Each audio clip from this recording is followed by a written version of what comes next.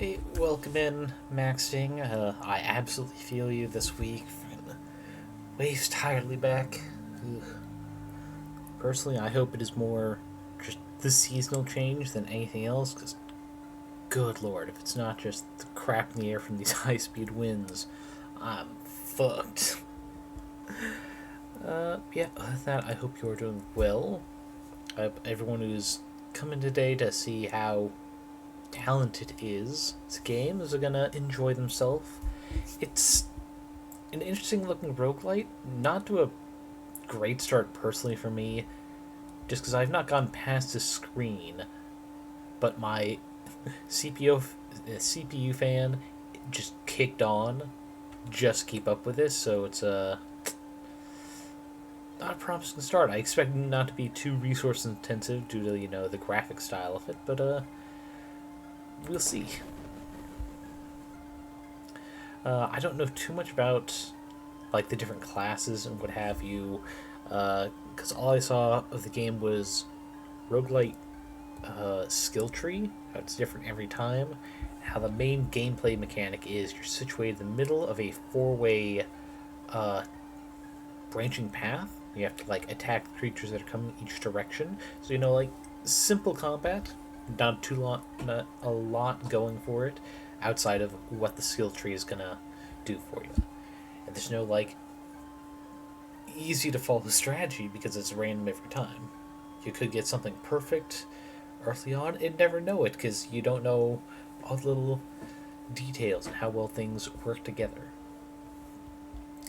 But yeah, I'm assuming. Okay, we gotta get those unlocked, so we start with Archer. And we can't do anything with that. Okay, so this should be the easiest, at least. Fires long range arrows, great speed, but low defense. Abilities are limited charges, charges replenish at the end of each night. Okay. How do I attack each direction? Is this just arrow keys, or? Okay. Yes, okay. But I don't have actually all that great range.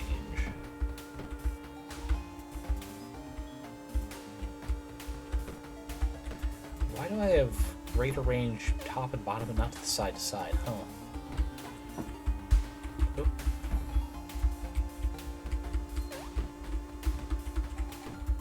Yeah, let's try this first. Oh, that just increases my shoot speed, okay.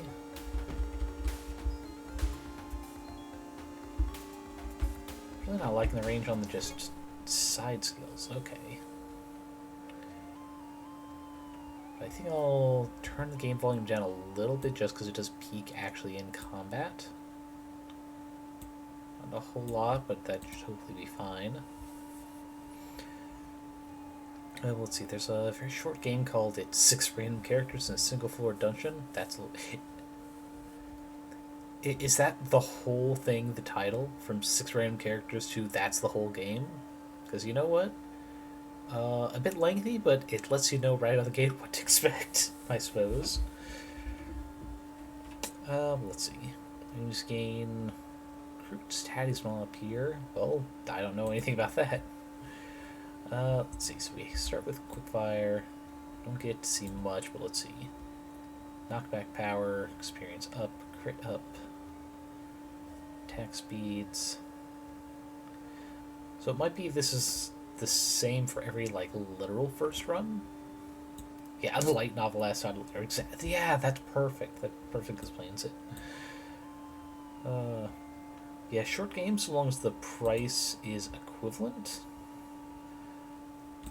I can dig that. Oh, okay, now we can see something special. Let's see. Blast Quiver. Basic attacks have 10% chance to explode, dealing 50% of attack damage. Nice. What's the knockback experience up? Can't get that, but I want to. So I guess... Oh, okay, we can zoom in and out. Oh! Oh, I see we got something over here. Critical timing. Then crit strike reduces cooldown of random ability. This is going to be a little tricky. Because, like, even in Minecraft, one thing I never got used to was WASD movement and the cooldowns with, like, 1, 2, 3, 4.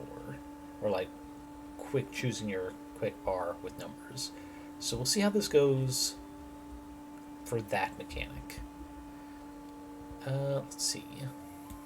Oh, sorry, just trying to scroll through the chat so I can actually read this. Come on. Don't know why the OBS scroll does not let me just click and drag. It is annoying. Well, variety, random character classes, species, and the starting equipment, and the equipment you can hope to find are incredibly random and rather richly varied. Shit, scroll too far. You start off with some spells that you equip in auxiliary equipment slots, some passive, most are active, most cost at least some magic points and sometimes HP. How that interacts with class and species can be kind of wild. It's this old school first person dungeon like an Ultima or Stonekeep, and you loot equipment from toilets. Ah man, what are those adventures been eating me? On a good run, your character might level up only when you defeat the final boss, which also varies. But suffice to say, some runs are super doomed from the start.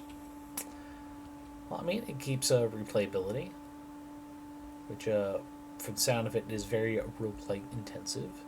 So I will definitely take note of that and give it a look after stream. Mostly because I shut down both my browsers to make sure this does not overburden my computer. Oh yeah, one floor. It's super short. Okay.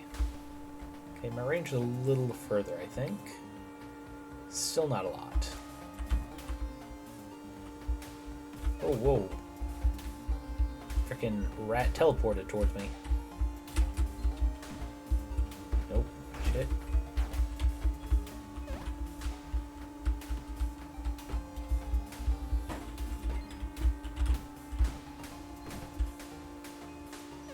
God damn it, that rat. What if I... Okay. I can click the hotbar stuff at least. That will help my brain at least, because I got nothing to do with my right hand. Just get 4 talent points, and enemies have more movement speed. Okay. That's just health up. I'd like some more range, to be honest.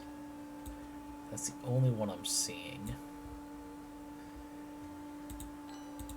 Oh, okay, sweet. Do I have any left?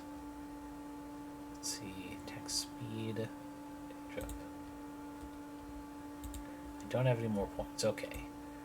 But I think we'll start with Sanguine Bounty. Killing 15 enemies heals 5 health. That might be good long term. Now see over here, Frost Trap.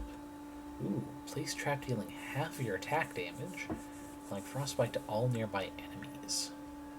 Sounds fun. Charmed weapon. Critical strike chance up 4 seconds after using ability. Strange it's called Charmed weapon, but no matter. I'm not so sure if I want this. Just because I know my attention span towards these cooldowns are going to be lower. Nothing else really stand. I think I'll start going this way just because attack speeds and experience up. Actually, any other experience up nearby? No, I got those, but I have to get extra health to get there, which nothing bad to have, but I like more experience so I can level up and get more features. Alright. It's a little further. Dang it. Not enough to get the mouse.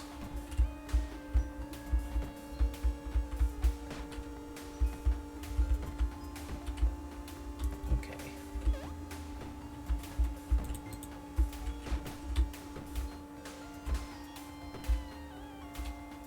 Dang it. Okay. Alright, we got this. We got this.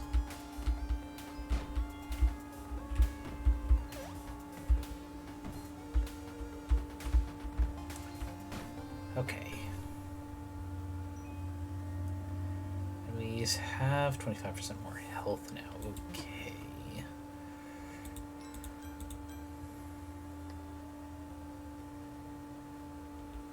That one or damage up or knockback. That ends there. What's this one? Gumball Collector. Enemies have 3% chance to drop a gumball candy when killed, which grants 3% attack speed until the end of the night. That sounds funny. I guess we'll go Sanguine Bounty just because this seems to branch out more. Though it may not go right over there. Something to think on. Okay. Dun, dun, dun. One thing I'll give this game, very nice music. I don't see myself getting like annoyed with it.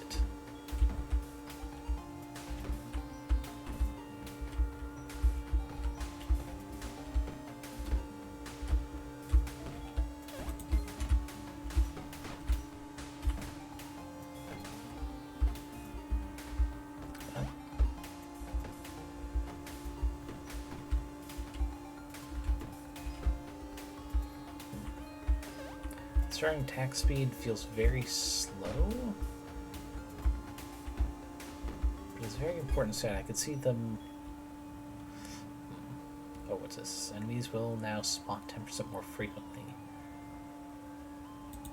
Oh, that could become rough.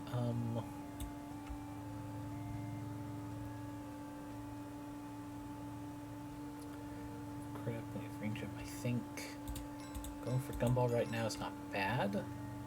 Increase range more.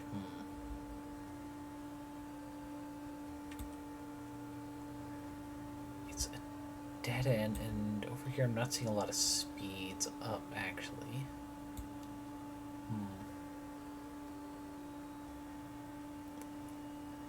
I think go for it. We're not at a point where their health is taking multiple shots too often.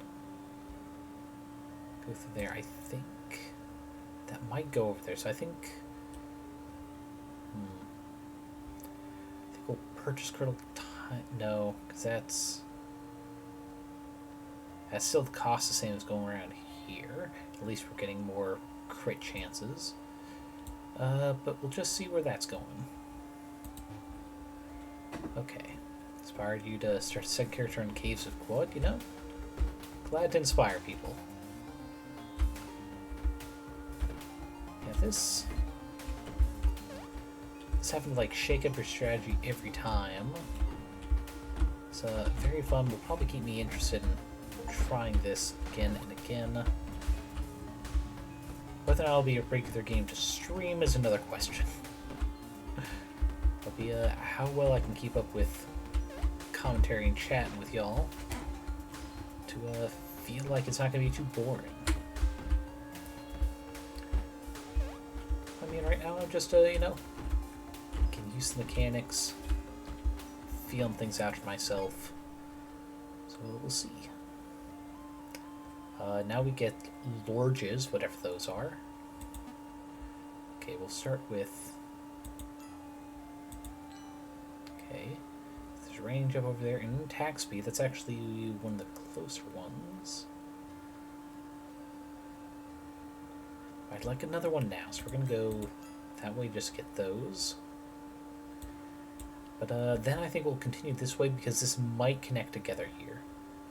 It'd be really nice to get these frost traps just to see how fun those can become. Okay. Oh yeah, I assume they're fairly large as well. But will they be the Lorgest, or are they just Lorges? Okay, now the speed's actually feeling pretty good. Oh, they're these pumpkin dudes, right? I don't think they were in the last night.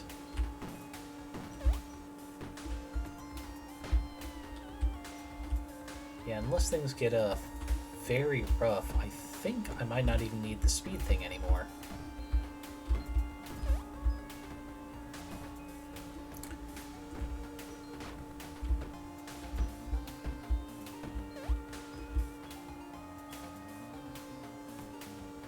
And until they get more enemies or faster spawn or whatever, I think I can manage with the speed. Ooh, enemy waves will not contain an additional enemy. It's not that bad sounding. Okay, it is a dead end there. Damn. It's unfortunate, but we can see a little bit more what's going on over here. So there's a speed, another attack speed.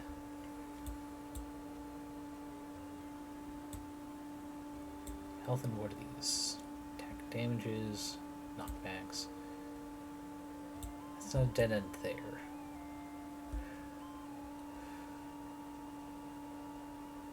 I'm not that interested in frost traps, so I think, especially with all that cost, I think we're going to branch off this direction. So I still don't know how to even connect up here, let alone to this far corner. I don't have any left, do I? Nope. Alright, let's see. But yeah, in non-talented gameplay news, I've been doing some more work on lore handouts for my players for this upcoming space campaign. Just fun stuff, but also in part how Spelljammer lore and races are different in my campaign. I think one of the big changes is I've fixed the Aperusa. No, not the Aperusa. Well, them as well, but the Hadozi, that's it. The Hadozi race, which have, like, no necessity to stay as, like, just wing flap having simian primate race, when they could have just done the obvious thing and make them anthropomorphic flying squirrels, which is what I did.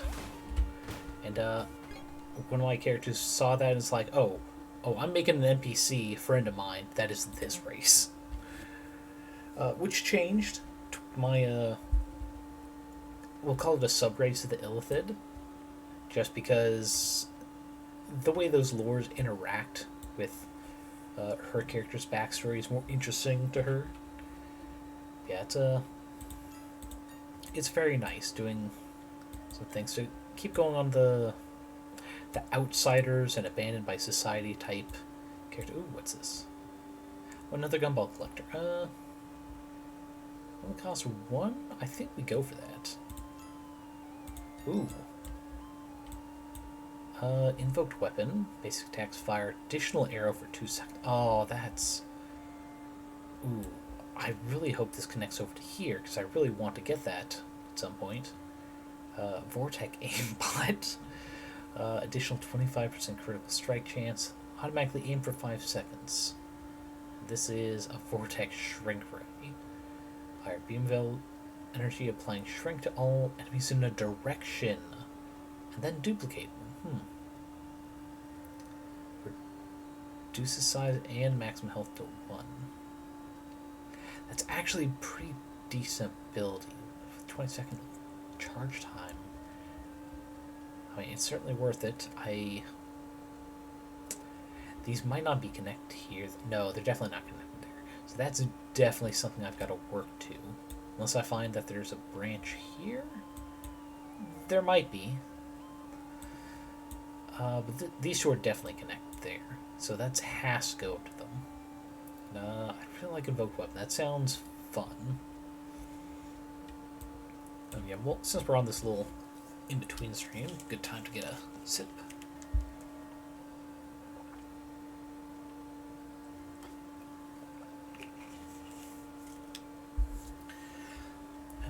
But yeah, I'm fixing some of the lore of the Spelljammer thing so it better fits the themes of the circles, like refugees and outsiders, the non-mainstream.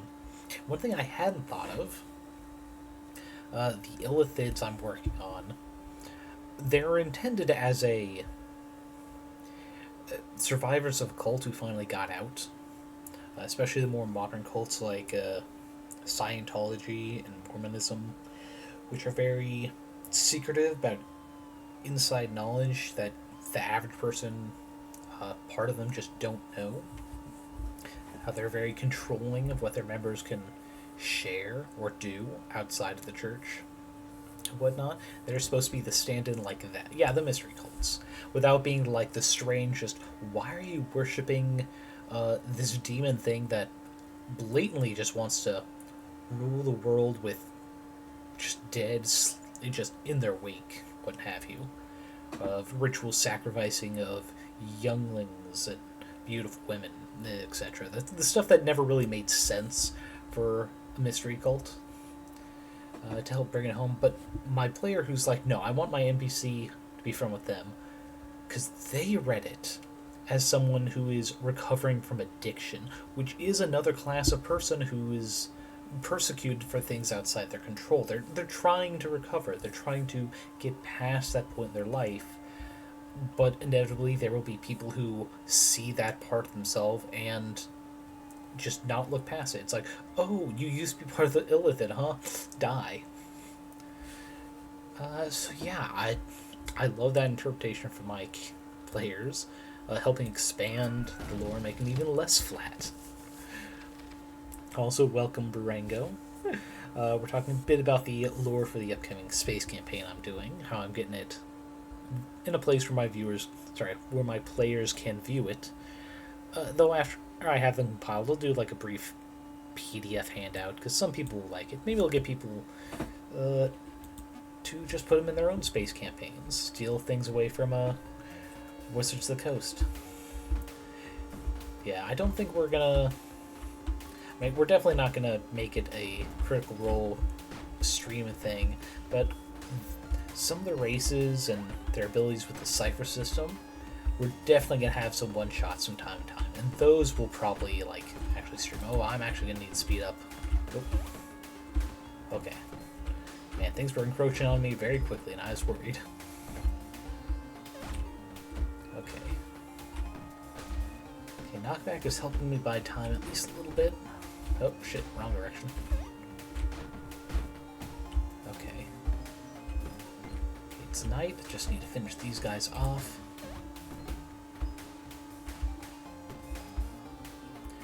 Okay. Ooh.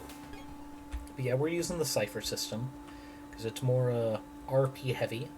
Actually, as of late in the D&D campaign, now that they know we're closer to the end, they're actually doing some more attempts at RP bypassing combat encounters, like they've done before, but now they're leaning into it, because these people are they grew up in a twisted system. It's all they've known, and they've been kind of stuck in this ageless place. So it's not like they really understand what... Ooh, 15 enemies grants bonus to... Ooh. I mean, there's no reason to turn it down. I'm working towards that anyway.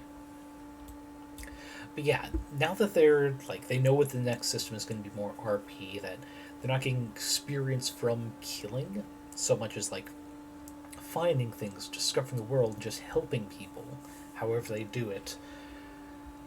They're already bringing it into the current campaign, so it's very promising of what things are to come. 2 talents left. So we see speed over there. What's this? Another charmed weapon. One time in a Humblewood campaign, your party and you bypass the entire lore plot.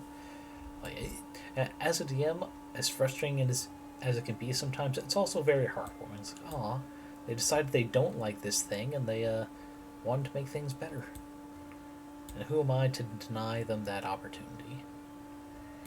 I've only got 2 talents left. Let's see. We definitely have to get that. Let's see. It's another knockback. But I think that's not a 4-way branch. I think that just goes under and more to up here.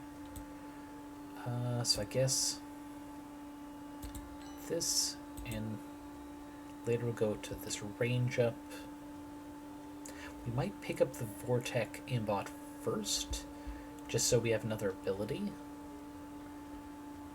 Because, I mean, if we get another 4 talents, which seems to be the standard last few levels, it'd be 1, 2, 3, can't buy that. So we'd have to either get crit up or something else. Or we go this, that, and use the last one to just go closer. Ooh, we got a big comment, so now's the best time to be looking at the skill tree of the screen. Contact warning, white supremacist discussion. Okay. IRL, one thing that works that way, as far as you know, other than religions such as Scientology, is white supremacism. Other complexities there, such as seeming to address a real problem, sudden failure of a model to meet their needs, the person has always been taught as perfect, loss of pride and dignity, leftist or liberal talking points wrapped around racism. But as you get deeper, you're fed weird things, such as uh, white blood being ice water. Not something I've heard, but I can understand it. Yeah. And as much as I'd like to lean into that, I technically did that with our first campaign. So while I'll have some notes of that in this current space one upcoming, I'm gonna try to kind of avoid it because I've already put them through those challenges, and they handled it quite well. I kind of like to focus more on the victim side of things from the fascist issues, the people suffering rather than taking on the heads, making it more systematic but also a temporary threat because they're part of a refugee fleet. Do they want to stay on this one particular planet instead of staying with the fleet? The fleet which might find them a way home someday, or is the issue that bad? Of which there is no right answer. Like, staying with the fleet, they're going to keep coming across these issues, but never fully able to fix them. Or if they stay, they have to give up on their own personal goals for strangers who they might find out aren't all that great people themselves. There are bad eggs in every group. It's just a matter of how long you stick around to actually meet them. Yeah, it's definitely more complex issue than D&D could properly handle. Being able to fight fascism is very easy to do in a D20 system where combat is the main way of getting better and stronger. At this one, they'll be able to handle some of the more minute details right off the bat. Because all damage is flat damage and nothing has like a lot of health. That's not the point of overcoming a combat encounters. It's more like the side issues that'll arise from just like killing all your problems dead. Also, I'm going to speed up now. Okay, alright. Dang it, took one attack. Okay, come on. Go back to that again. Okay. Whew. But Doctor Strangelove becomes a slightly more terrifying movie when you find out General Ripper is literally just starting white supremacist talking points from deep enough inside the rabbit hole that he sounds as absurd as it actually is. That might give me a good enough reason to go back and watch Doctor Strangelove, because unless it's a book.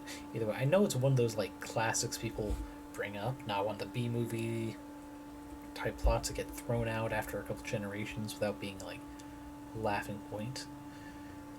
Let's see. Oh, even more talent points. Interesting. Now additional enemies. Wait, this is enough points, isn't it? Because 1, 2, 3, 5. Ooh. But yeah, that might be worth actually going to enjoy that media. Not in the short term. I've got some immigrant and refugee authored media, short stories, poems, stuff like that. Just because I don't have that world experience, and I need something to base the NPCs off of without sounding like just the shallowest interpretation and research.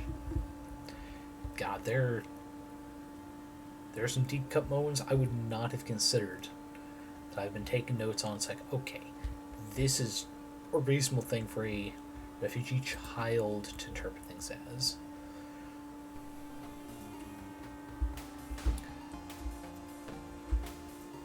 Okay, we got the rat before they turn into dust, like some kind of rodent vampire, I guess.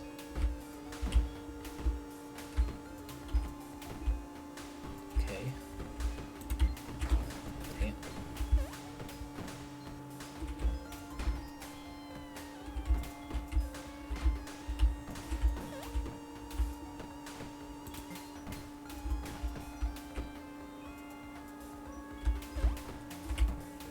Okay. Oof.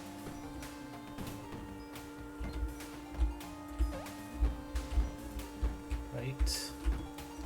A lot of enemies coming through, but they're... One sec. Oh, that's just a spam risk. I can go back to the game. Thankfully, clicking off the screen pauses it. Or that would have made me panic. Ooh, 6 talent points. Skelebobs now appear, and 10% more frequent spawning. Okay. But let's see. Doctor Strangelove remains a remarkable, grim, absurd, and hilarious film. That's for sure. And unfortunately, its idea of a secret doomsday weapon aged as well as its guesswork about B-52s. That turns out to have existed in the form of Dead Hand. Yeah, it's honestly, it's a little sad what guesses at the future end up being true and what end up not happening.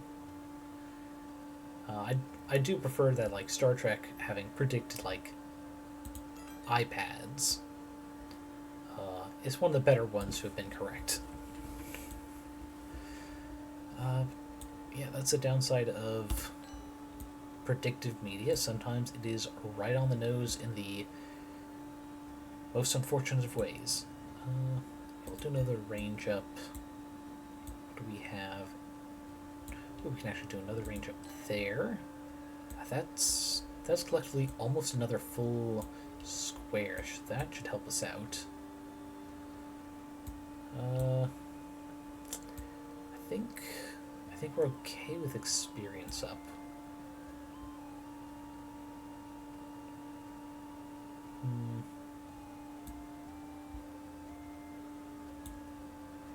Not knockback. I think damage up, perhaps? Because we're starting to find enemies that are not going down in a single shot.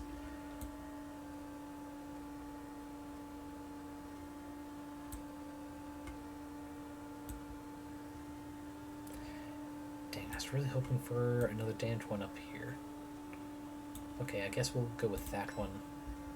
Let's see. Star Trek also predicted eugenics war in the 1990s and a period of mutation and horror that followed with a century of show trials and mystery. But yeah, definitely wanted to think more about the nice things, and honestly, more power to them for that. Well, sure, but also it's like the show trials thing has always been a thing. It's just there weren't enough, like, concrete records that we could definitely prove how many trials were just for show or to pretend they're following the law rather than the spirit of what the judge wanted the outcome to be. It's a sad thing about sci-fi. A lot of times it's just amplifying things that were around but not properly notated. So people look back and go, oh my god, they predicted. It's like, no, they were trying to be absurd or exaggerating a problem that already existed. It's not a prediction, it is more life imitating art type deal. Oh boy, I should just...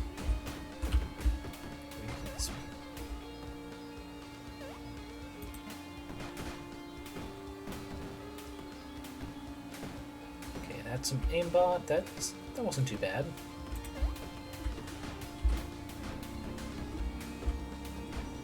Okay. Skeletons don't die unless I hit them twice. That's unfortunate. Okay.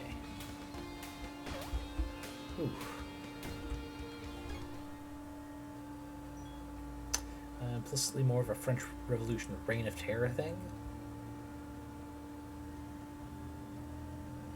I mean, yeah. Though I was thinking more, and it might just be because I recently watched one of the Star Trek episodes. I'm blanking on it.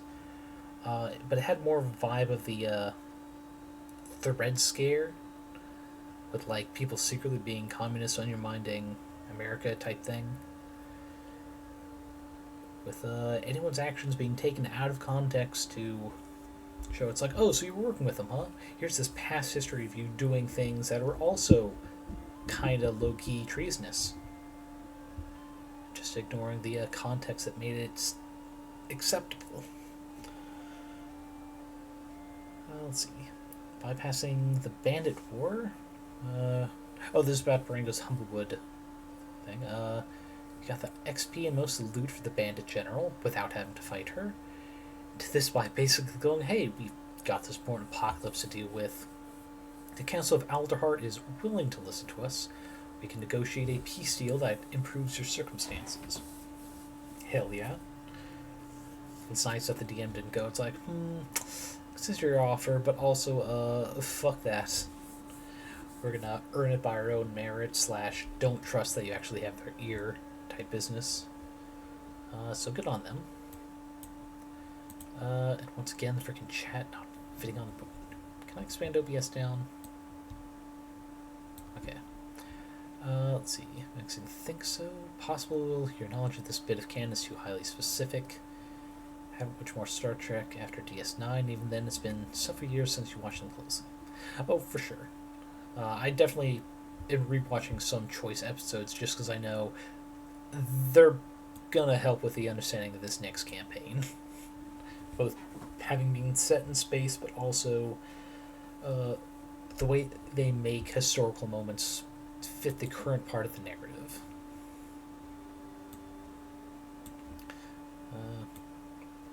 Did it take a lot of RP diplomacy? Oh yeah, for sure. I'm just saying, like, nice of the DM not to just steamroll your attempt and say, no, you have to fight them. Which some DMs are wont to do, if only because it's easier following a planned campaign. Let's see. Not seeing any other points pop up. We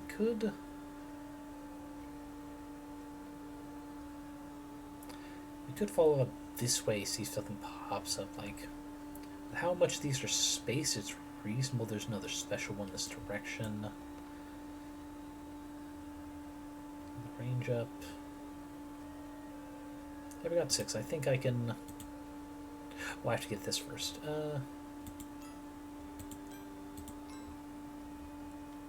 Enchanted weapon increased by 20% for 2 seconds after using a ability. Oh, that's actually really good with our setup right now. I think we do that. And then this Vortex Generator. All abilities gain an additional maximum charge, and their cooldowns reduced by 5. Ooh. But where does that connect? Because that could be coming up from here. That could be branching out from here. Interesting. Only 1 point left. Closest one to illuminate anything would be here. Okay, so it could still be branching up from here somewhere, or from over here. But I think I know what direction we're going for the next night. Let's see, next thing. Try to watch episodes more or less randomly, so you don't only watch a few specific favorites, because there are hidden gems even in more dubious episodes. Yes, I agree. I mean, there are definitely some episodes that are a bit more fluffy in content, like just for the sake of fun without being a metaphor, and you gotta have that. Can't all be subtle references to current events. Sometimes you just need to let things be a bit silly. Have Commander Kirk's shirt just ripped open, so his man boobs are on full display. Okay. Okay, man, stop that skeleton from coming back, okay. We're making good progress, actually. Okay.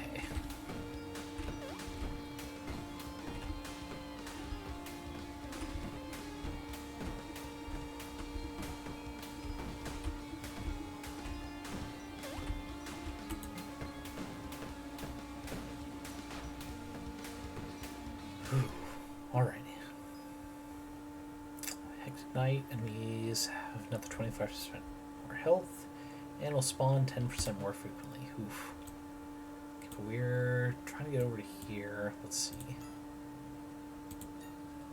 Okay, yeah, this is a way up, but I have to go that way. Got it. Oh, another blast quiver. What's this one?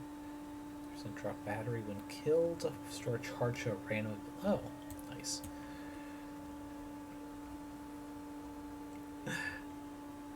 And sometimes the episode is just not as good. Yeah, no. There are probably some of those not as good episodes were just probably better in the current times as well. Let's see. GM's also flavor of Christian who you most respect, kind who goes to leftist protest. Well, I mean, especially anti-war and pro-union ones, yeah. But honestly, that's the best sort of person just in general. So you know what? Very reasonable GM. I will respect them as well. Oh, I just noticed that this here... Wait, 1, 2, 3, 4, 5, 6, 7, 8, 9, 10. Okay, so... I don't know if this is saying what the next day is going to be, or that we're close to the boss, but I just noticed that. Huh.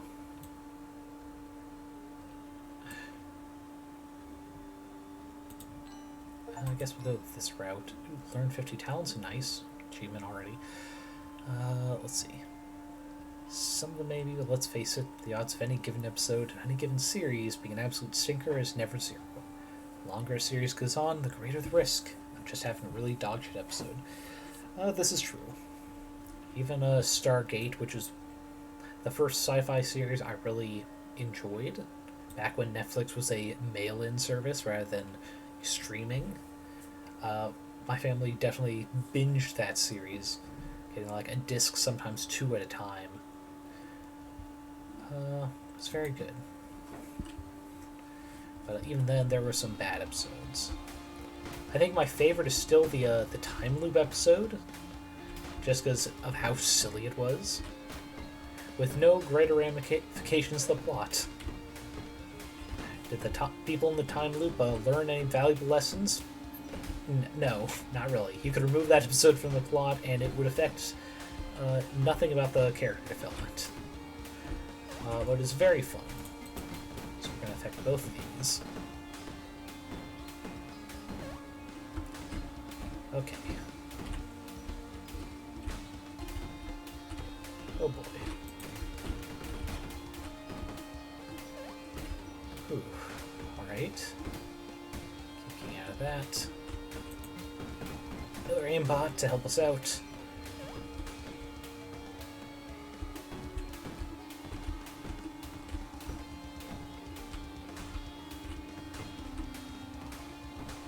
Okay. Whew. 100 kills in a single night. Wait, we get a brilliant combo? I guess that's for the 100 kills in a row? Huh.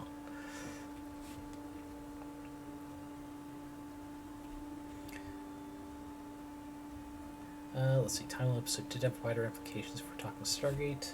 Call the only worlds linked with her during that time are subject to loop, so you should... Oh no, I remember that, but I mean like in the greater plot, it's not something that like came up a lot. And even after that, O'Neill was still, you know, himself.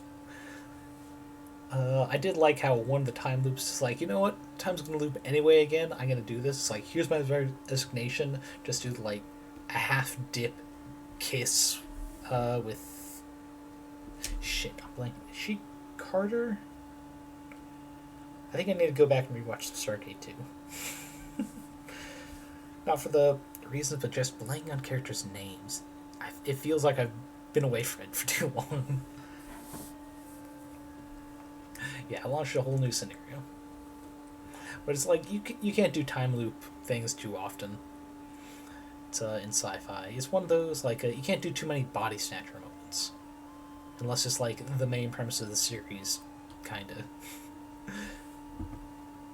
Got the council. Oh wait, and early comment from Baranga. Oh, anyway, got most of the bandit coalition on your side. Got the council to be less shitty and also specifically improve conditions for lower class humble folk. Huzzah!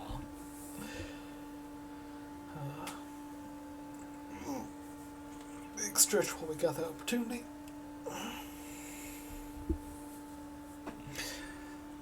Yeah, it's like it wasn't as the time loop didn't affect the overall plot of the series so much as like the Thor, like when Thor made that appearance, how it expanded the races that appeared in Stargate, slash an explanation for the great aliens myth, legend, whatever you want to categorize those. I don't want to call like aliens and alien abduction stories as cryptids.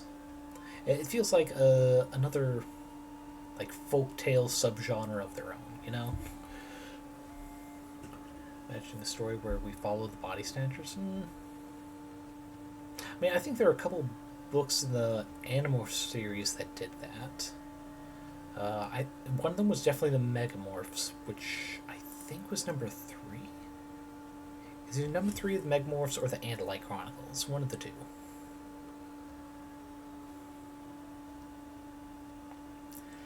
Well, no, I don't want to count like alien stories as cryptids. Cryptids feels like local.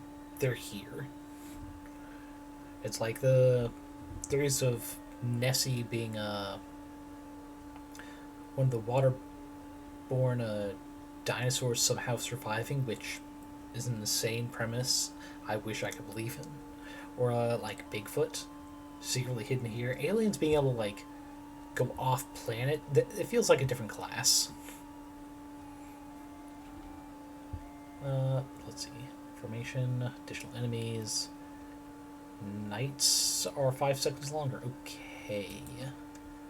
Cool. Alright, we're going this way. Which, yeah, it looks like it goes there. Hopefully it's not just another one of those overlaps. We'll see. Okay, no, it does go this way. Perfect.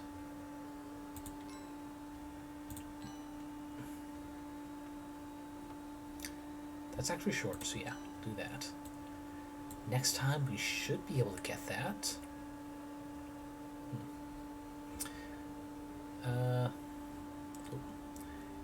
Ufologist Jenny Randall specifically has compared Greys with the good folk and such.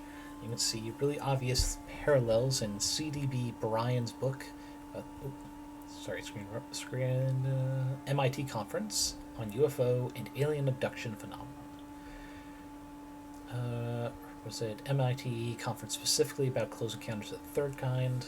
A lot of years since he read it. Bryan was disappointed in Randall's presentation, but I think that was short-sighted. Yeah. Like I said, it's like comparisons to the Fae folk and disappearances. It's like, It's like, maybe? There's also not like the same thing with Bigfoot or Nessie as well. They're more localized. Meanwhile, alien abduction stories could happen anywhere of the world.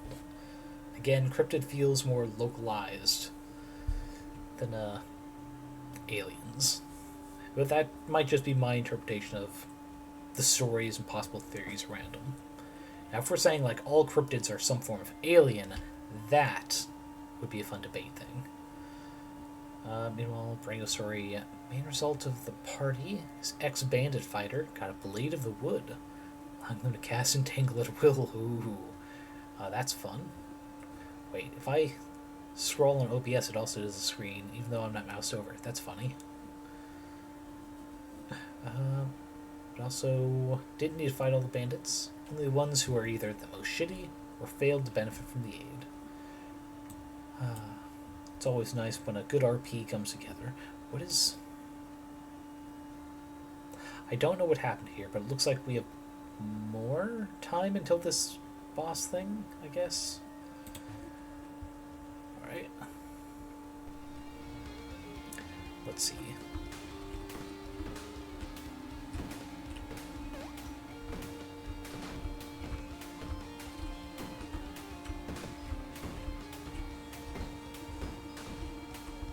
Okay, time for this combo. Right, both abilities at once, it just like machine gun everyone.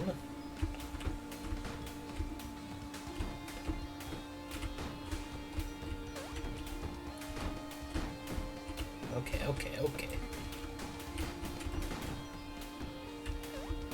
Whew. Okay. Things are starting to get real hectic where I can't focus on chat this. Oh boy. Aimbot time? Okay. Alright. Whew.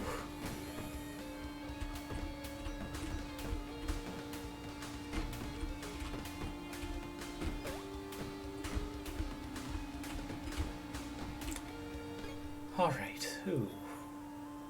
That was tough. Additional enemy per wave, and they're healthier. Fun. But okay. I think this was disagreeing, because you don't get a lot of angel-like aliens in CE3s in the US. Not familiar with that, but I assume it refers to the events like alien abductions. You don't get Greys with the same prevalence outside North America. Greys get their name from an abduction story of Betty and Barney Hill, as you recall, which was part of the turning point between when Nordics were the most common abductors and the first appearance of Greys. Appearance and kind of menacing alien abduction takes on is fairly localized and responsive to local culture.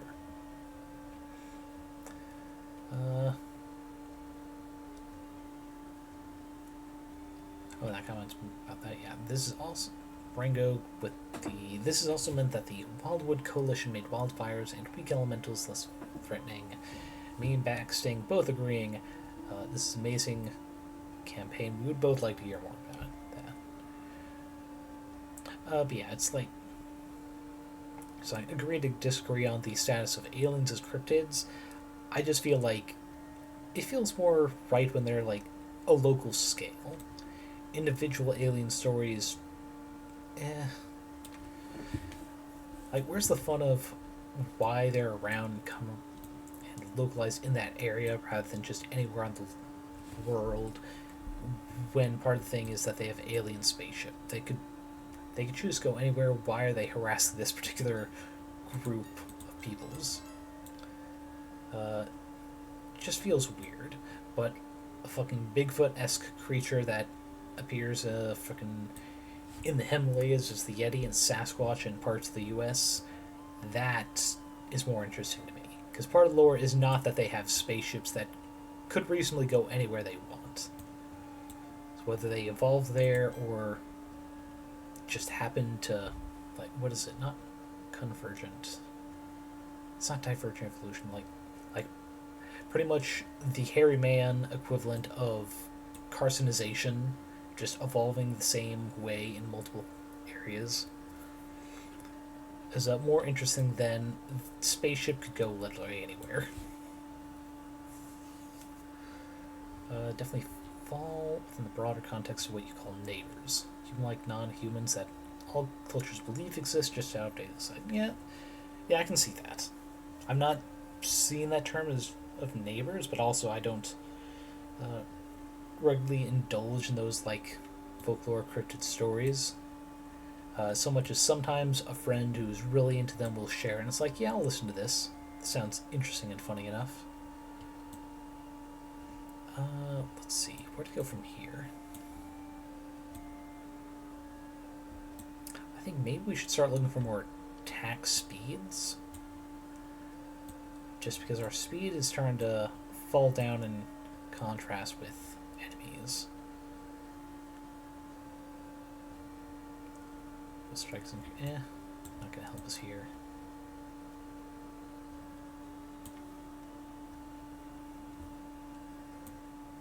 Sorry, just once again the OBS scroll thing.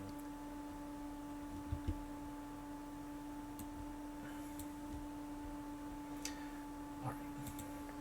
Ringo, also the Wildwood X Bandits, got more funding than just for the peace deal, because they were the existing militarized structure that supports poor and rural area people in that area. Now they get the resource for firefighting and disaster relief. So nice when you get to see a low evil group get reformed. It definitely feels more achievable sometimes than the big bads. I guess it's nice when big bads also reform. Though sometimes it can feel a little forced if not done right. It's like just petty thieves becoming like local crime or firefighting. It's like, yeah, that's the good stuff. guess we'll go Blast Quiver and the Speed. Then we'll get this Energy Collector, which will help just recharge random abilities. Though maybe we also start looking for another ability? Maybe start working towards the Shrink Ray. Won't be too bad. We can go right through there. That's going to be at least 2 nights, though.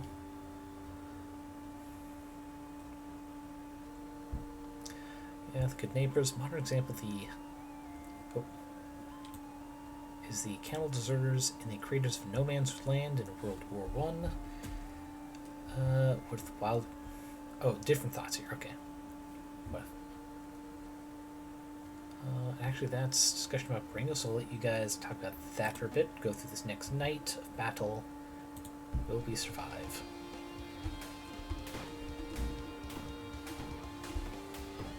Alright, yeah, this is some nice attack speed.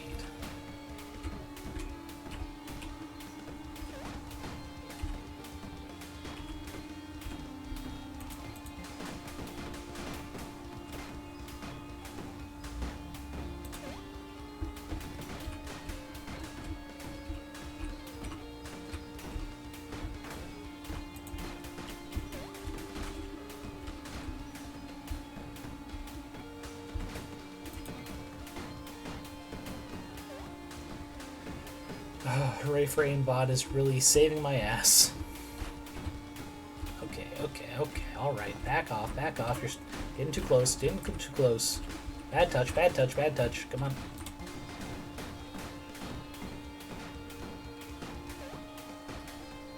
Okay.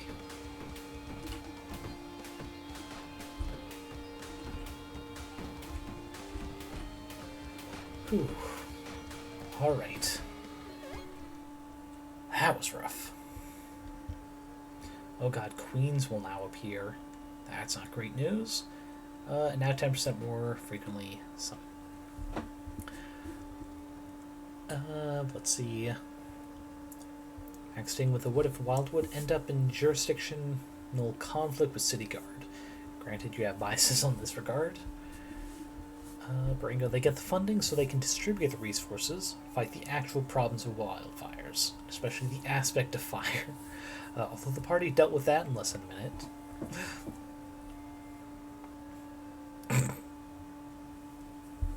minute. I'm assuming your comment here, maxing of hit points are a resource, looks like we're making good use of them, is directed at me. Which I say thank you, but also I need more, apparently. Yeah, I got that. There's a few more. Speed up. Dang, I won't be able to get that. So I guess we'll do this health up and that health up, just to help me survive. Because everything else in this area are range ups, which I think we're actually pretty good on range. I'm still not understanding what's going on here. Why is this red? Is this when shit's getting, like, real? Like, really, real dangerous? Who's to say? And also... Oh, something else. Revealed barricade.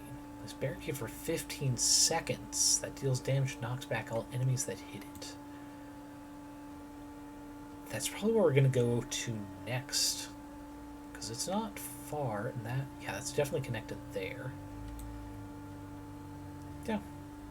Right, nice to have another new plan. Anything else that's opened up? Gumball, nothing. Oh, right, I forgot there's an energy collector there I wanted to get. So I don't think I have... I don't have any of those. So I should definitely pick up at least one.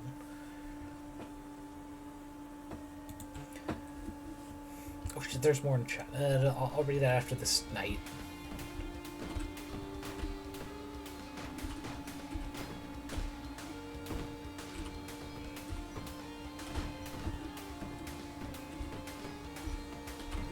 Oh, I see what the queen is now. Okay, that's not great.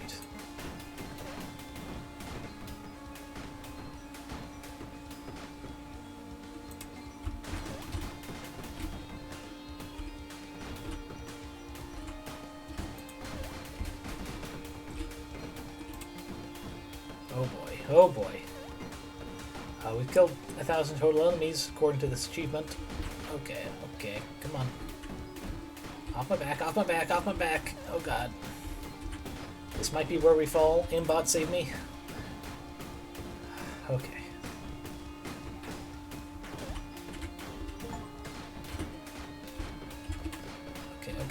Okay, back off, back off, back off.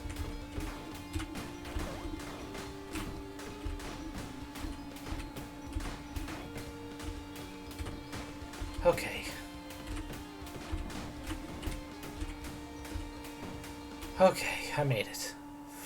That was a rough one. Alright. Need talent points, enemies have more health and more speed again. Oof.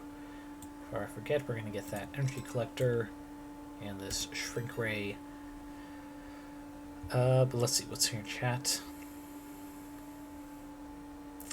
Let's see, maxing. So you had fighters and clerics who were tanks. Considered their HP a resource that, if it wasn't being used, it meant they weren't fighting optimally. They felt they needed to be standing in harm's way and directing enemy attacks at themselves, so some scrapes and injuries were to be absolutely expected. Brango saying that party had an Oath of Protection paladin, with maybe a level of Great Old One warlock. Ah, wonderful gulag. An Eldritch Knight with a Blade of the Wood, a Monk, a support DPS cleric with the aspect of ice, a ranger with elemental favored foe, a Wild Touched Storm Sorcerer. Maxing with a good question. Which edition's version of the Eldritch Knight? 5e with a wizard level. Yeah, fair enough. Being an extra level spellcaster with a few more wizard options. But yeah, they can be a very solid party member. The artificer in my current group's party makes full use of their wizard level. Well, actually, not full use. One of the fun quirks of wizards is that they can copy down spells of a level that they can cast. That's like in the text, it does not reference their current level, just what options they have due to their spell slots, which is very powerful to have if you only take a small dip to gain that ability, and the rest in Artificer. Can give yourself more utility that way. Let's see. Let me touch this thing and put wood. Oh, something about an aspect of fire I didn't see. Didn't get to keep the aspect of ice, sad, but did get to use to finish off the aspect of fire. Nice. Let's see. In Maxing's Pathfinder campaign, Eldritch Knight ended up functioning more as a wizard with high HP and fort saves. Turning the tide of one of your battles by hitting end boss with Dimensional Anchor spell. Ooh. Keeping them from teleporting. His whole combat style was dependent on using multiple rooms to prepare for us to pursue and try to hit him again and again. And I'm probably going to butcher this. Sylvian put an end to that. Oh, and Durango took down the aspect of fire before it got its second turn. Such is the power of the aspect of ice. Yeah, full 9th level casters just hit different, for sure. Alright, let's see. Back into this, so got the shrink ray ability now. We're gonna work towards barricade. What's most cost effective? 1, 2, 3. Versus, yeah, that's 4. That'd be 5. Not the most useful abilities, but time-wise, get to there. Next time we get barricade. What's this to work towards? Stim pack. Give yourself a boost, fully restoring your health points and granting 1 attack damage at the end of the night. Ooh. But I can only have so many abilities.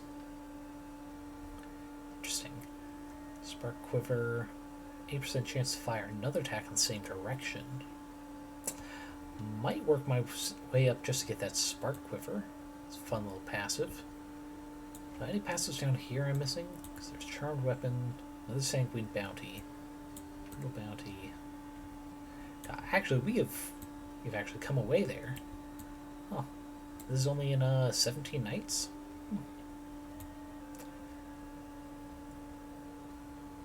Yeah, very fun. Time is just really getting away from me on this game. We're an hour in. Oof. This not super short, but it is still rather short. Let's see. Aspect of Ice had been killed, turned into a staff the last time. A dual type elemental had been a threat to the wood, used to seal the aspect of fire. Ringo's group had to knock down the aspect of fire, use a big fancy spell to seal it, which required sealing it away with the aspect of ice. Very fair. Unfortunate, but, you can't let wildfires just rage willy-nilly. Kill the queen before they get a bunch of bosses out. Sorry, minions out.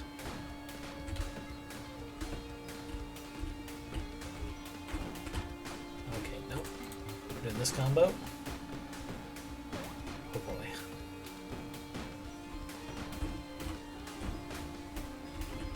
You know what?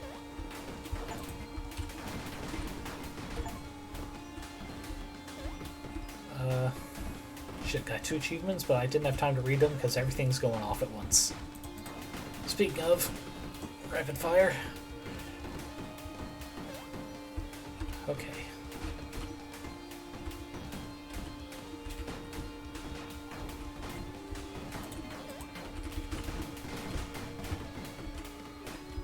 Okay.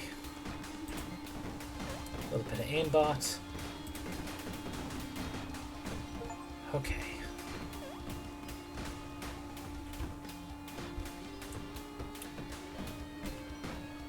Actually, we can just farm these for enemies, huh? Well, not so much. There we go. Alright, 10 talent points this time. Enemies receive 10% less knockback bull, and additional enemy per wave. And if you had planted the aspect of ice anywhere else, the wood would freeze. If the aspect of fire had been allowed to continue, the entire wood would burn and become an elemental hellscape of fire, either continuing to rampage or becoming a volcano. Just gotta love how great some of the big plots are. And then remember, this is Humblewood, which, if I recall correctly, is a mostly anthropomorphic race setting, right? Like they're all animal peoples. Which, we definitely need more of. I'm tired of humanoids that are just like human with a small quirk. Give me fucking animals that I can just pretend are the animals somehow wielding a bow, like shit. No, I used to love them. Fuck. I know the book with the mouse who's like a little knight. God, I love that book and I forget the title now. Damn. I hate being old. Let's see. Redwall, yes, thank you. I wanted to say he's a red something.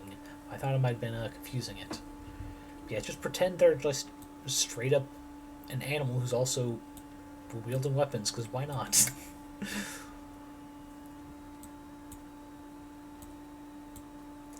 Okay, let's see. Where were we working to again? Wait, why is it all dark out there? I could have sworn there was... Wait, can I not get any more quiver stuff? Or is that just the game saying I don't have enough knights to get there? Man.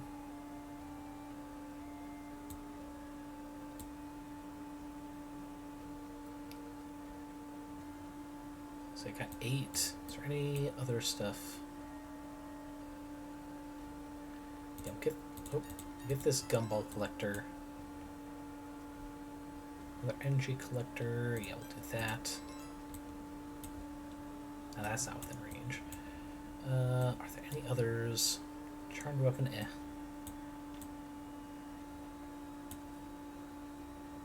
Oh, there's a spark quiver. Might be able to get to it.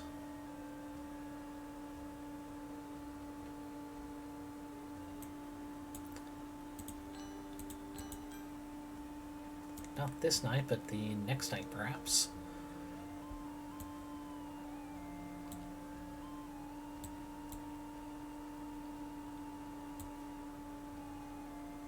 Yeah, no. That's what I'm going to work towards. Okay. Now let's see if we can't get through this night to the final night.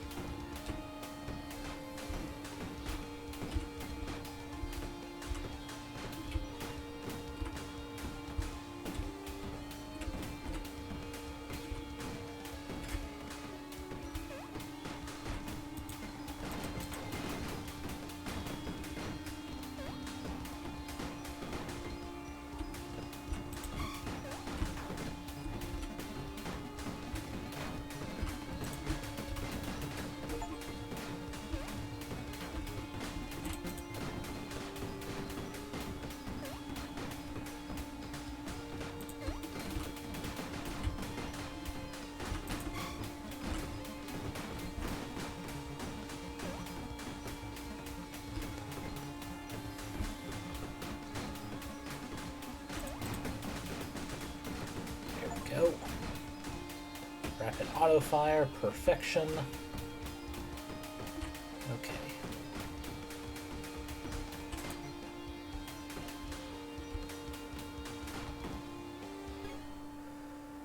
Alright. Whew. Only 9 talents. Let's see. Knight's now feel another 5 seconds longer, and he's have 25% more health. Well, in any case, now we have Spark Quiver, so even more attacks, potentially. Then the rest probably doesn't matter because the next is Final Night. So let's see what's happening in the chat. Unsealed ice and not sealed fire both cause problems. Yeah. Oh wait, one of your Fediverse mutuals is doing VR shenanigans. Never done before outside mad science furries or medical contexts. Apparently friend did soldering while half naked. No. That's... I've never done that. But the way I know soldering works makes me think that's as smart as frying bacon without a shirt on. Or worse, without anything on. Ooh, ow. Hot oil splashing my dick. Like, there's nothing sexy about that.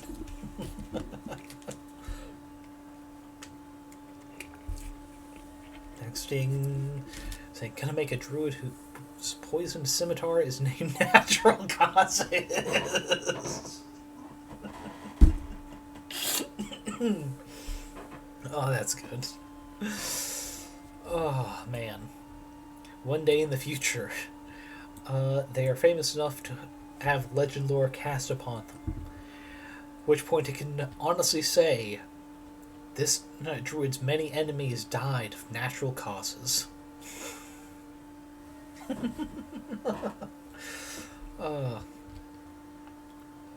Quote, I assume from the soldering friend, is in fact, I've completed the second or third worst half-naked, one-handed, lead-free soldering job of my life. A whole druid terrorist organization called Natural Causes, or all wielding a weapon called Natural Causes. Important distinction there. Ah, man, I have more points. What is worth doing? More knockback, perhaps? There's a good amount of knockback I have not gone into. I don't have to worry about experience yet. Actually, what's my crit at? 18%. Organization called Natural Causes. Got it. Yeah. Slightly less impressive, but also funnier when Legend Lord.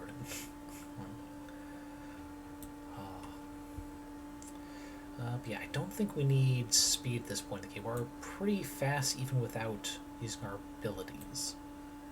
So I think... Yeah, I think we'll increase knockback. Because that just gives us more time to actually hit more. There probably another one either, so we'll ignore those first. Yep, there's another knockback. There's one down here. Oh, that's damage. Okay, 3 more points, 3 more knockbacks. Can we do it? That's another health. Ooh, knockback, there we go. And there. Just need one more. There we are. This is either the last night or the second to last night. In either case, knockback power is now 1.25. Because I know they're resisting it. I know at least one of the nights they got resistance being knockbacked.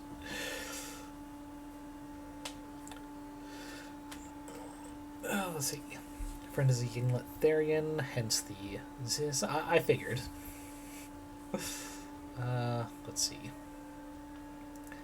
And it's mounting EEGs to a head and mounting tech to earlobes. Is this in like a role-playing context or like in real life? Just like making sure. Let's see. Maxting back in their druid terrorist organization, leaving messages behind wherever they hit that say, these opponents of nature have died by natural causes.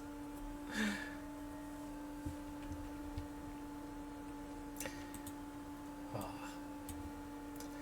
Man, this is stuff that like weird conservatives like just hate on principle. You can't get these kind of conversations about like druid terrorist organizations and yinglets and having to determine whether something is RP or an actual thing these friends of friends have done. And this is like what life is all about. Strange topics where not everyone involved is even sure of the context, but goddamn is it an interesting to talk about. It's like how weak they are. Oh god, there's a lot already. Okay, we're just gonna go ahead and do this now. Do that. Whoa, wait, I already defeated the wall? Oh, damn.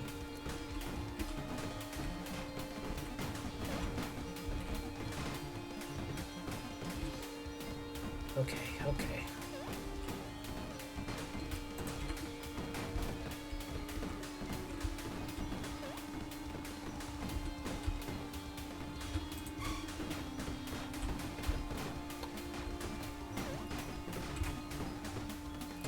Actually haven't had to use another just auto hit with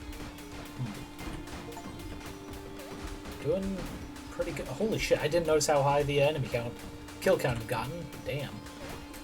We'll do that.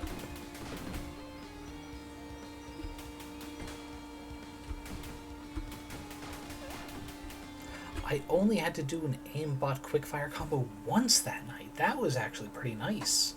Especially with that kill count at the end. Damn. Therians sometimes use... I think that O-shaped one is Theta, and the triangle is Phi, if I remember correctly. Man, it's been a while since I've looked at Greek lettering alphabets too. Adjacent to furries and other kin, confusing identities. Theta, delta, that's right, because it kind of looks like a D.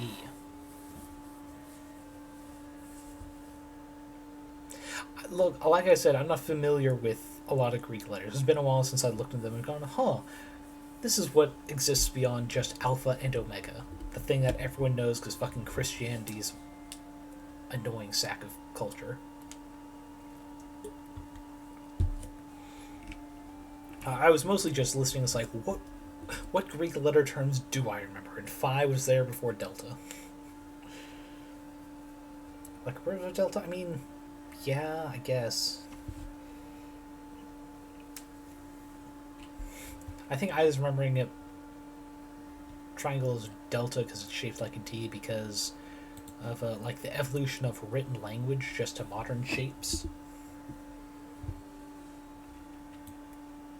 Like how we got from hieroglyphics that look nothing like letters to being just simplified and simplified over time to kind of looking like what is it? Some of the Roman alphabet letters.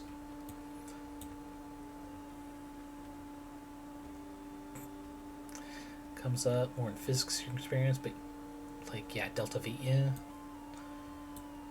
that's fair. But I definitely would not know that because I did not do great at math beyond algebra. Yeah, I think that's the term for the math I kind of just started failing at. Let's see. I'm not seeing a lot of knockback left. I will definitely take what we can get. Okay, not getting more health. I guess crit up would also be good. Let's do crit up. Actually, there's one over here, wasn't there? Yes.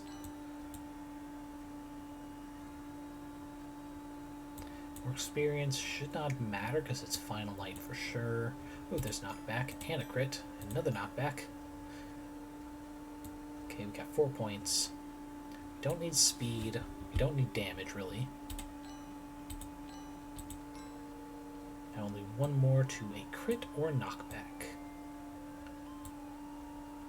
There's crit. There we go. 26% crit. Nice. Our range is almost 6 blocks. You can still only shoot one at a time, but I also just haven't come across anything that would increase that. I guess maybe I didn't go far enough or didn't randomly get the right ability for it. Damage, attack delay is only 0.46. Knockback 1.55. Feeling pretty confident, especially after how that last night turned out.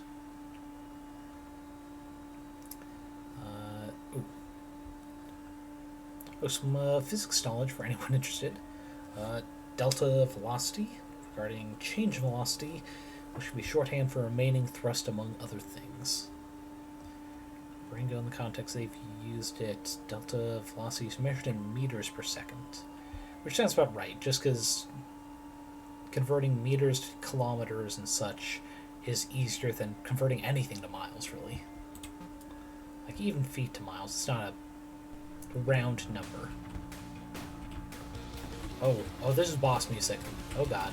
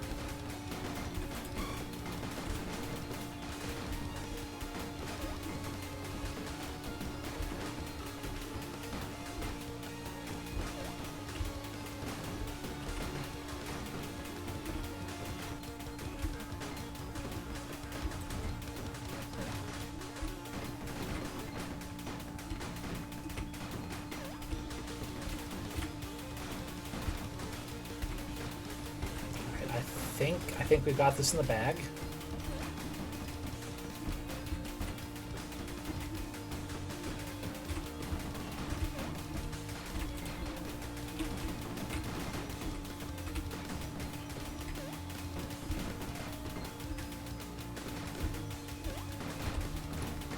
Come on.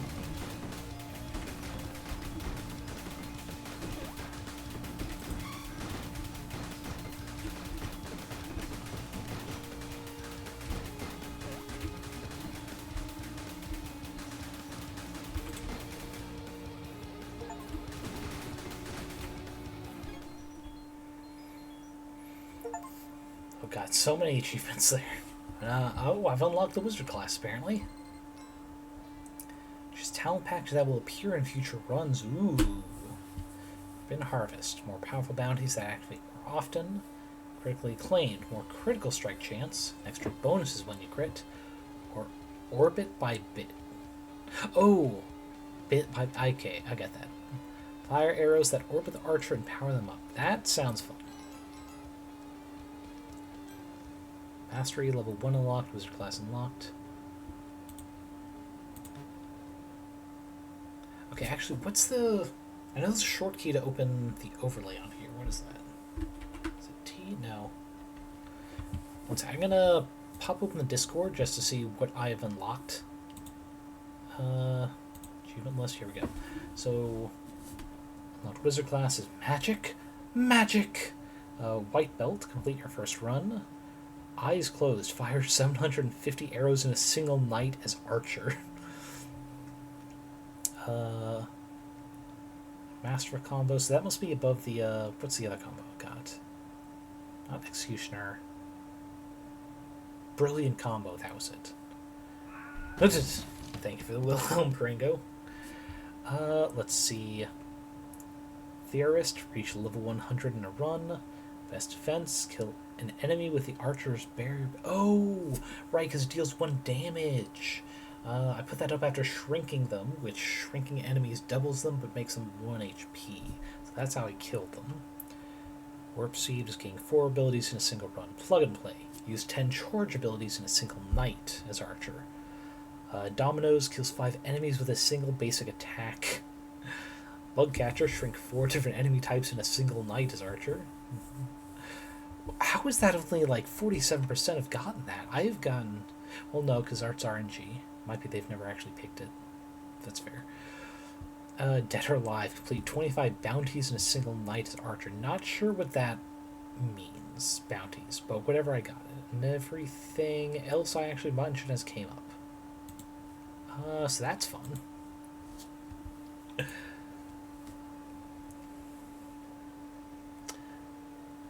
Oh, sorry, I didn't see this. Bringo saying time for breakfast and probably stream. Why not Dwarf Fortress? Because I know that's beyond me, but that's definitely going to be fun enough for me to raid into while I have my meal. Maxing currently faffing about in caves of Cud. I'm going to go with Cud. That sounds more fun. With your first mutant. See, what kind of game is Caves of Cud? We're going to stick with Archer or Pit just because I unlocked something in them anyway. But is it... God, I know it's something I've heard of. For some reason I'm imagining it's like a pixel-arty type game. Though I could be wrong. Ooh. I could choose to start with an explosive trap.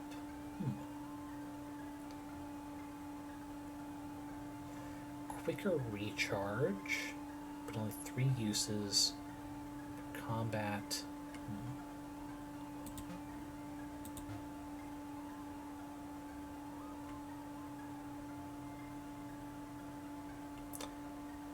Oh. Okay, this is fun. You can unlock more things actually popping up over time the more you do class. Caves Cud is a fairly traditional roguelike with a lot of lore, albeit some lore is created games are like Dwarf Fortress. Okay. So it is similar to Dwarf Fortress and some form of roguelike. Which is what I thought, but I didn't want to assume. Well, this trap there. God, I forgot how small the range is early on. I can't wait to fix this. Range and frickin' speed of attack. Where's...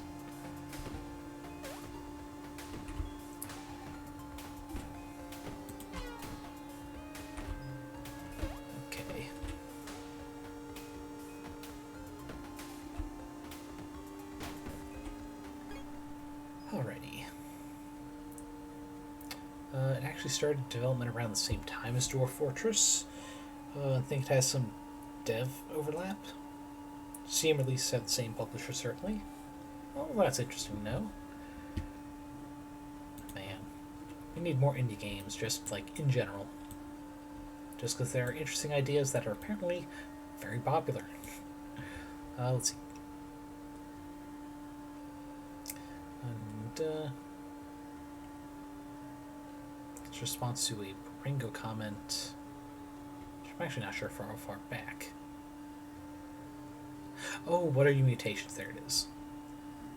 Which, with absolutely no context of what K's code is about, accessing the mutation's cold-blooded, telepathy, night vision, unstable genome from hell, and a choice right now between quills, precognition, and hitting everything around them 7x7 grid with disintegration.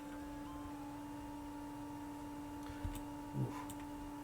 Yeah, we'll let them talk about that, seeing as I'm unknowledgeable about it. Let's see, we have to start with health up. I mean, we definitely do some range. I'm gonna get one more talent. Brutal Bounty, Spark. We'll go towards Spark Quiver. Oh yes, and it branches. Nice.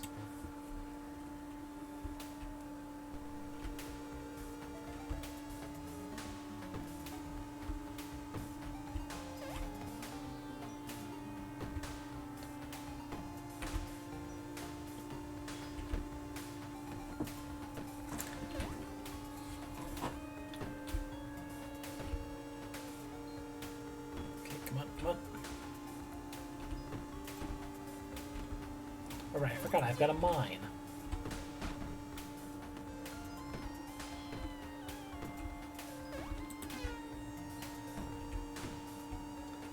Whew. Okay, get more health. 4 talent points this time. So we go dink dink. Oh, and the One Ring. Gain 1 of every common talent. Vastly inferior to the 2 ring. That's a funny little joke. Yeah, we'll take an experience up. That'll help us level up time. Not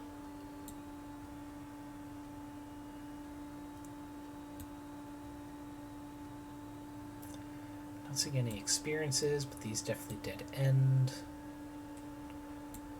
I guess we'll go up this crit rate route. Ooh, another blast quiver. We'll work towards that. And then that. I think that overlaps rather than being an intersection, but that's fine because we can still go around there for the One Ring. Ooh, what's this one? Discover a talent package or take over an area of the tree. Oh, I'm not quite sure what that means, but I'm very interested. Alright. Anything chat? Let's see.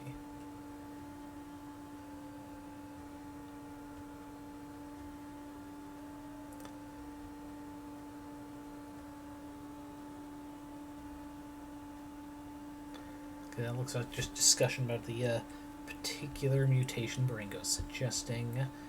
So I'll let you guys keep discussing that. Because I'm out of my depth on that one. Ooh, the mine stays over from the previous night. That's good to know.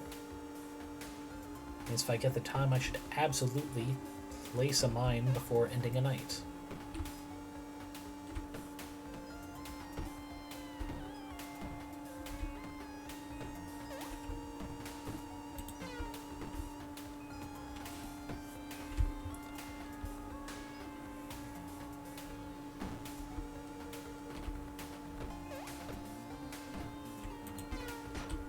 Dang it.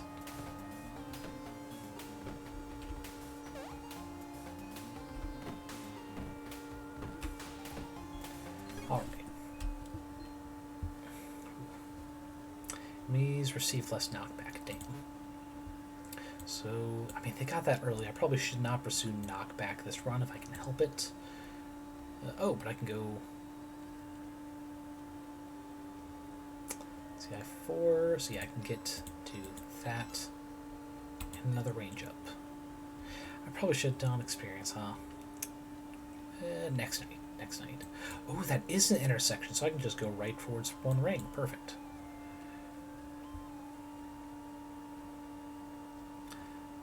Also, let's see. Post-apoc, then post-apocalypse. Lopen is Lopen like a character or another game? It sounds like a race. The idea of a whole species with a girl twink micro sex is kind of fascinating, especially since you bet it means there's transness in that regard too. Is a yinglet? Okay, gotcha. Makes a bit more sense as a character name for girl twink micro sex individual, if not race. If only because if there's a race called Lopen, I would assume they're just trying to be werewolf adjacent without like blatantly saying so, like the lupine. Everyone's got a damn it. Everyone's got a wolf, right? Oh. Or rabbits, yeah. Oh shit. Fuck.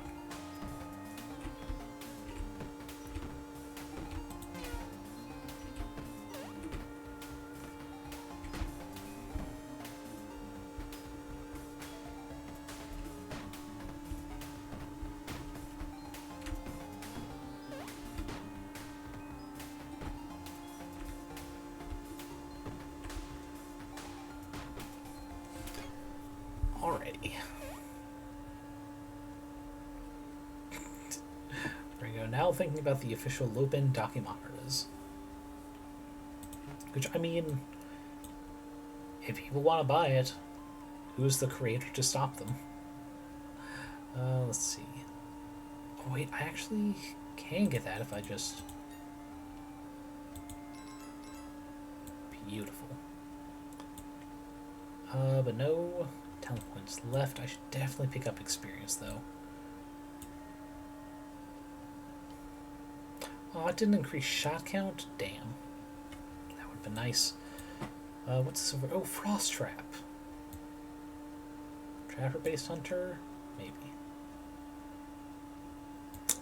Ooh.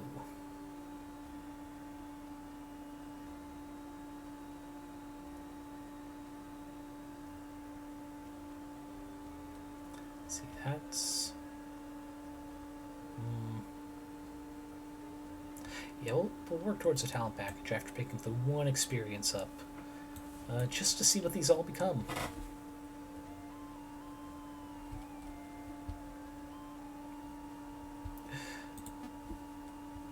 Alrighty. We'll first set up a trap there. Yeah, I think maybe I should prioritize traps to the side just because those routes are longer. So I want to save it. I can better fight off the hordes as they come.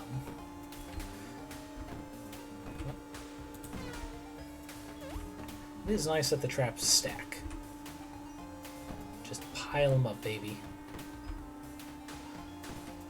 Okay.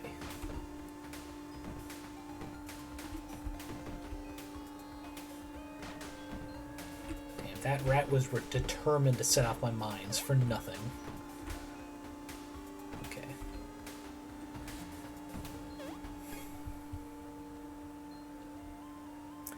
Okay, now we're getting crawlies and 5 talent points. Experience up before we forget.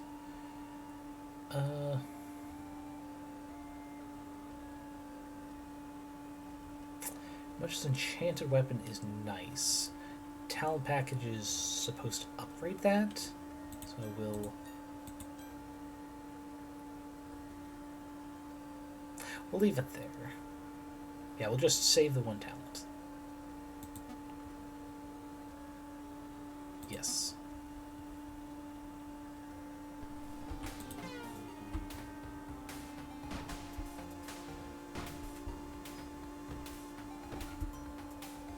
Oh boy, crawlies are like spiders. Got it. Anyone with arachnophobia? I do not blame you if you try to avoid watching the screen. Oh, kill that one. God damn it. Keep sending in mice to take out my mines. That's not very nice of them. Not very mice of the... you know, the moment's passed. Okay. Damn it. One thing I hate worse than these rats setting off the mines is the fact that they do it oh so well.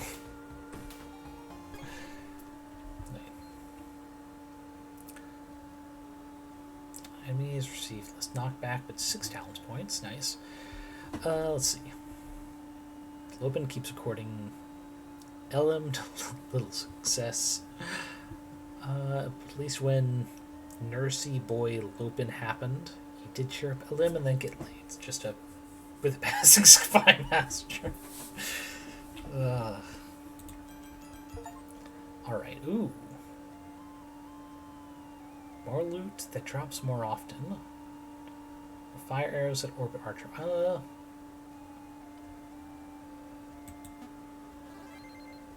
Okay. So, basic attack steal, additional 1 damage for every 2 range traveled. Gust Quiver attacks at 5% chance fire on additional basic attack with orbital arrows after a delay. Additional damage. Another Gust Quiver. Oh wait, Maelstrom. Next 5 attacks are orbital arrows and have 50% increased attack speed. Ooh. Okay, so...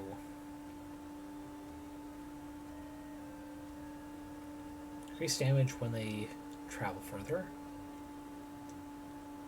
Additional chance... okay, so I need to try and get all of these, which will be 4 points.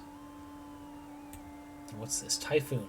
First 5 shots each day fire an additional orbital arrow. Additionally, orbital arrows are guaranteed to critical strike. So we definitely work towards that. There's the frost trap from earlier. Armaments. And more quivers. Okay. So I think we'll do this one. This. That.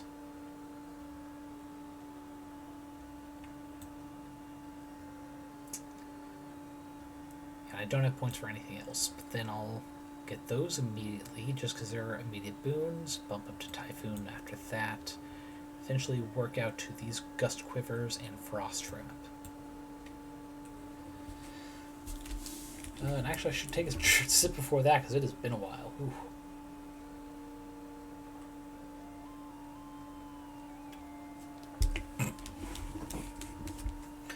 Oh no, Lopin tosses hat to the floor, being interrupted by matriarch visit. Well, I can understand you can't really avoid that kind of visit.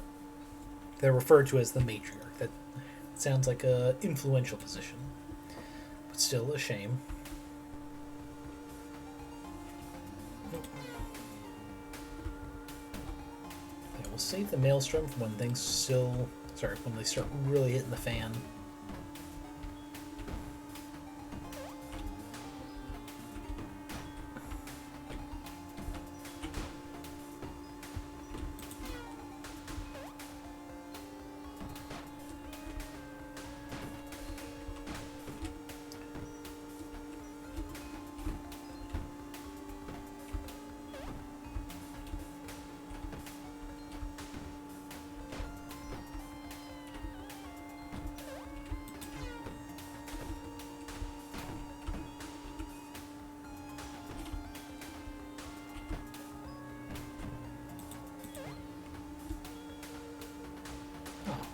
Interesting. That's a pretty large barrier, huh? Dread Knights are 5 seconds longer. Oof. Let's see. Alright, first goal is here because the range goes up. Kills those. Ooh, and that's a barrier, right? Barricade. Nice. Vortex aimbot would be nice again.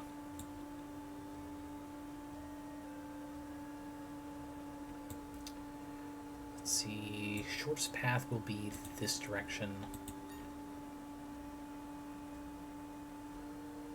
Pick up another Vortic armor. No.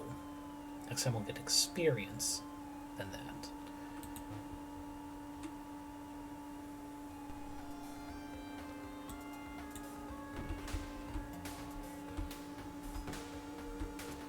Wow, those really stay, huh?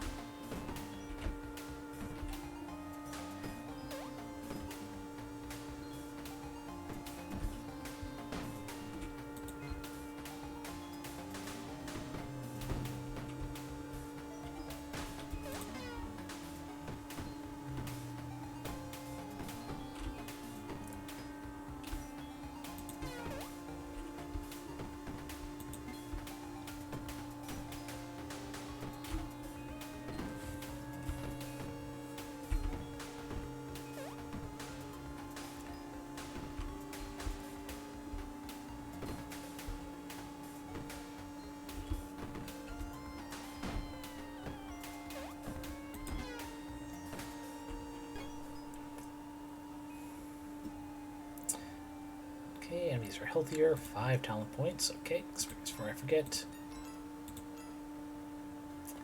Not gonna be enough to get it this time, but that's fine.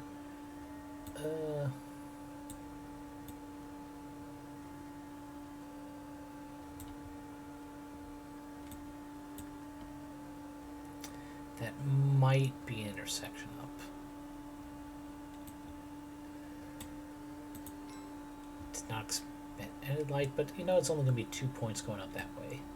Even if this is the route, it's going to be a lot more things to get along the path. So it's fine. Oh wait, I didn't see this. Epic Collector. Enemies have 3% chance to drop an epic candy when killed. Grant a huge amount of experience. Oh. I'd be too greedy to be going for that though.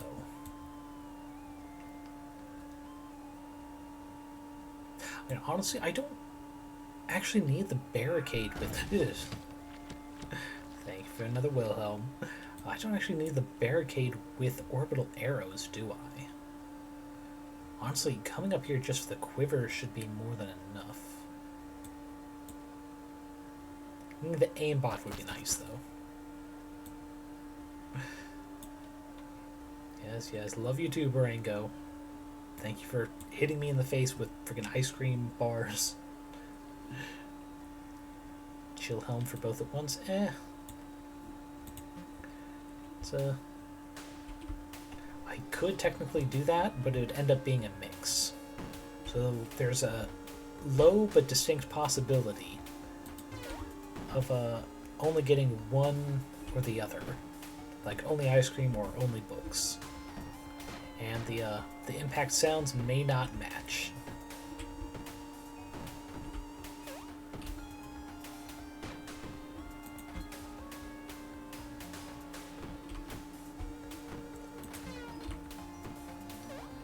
Let's see.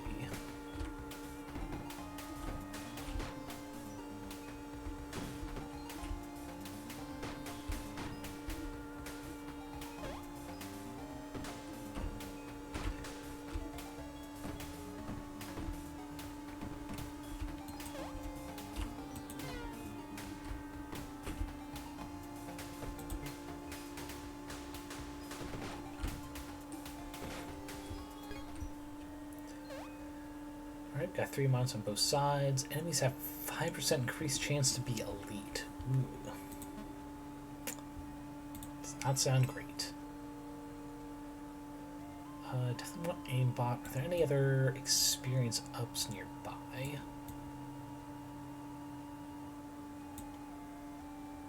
Yeah. There's one here. And we'll take that.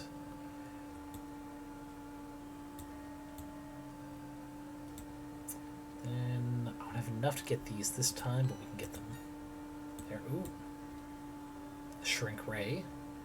Oh, but I'd have to go through the barricade to get that. Ooh. Yeah, we'll just stay here for the quivers.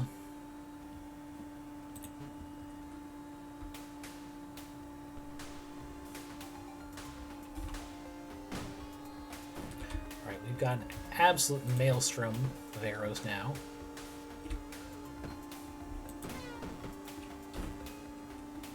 Some of the rats are still getting through, just because they can teleport for some reason. Done to a mist like a frickin' vampire.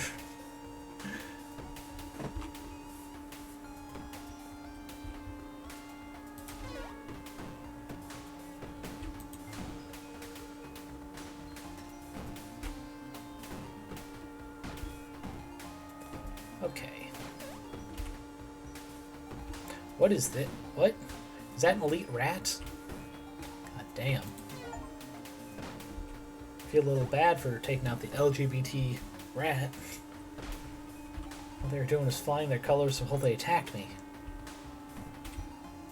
Oh, what the fuck is that an elite of? The eyeball things? Ugh.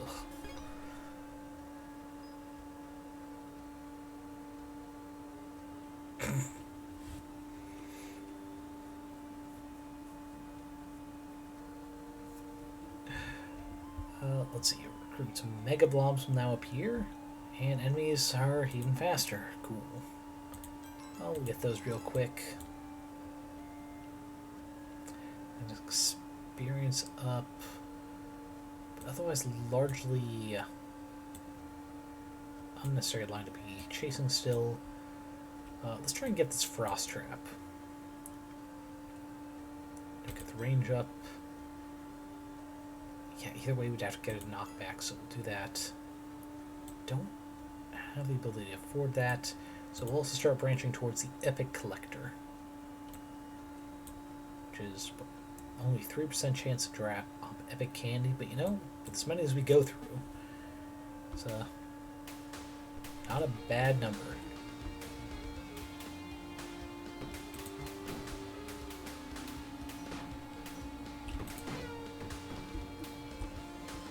Okay.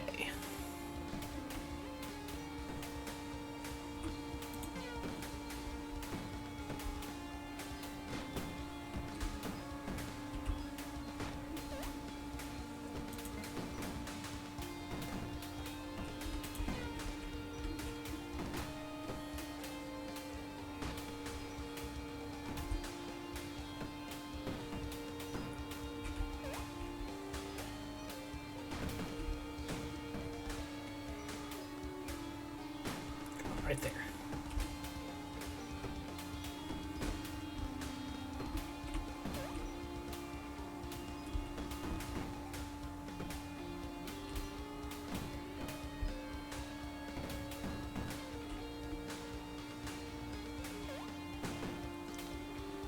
Right, there's another level. We got this. Got so many unspent mines and orbiting arrows. This is working out real good for us. Okay, first off, Frost Trap. Start using those. Health, health. Let's see. Change for weapon. Must. Anything else? Ooh, getting energy collector would also be good. What's this here? Knockback? Eh.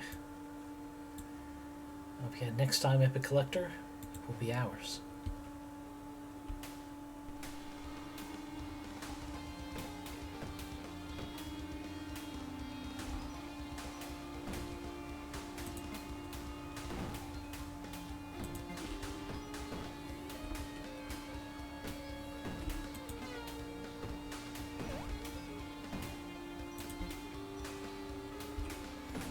Alright, we're making a core to some sort of like Trap Master ranger, I suppose.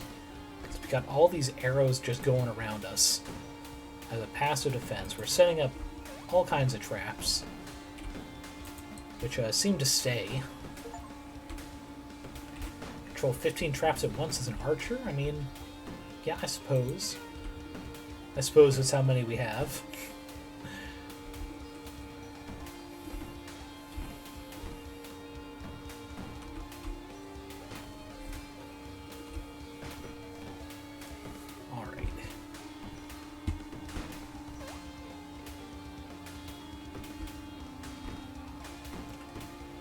Right, skills all used up for this particular night, but the night's almost over as well.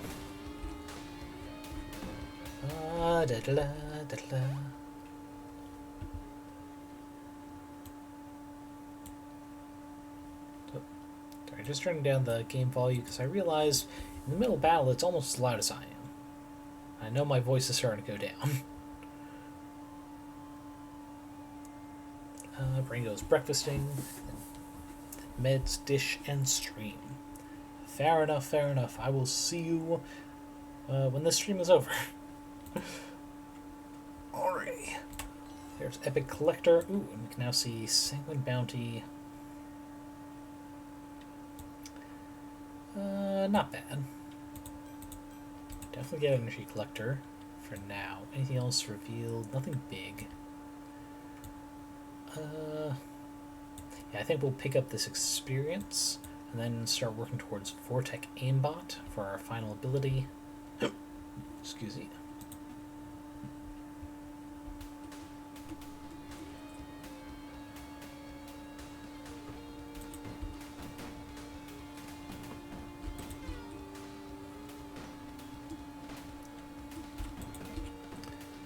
Right. Just gonna keep building up all our traps until, you know, the time comes when we actually need them. That's gonna suck. All these arrows.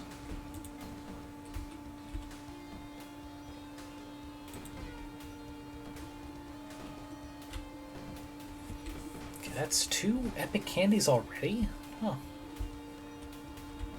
That's some pretty good luck. Oh, nope, there's a third. Even better. It's only 3%, but we got like 66 kills and 3 already? Damn.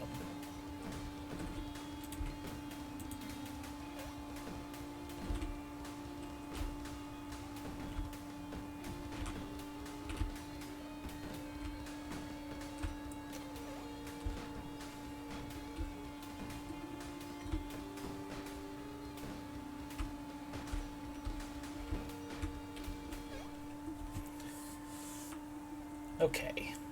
Knights feel another 5 seconds longer, and enemies receive even less knockback.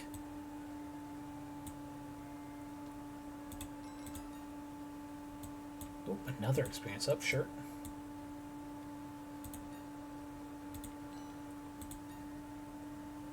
Dang, costume for that aimbot. Sure, we'll take this attack speed up. That's it. We are knight 14 out of 20 for the second run as the archer. And it's quite a good run, it looks like.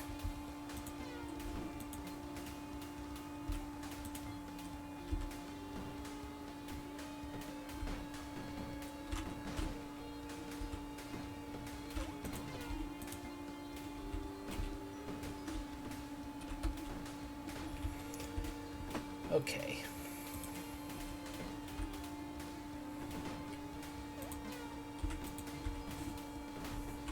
God, this just looks ridiculous around me.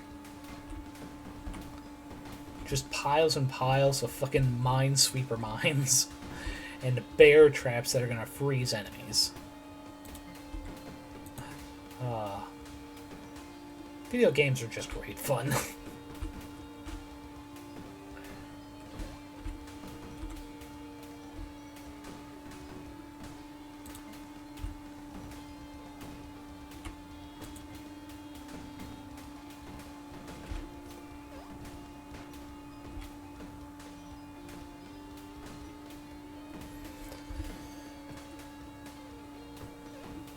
Good. The candy, nice. I think that's another 3 for today. Oh, nope, 4. Alrighty.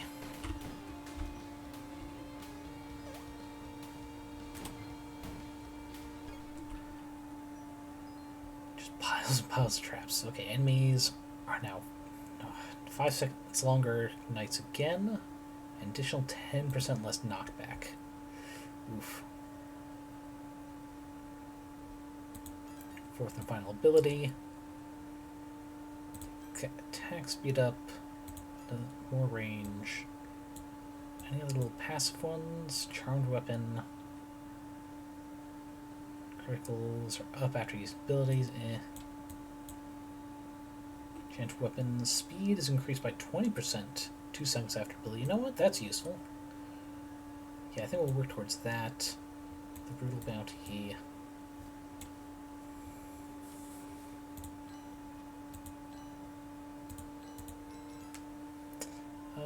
you know, I guess another experience up, so we can just get more and more points for buying more and more things. I wonder if it's possible to, like, buy out an entire tree, or if it will eventually just, like go on forever.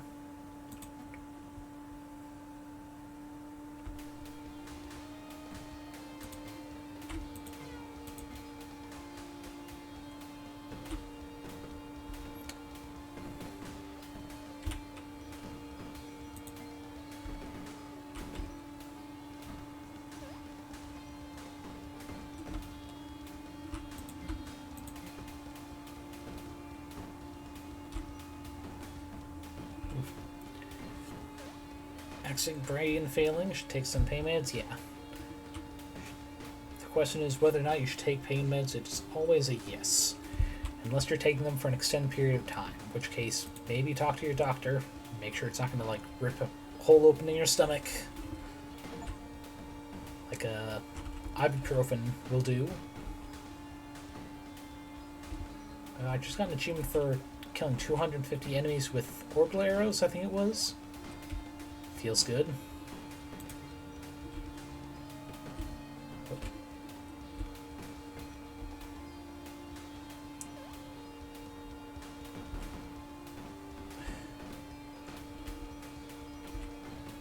God, these orbital arrows are great. Super fun.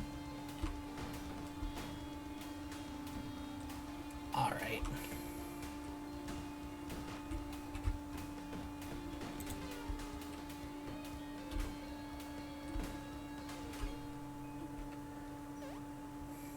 Okay, ooh, trunks will now appear.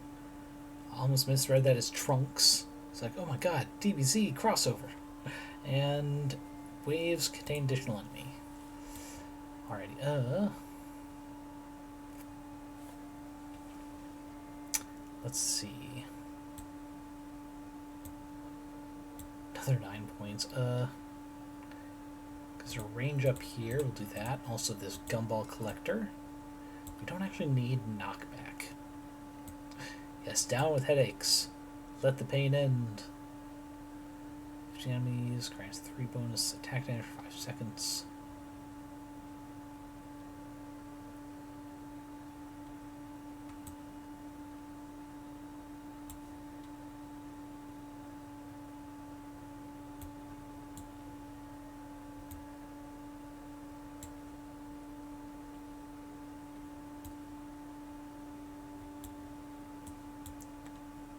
We'll go for this brutal bounty. Because all the stuff around it is pretty useful for us. Okay, night 16 to 20.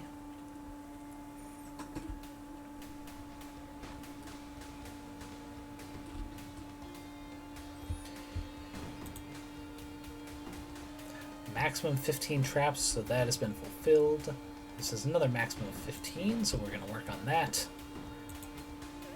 The maelstrom even stronger.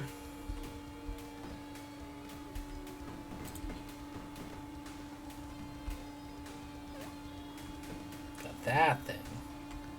I'm assuming that thing was a trunks, because oh boy. Da da da da da. Got another one. Okay.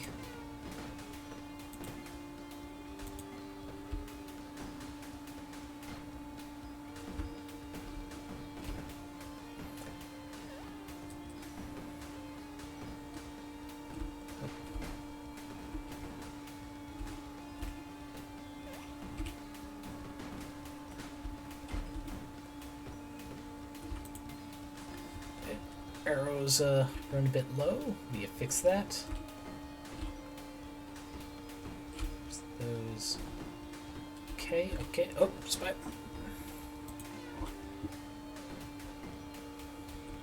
Just really starting to regret having gotten the aimbot. Apparently, I've not needed it. Like, at all. Don't think I've used it a single time yet. Man, the levels keep coming and they don't stop coming. Alright, what we got? Let's see. Brain goes. Ooh, excuse me. Ringo said, opinion that Braca, not the streamer, character from the Out of Placers and Total Bastard, yelled, "Grab a stab!" Cash should have followed his instructions, then held the knife to his throat. It's like, you know what? That's following instructions. Like, you want me to stab? Okay. Done. What next? Gurgle, gurgle. Let's see. Guessing, I don't know, holding oneself hostage is a risky business. It's easy to regard as an empty threat. Oh, Maxine misunderstood the against Broca's throat, not their own, but yeah.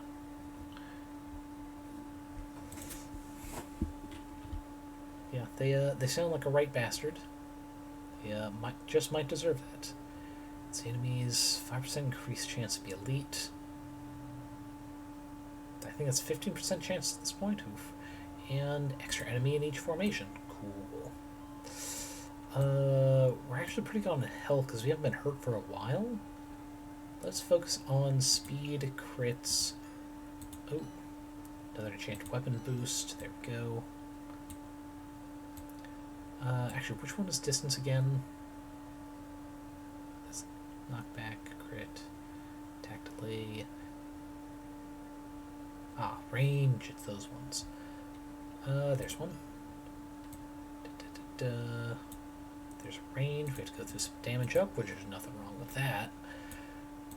Let's see. Oh, there's one. And another. Why not? Where else? Oh, there. Perfect. Good boost to range that time. Feeling good.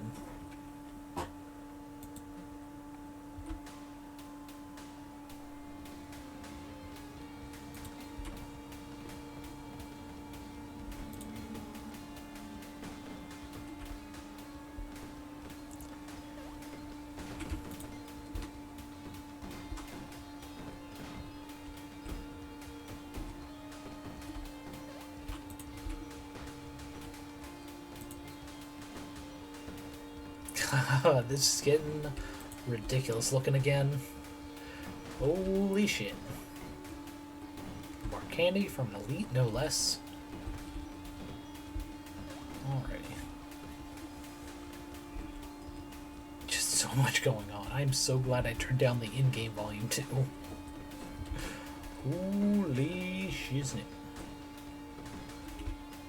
Yeah, this game is pretty fun. Might not do it too often though, just because it's a bit active here on the screen, which will make it harder to react to stuff happening in chat, like if another fucking bot shows up.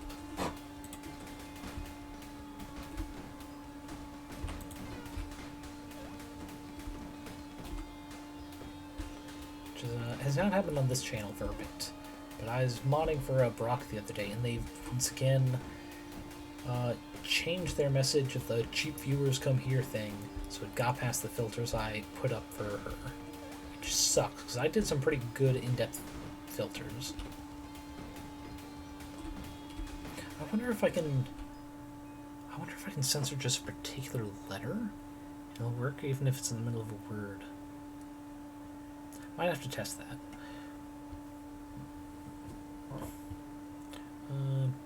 Yeah, Max, if you sign off, resting for a bit, no problem. You go enjoy, get rested. Now we'll see you around later, perhaps during Barengo stream. I'm gonna take this break to stretch a little bit, actually. So, boy, we're at the 2-hour mark of what we're trying to do, a 4-hour stream, to make up for only one stream this week. And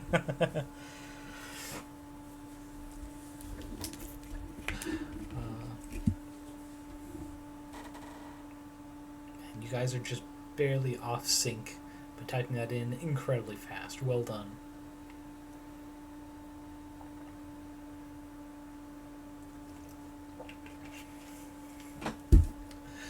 Alright.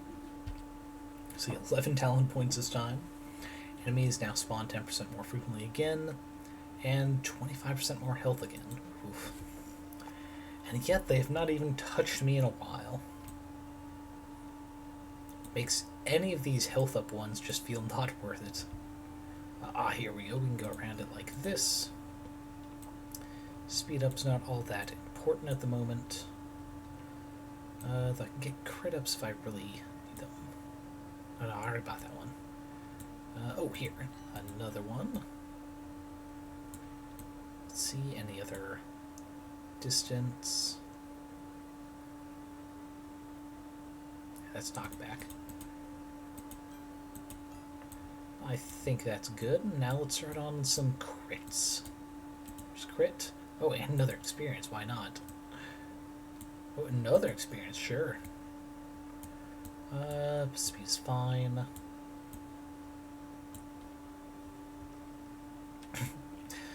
Yes, indeed. Thank you, like, big thank you for Electric 6 for a fascinating, baffling video. I'm not familiar with it, but I can take a guess considering the lyrics of the song. Which, funnily enough, I only know thanks to the AMV Nightmare series. Very fun videos, of which I found a good number of songs in various other medias for the sound clips they bring out.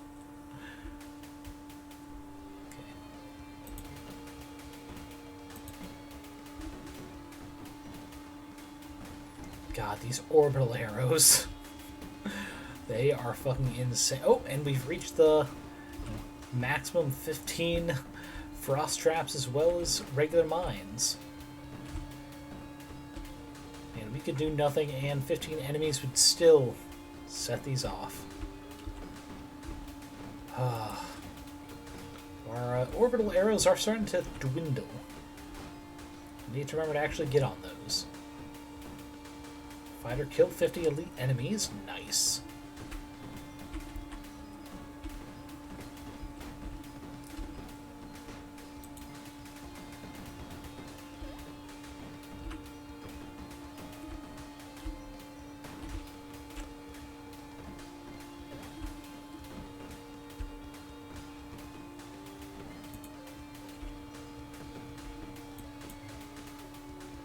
Is that an elite rat? Well, they're gone now. Man. Yeah, these little flashes of colors from elite enemies are very fun to see. Because it grabs your eye just immediately. You know there's some business going on.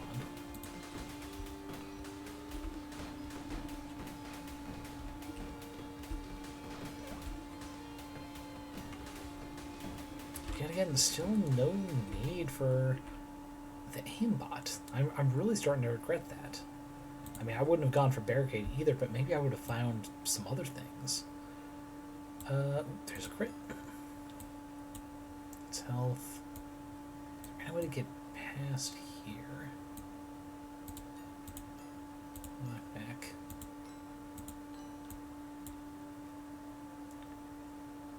The brutal bounty, which is not a major thing.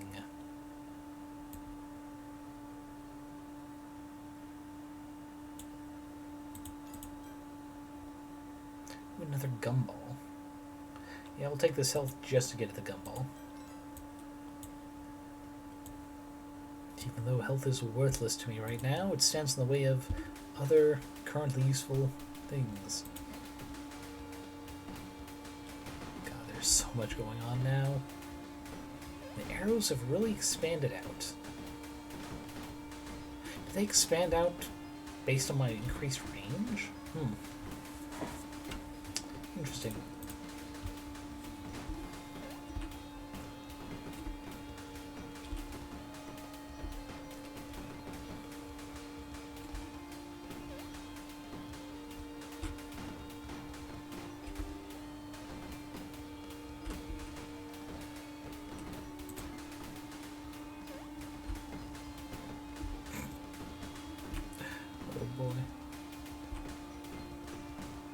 Oh, sorry, Brandon. I didn't ask you were.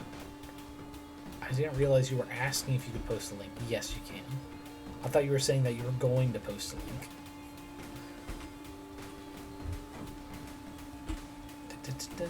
Oh. Put frost mine down there.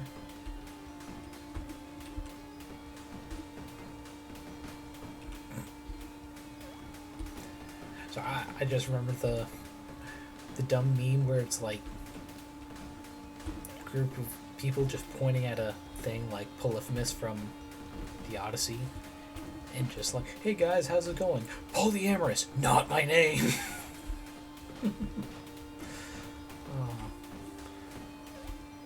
That's the first one I've seen, but I'm not sure if it's like the origin of the meme. Programmers are not beating the wizard allegations yet. True. They write things in a code indecipherable without years of knowledge and training.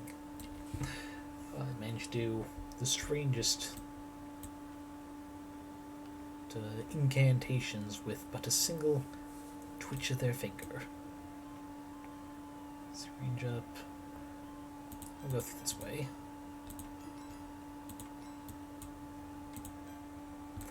Five more. Ooh, safety mush. Additional knockback power and extra life. Resurrecting with half health points and instantly killing all enemies after death. Does not actually help me right now. I mean, for one, it's the final night, so I cannot get to it. But you know, good to know it's an option. Yeah, we'll take another spark quiver. Do we have another crit that we can get? So I think that'd be the most useful thing to invest. Ah, there we go. Crit up with our final point. We round out another run. Yep, there's our boss music. Success is mere moments away. So our orbital arrows had disappeared on us for some reason. That's fine, we're fixing that.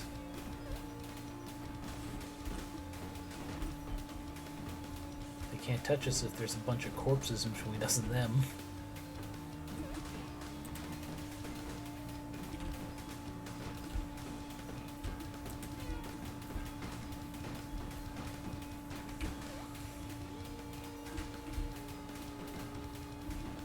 Are you seeing with the Polybius game cabinet? Yeah, I saw that one too.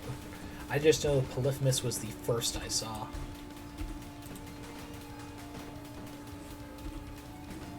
Alright, look at all those. Yeah, I might have increased the range of my attacks too much. Because it's hitting these guys up top before they even pop onto the screen.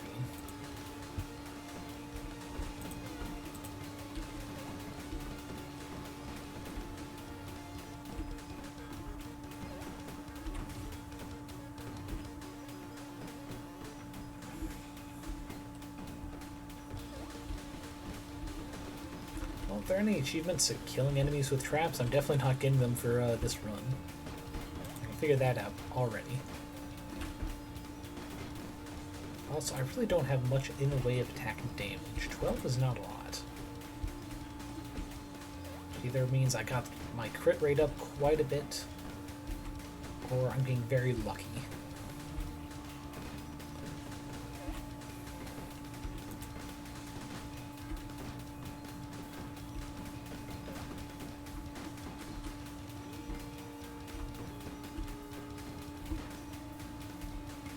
There we go. I was like, where's this last enemy coming? Complete a run without taking a single... I did that? Huh. Well, that feels very good. Ooh. Talent package. Straight through. Pierce through enemies and get bonuses when you do. Discover new abilities and sources of homing missiles with a gadgeteer or charged up tons of ability charges. That last one is tempting.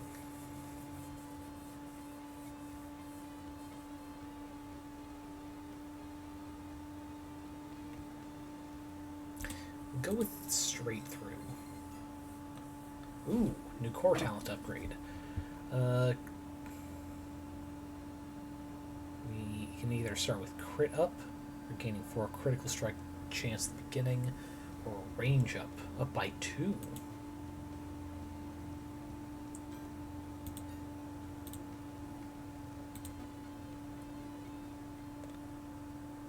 Wait, Wait, I didn't get to choose that. Oh, you know what? Maybe. Yes, it's fine. It's just the beginning. Okay.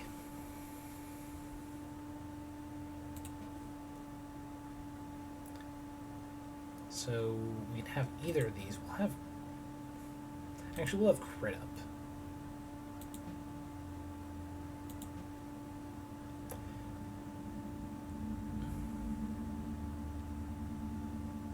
Yeah, we'll stick with explosive traps for now. But already. Alright, I think after this run, win or fail, we will try out the wizard.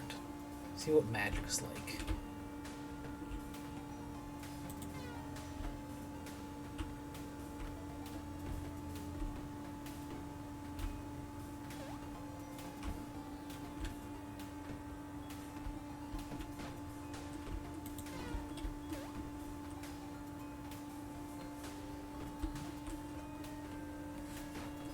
Dang it. I want him to take the mine with him. Alright, 20 kills. Monches? M-O-N-C-H? Yeah, Monch. Monches will now appear. We'll get some range up. Can't see anything yet. Then we'll go through crit to get this experience up. Gent weapon right there. There's another experience. Okay.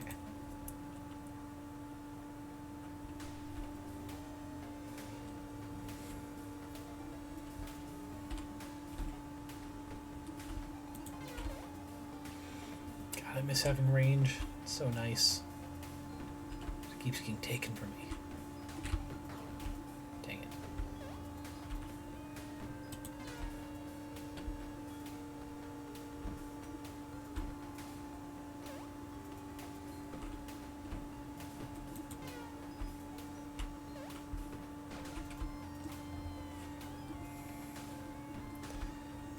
Alright, here we go, here we go, here we go. Reinforcements will now spawn 10% more frequently. Oh, what do we see? Vortex generator. Additional maximum charge cooldowns for this weapon does not help this early. But going to Gumball Collector. Yeah. I would get that immediately, so we'll do that. What is? Learn it to find out what it is. Well, I am certainly tempted, game. But let's see. I think after getting that, we'll branch out this way for enchanted weapon, and just to see what else is up here.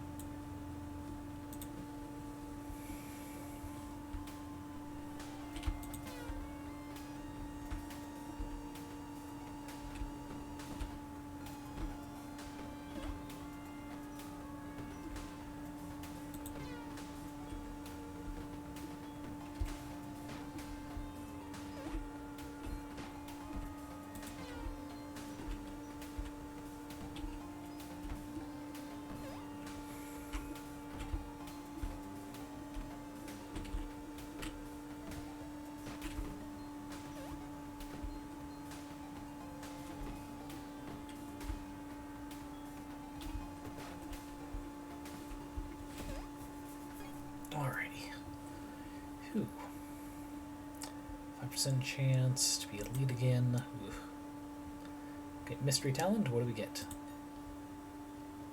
Okay, attack speed went up. That's not bad. Good bounty. Stim pack.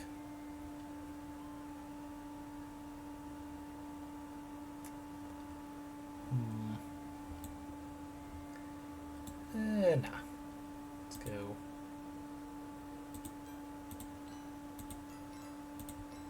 Right, we have the talent package again. We can't get to it without Vortec. But we'll start making our way downtown, walking fast. Okay.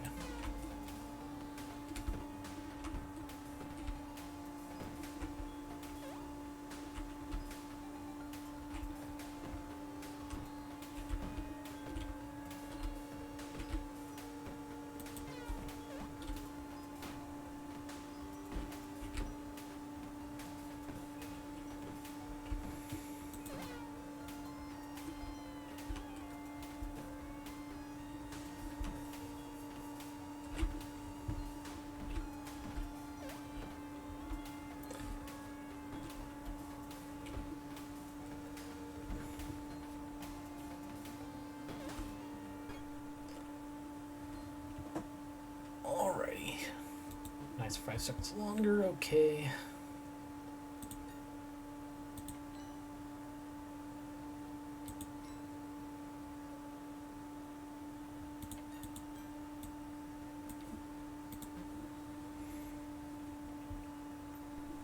Okay. Don't mind up that direction. Of course, the first thing to come out is a slime.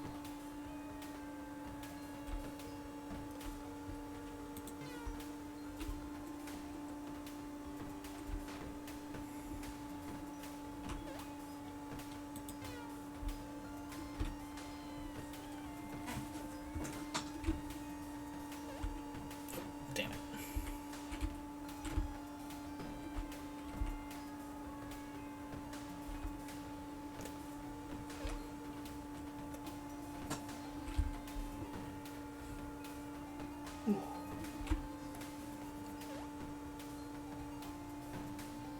Alrighty. Well, at the very least, game's getting simpler over time to figure out. Though that might be just because we're getting used to the abilities of the archer. Now we've got the tatties, whatever those are. We take crit. Take this speed up, just see whatever this is going to do. Spark Quiver. Ooh, so that's going to become epic.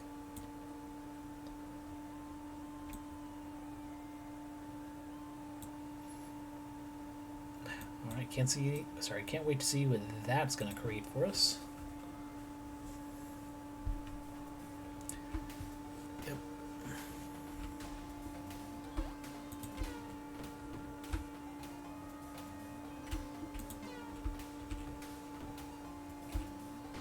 Dang it.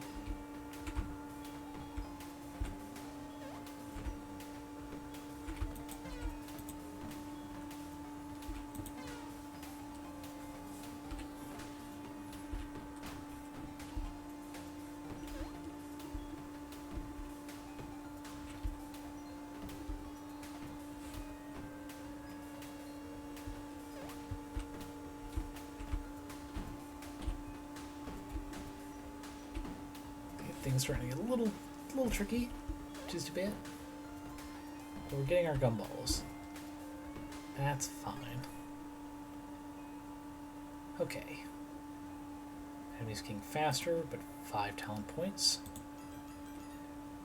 Talent package to apply to the tree. Arrows at orbit, more loot, or pierce. We already did the orbit, so let's get ooh shinies. With that affecting down here. Coca-Cola collector. Enemies have 3% chance to drop a cola bottle, granting 5 range until the end of the night. Same. Vortex research. Increase experience for each unique piece of loot collected. Same. The Morphery. Fire beam of energy. Transform the first enemy hit into a random piece of collected loot. Alright. Not bad. What's this? Duplication hack. Whenever loot drops, there's a 50 chance for a second identical to be created. Okay. We'll start going over here just to get another ability. Can't afford it yet. Yeah, sure. Why not get a cola bottle down there? Alright, time to make this a roguelite collectathon. How much unique pieces of equipment can we get in a round? We shall find out.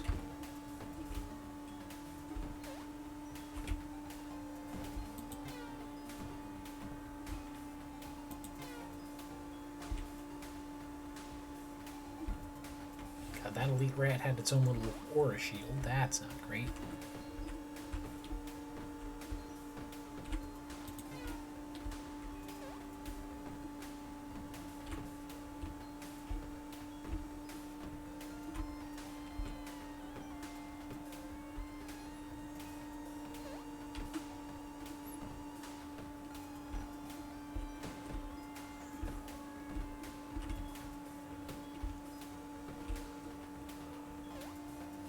Come on, more free. Get bubble popped. Eye thing gone. Whew. God, the nights are 5 seconds longer again. Okay, we got a second ability. Mystery talent becomes knockback. Cola. Okay, and then we'll branch up here, get another gumball and the Vortec, and then start making our way to duplication hack. Wait, go bounty, single bounty. Yep, looks good to me.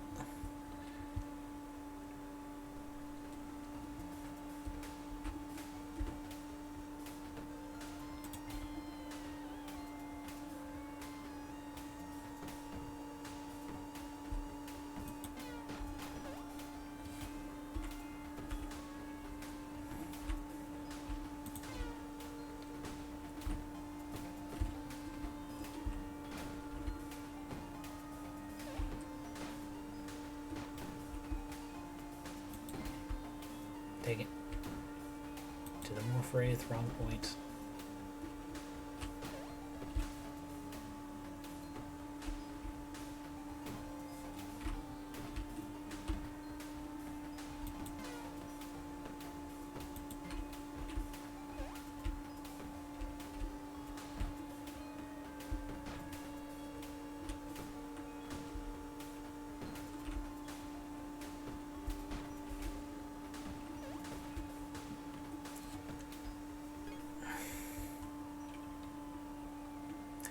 Okay, and he's 5% increased chance to be elite again. God, that's 4 times this run, I think. Oof. Okay, we take this, crit up, health up, regrettably, 2 away from the duplication hack, and what all is here? Take this opportunity for another sip.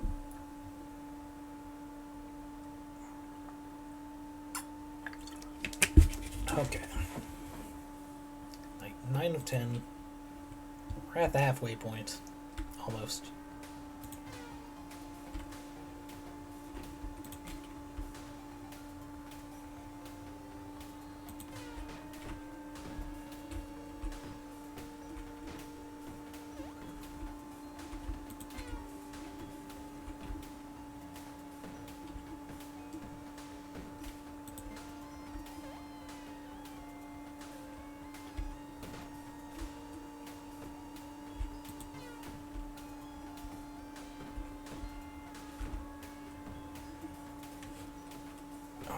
Here we go. Oh shit, a bat with an aura bubble. We got them.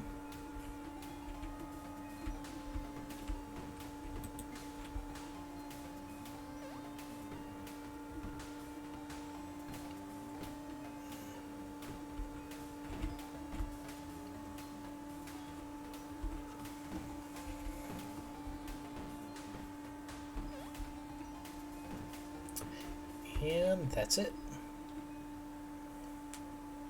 And Mace, 10% left. Dot back here. I mean, I guess it could be worse.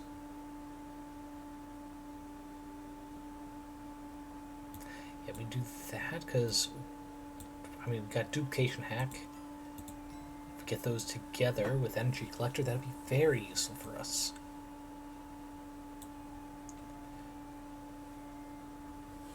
Alright, do another stretch.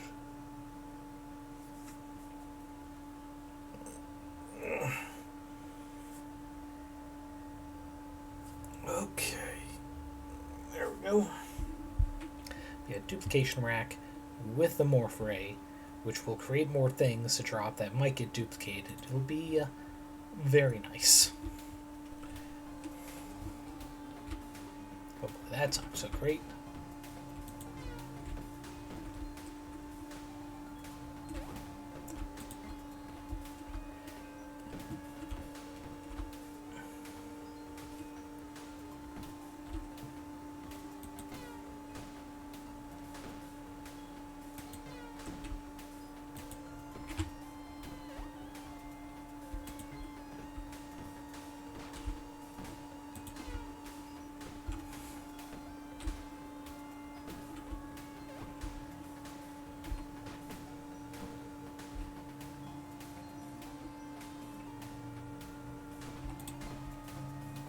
Ooh, that hit all of them. Nice. Powerful ray, very effective. Oh, there we go.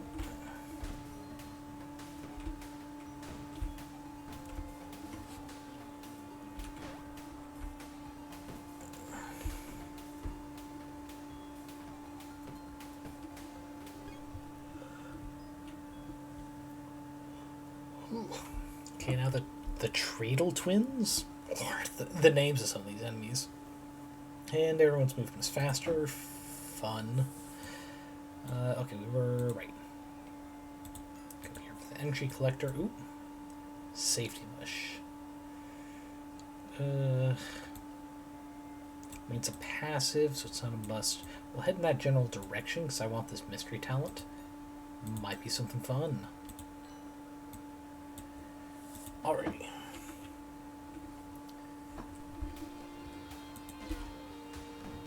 Oh god, the Treadle twins.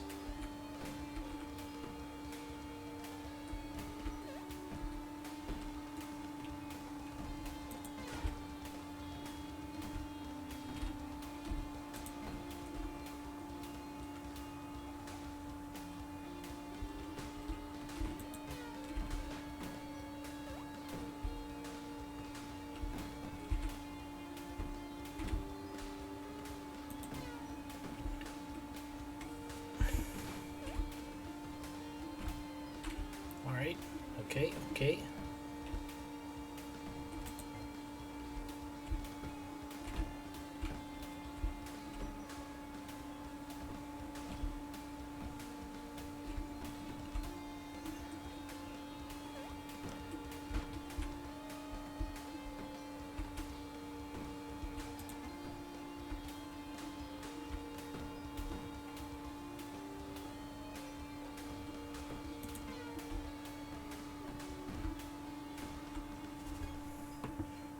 The night down, what are we at? God, they're gonna have more health. 10% spawning, oof. Night 12. Well, news is, mystery talent is brutal bounty. It's not the worst. Does that, yeah, that continues up there, but how far?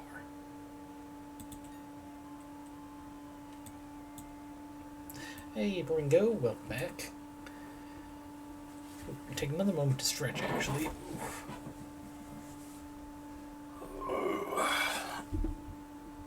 Okay, here we go. Knees were getting real stiff just sitting here for hours. We're going to switch positions from the chair to kneeling on the floor. With my wonderful knee pads.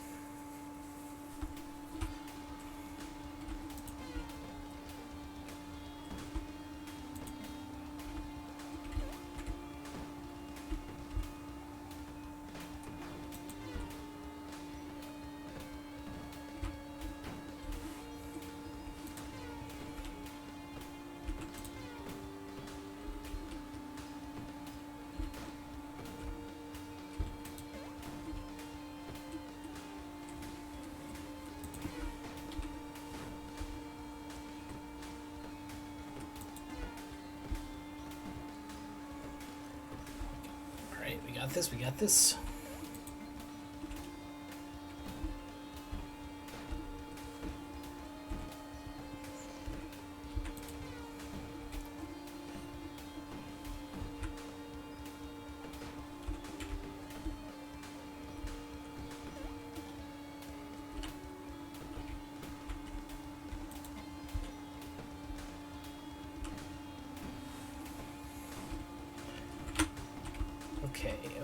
Okay.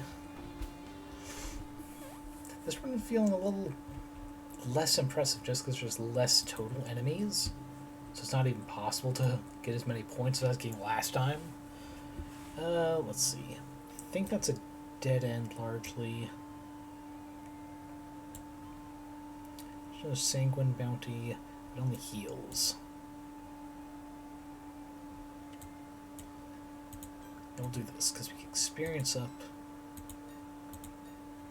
That'll be able to get us more for every unique loot piece. We got the coal collector there. Ooh, blast quiver. Another good one. Alrighty. should we...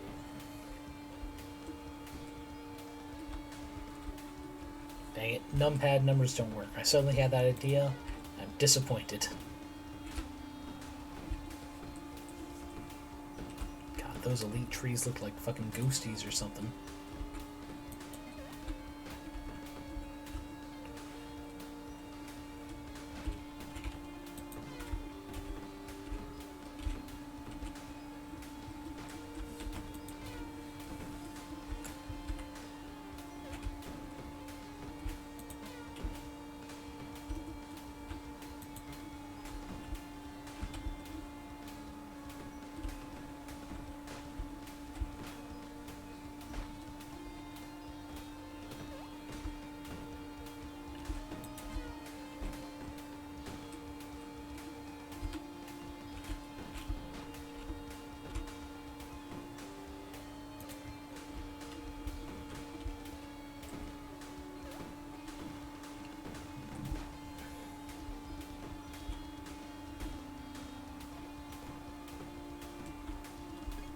Okay. Oof. More reinforcements and additional enemy pool. Cool. Let's see. Ooh, Brain's habit of latching onto fictions and getting cranky when any criticism of said fiction occurs is rude, as is its inability to cleanly unlatch. And that's a whopper of sentence to try and say quickly. Let's see.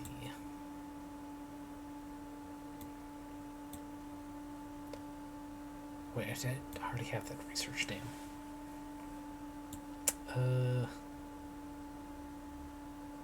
Critical rate goes up, which is meh right now. We'll do experience up and range up.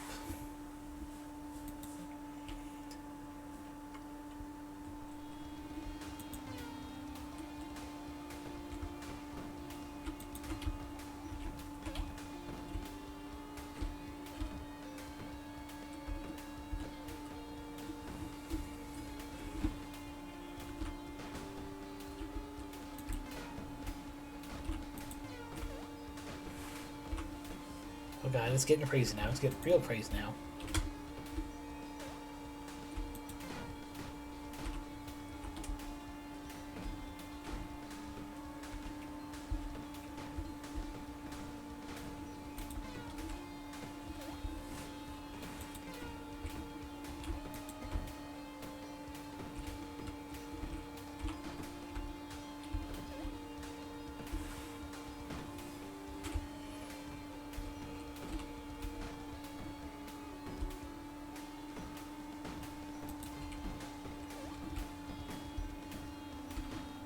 Oh, it might actually lose the run. Holy shit. Everyone's just so fast.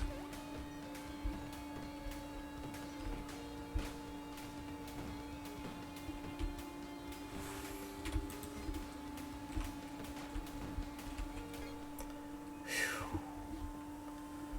Oh boy. Nights are another 5 seconds longer, and enemies more resistant to knockout. We're at night 15 of 20. God, we have gotten fuck all for abilities to activate. Which is kind of not great, considering our situation. Let's try and venture this way. Oh, wait, no, there's something down here I wanted, wasn't there? No, I might have just been thinking things. Alright, yep. Well, that's dead end. Didn't even reveal anything. Go more speed up. Oh, there's some barricade. We'll go that route. More health, XP up, and just general firing faster, however minimal it might be.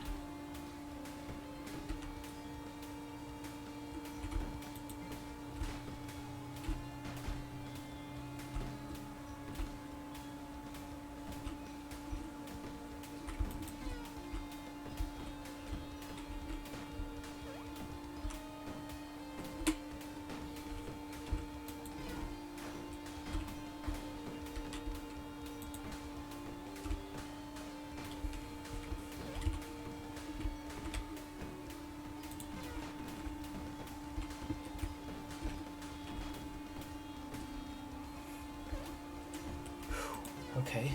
Oop.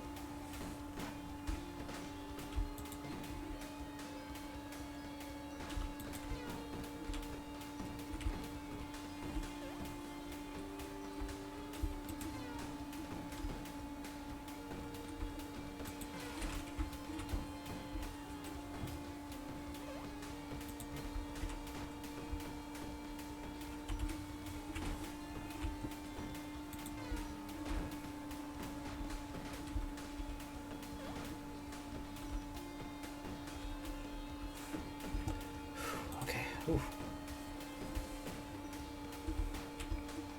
Start going absolute focus mode. Okay, they now have gulfs. Increase rate of becoming elite again. Ooh, boy. I'm in danger. Sounds just crit up. We'll take the stim pack just to have another ability. And it heals us, so that's something.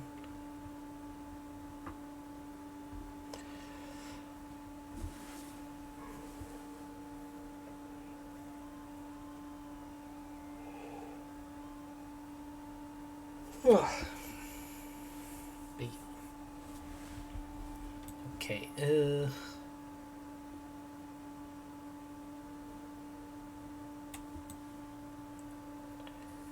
lack of direction to branch.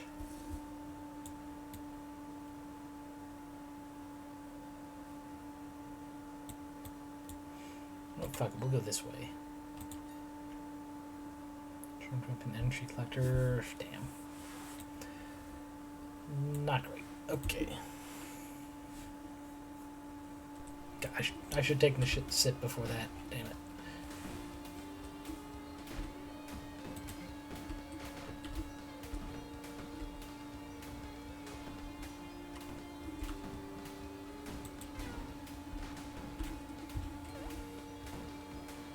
God, that is a fucking Doug trio there.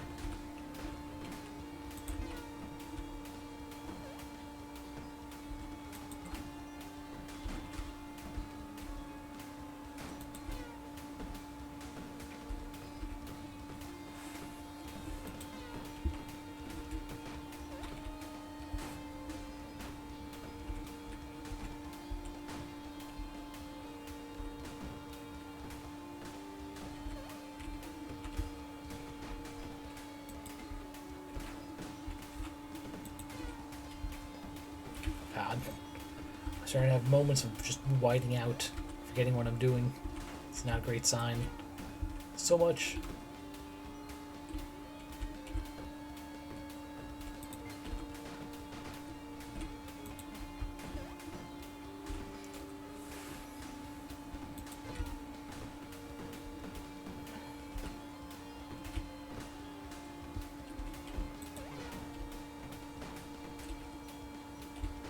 Boy.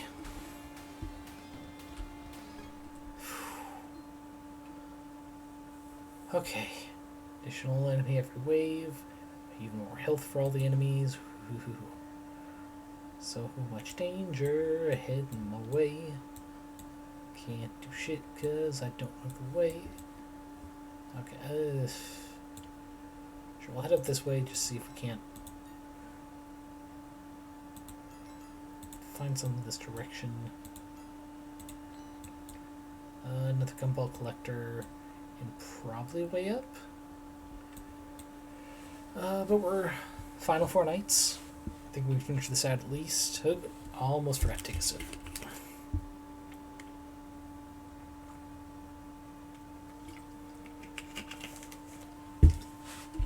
Okay. Night 17.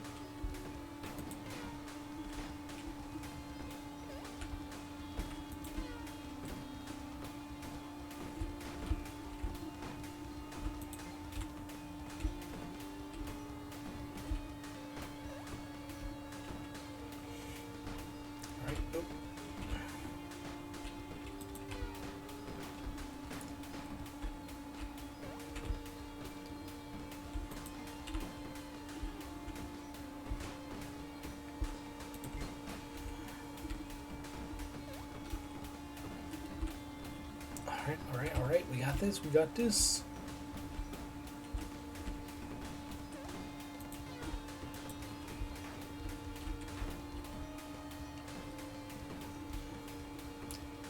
Oh boy. Through this, just think about good things like the wonderful dinner tonight, which is a pot roast, just filled to the brim with potatoes, which are going to be so soft and delicious. Alrighty. 9 talent points that time. More elites and more health. Right, we definitely get these. The charmed weapon, no. Blue bounty, also no. Coming up towards the end, let's... I think attack speed is fine.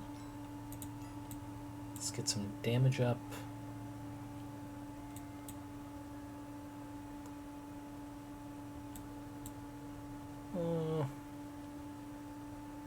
Sure.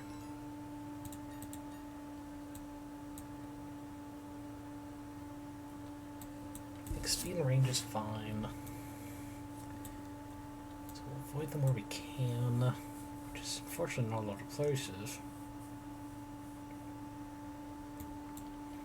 We really don't need range since we have Coca-Cola drops.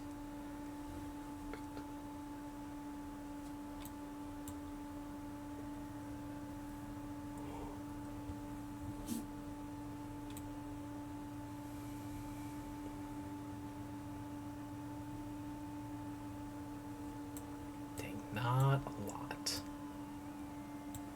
I guess got a crit rate there.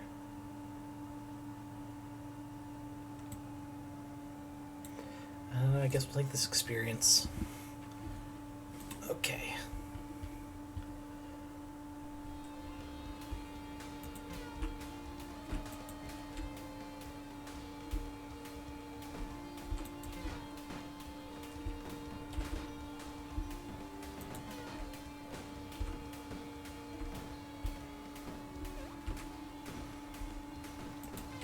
Oh god.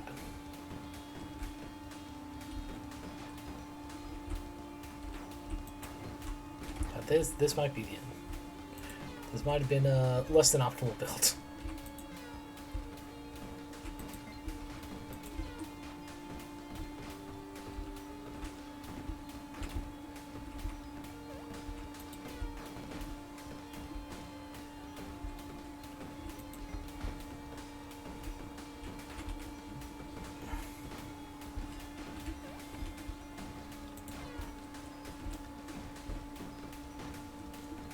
Okay.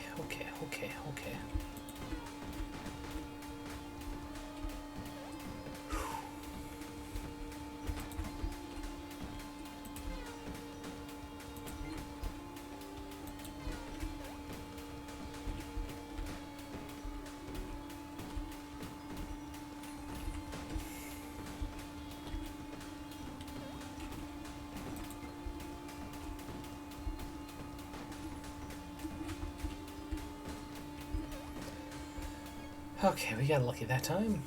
Got pretty lucky. Even less knockback working, and additional enemies, but 8 talent points, okay. Get this crit. Let's get that. Damage. Experience, get to crit up. I don't need range up if we can help it.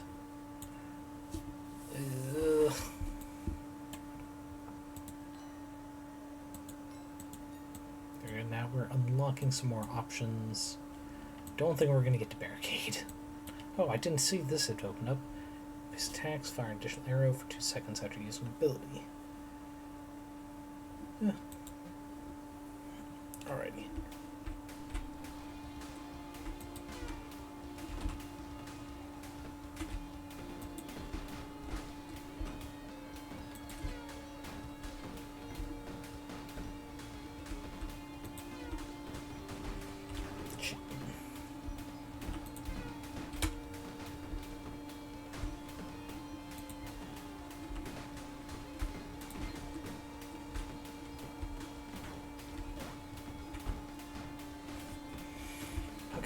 Okay, alright, alright.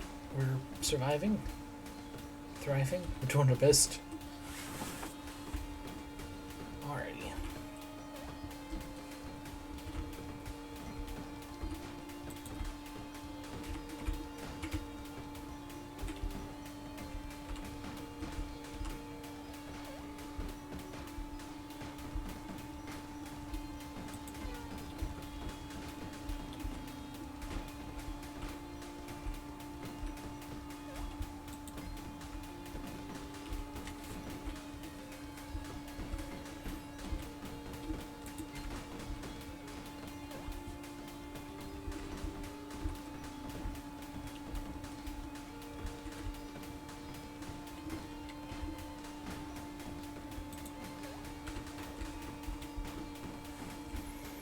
We become a veritable Gatling gun of torture.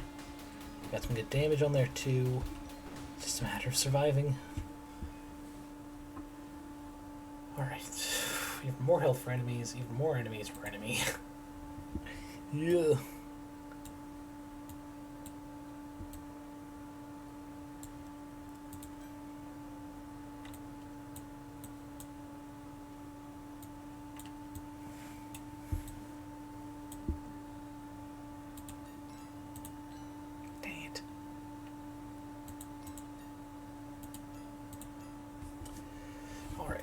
Alright. Stretching. Alright, this will not be a walk in the park, but we are in the final night. Back to chair mode. Might as well finish off this bottle.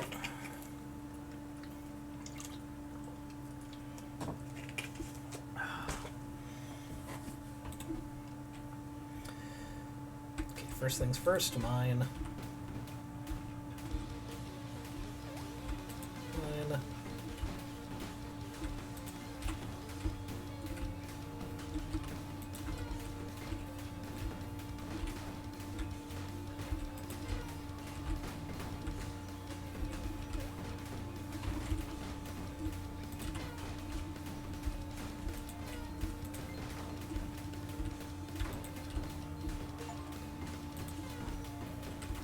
Okay, I've barely killed 500 lead enemies at this point.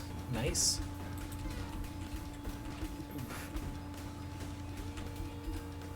You know what, if bullet hells are more like this, I could probably handle them. A lot less overall movement to worry about. Well, this is really going down though, so we're gonna sim pack.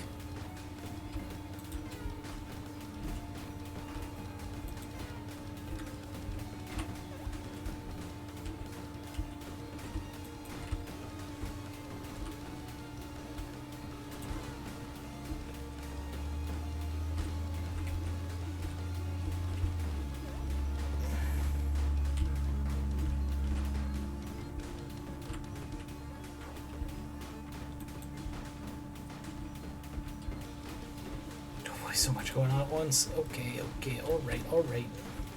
Calm down.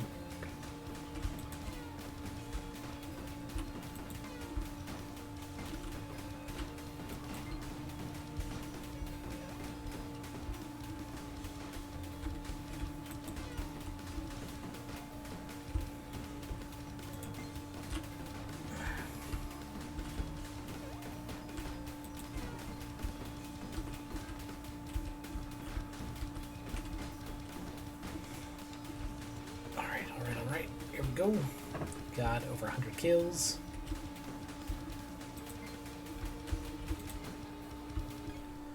Alrighty.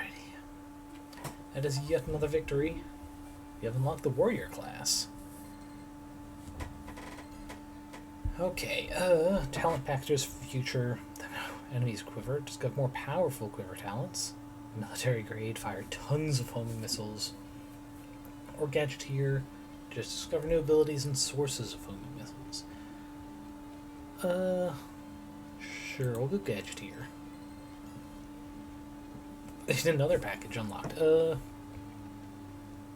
Forbidden Harvest. More powerful bounties that activate more often? Sure.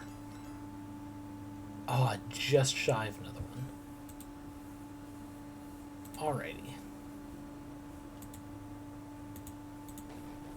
First, just to see what the mastery is for the archer.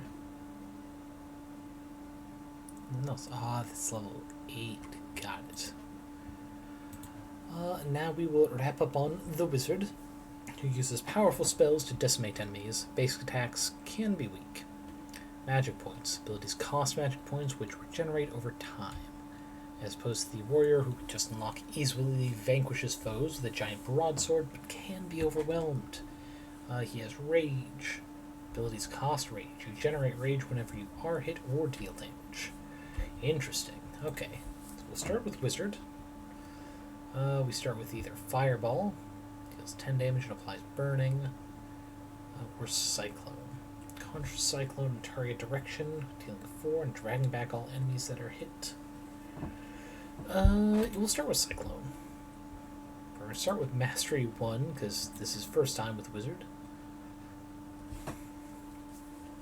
Let's see what we have to contend with.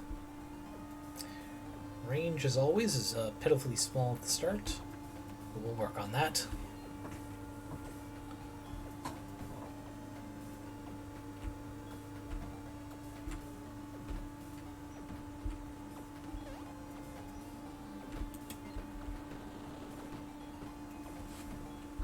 Okay, that's all enemies dragged back here.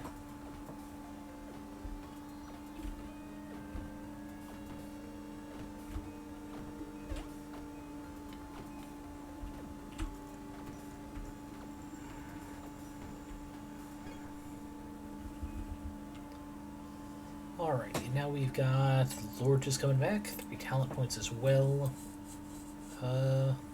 MP regen up versus MP up. Let's see, we only got 3. We're going to do magic up so we get that experience. Ooh, there's enough to, let's see, efficiency, 20% more XP from killing enemies with any stat effect on them. And dazzling knowledge. Epic level, on level up you gain 1 basic attack damage until the end of the night. Pairs well with getting a bunch of experience. Oh, magic hat. Or a random nearby rare talent. That's funny. Let's see. Ability power goes up. Huh. And lower cooldowns.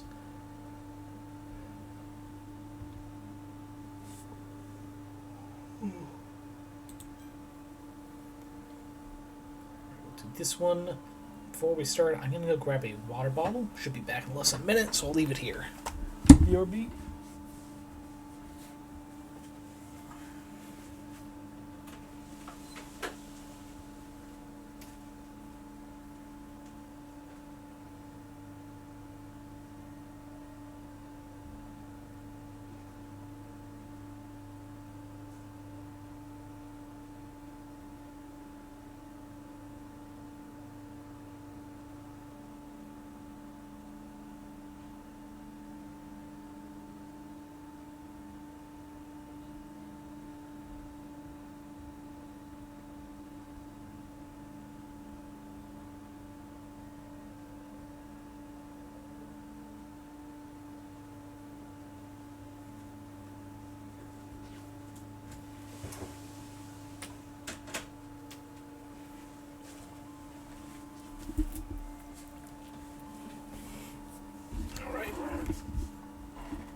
Back, getting a sip, and we will start the next night.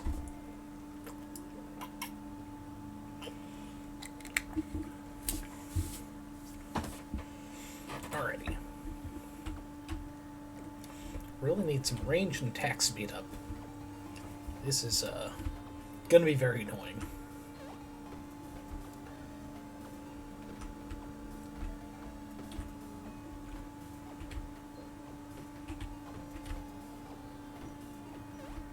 One thing I see is going to be tricky about this game for me in particular is just the fact that abilities reset every run, but they're also not like easily visible. So they're not abilities. The stat boosts like speed and range. It's like, I know, like, mentally they should be reset. Because, like, the visualization of them on each one is gonna make it hard for my head. Let's see. Specialization. Increased chance to be elite. On night 2 already. Cool. Yeah, I will have to figure that out on my own time. What, Doorable up? What? Create 2 orbs that permanently orbit.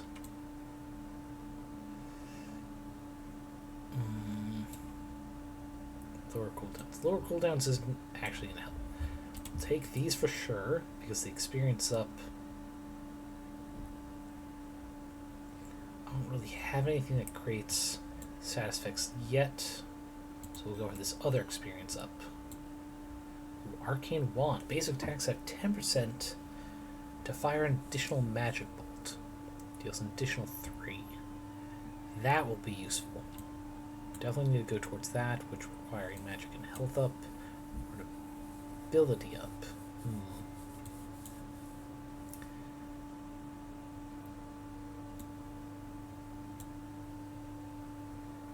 If I get 5 or more talents, that's when I'll go for Dorable. Sorry, 5 more talent points.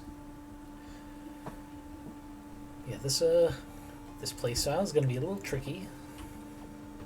Just because we have 2 resources to manage, health and magic.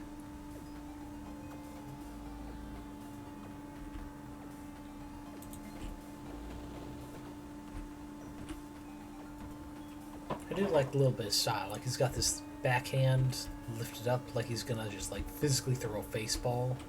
A baseball. And needs the wind up.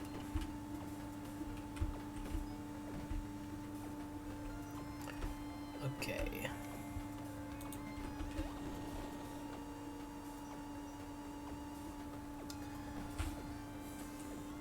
Oh god. These base arcane little bolts. Oh, okay. Only 24 enemies. We got through. That's 5 seconds longer again. We've got 5, so I will keep my word. We are Dorabled up. Oh, whoa, okay, I guess we're going that direction. Because, hot damn. Let's go attack speed up next time. 3 experience ups. So, we need to be able to get through all this and get more boosts as quick as we can. Okay, so the Doorables are constant floating. Will they be destroyed and have to be resummoned? Is it like... only get them at the beginning of the night, or are they constant but just low damage? Okay, it's constant but low damage.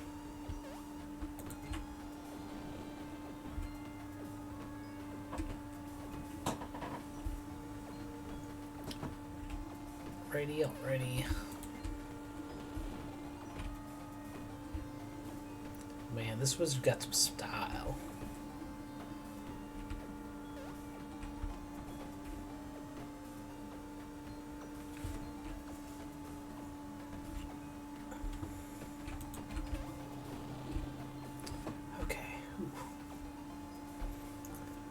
Come on, you little jack-o'-lantern fuck. Get blasted. Only 4 talent points and less knockback for enemies. That sucks, but all that experience up.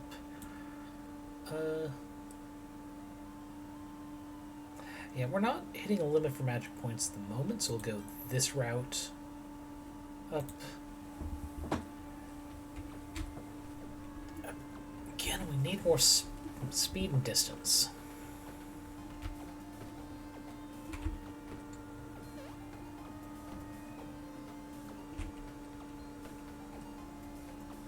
We'll do that.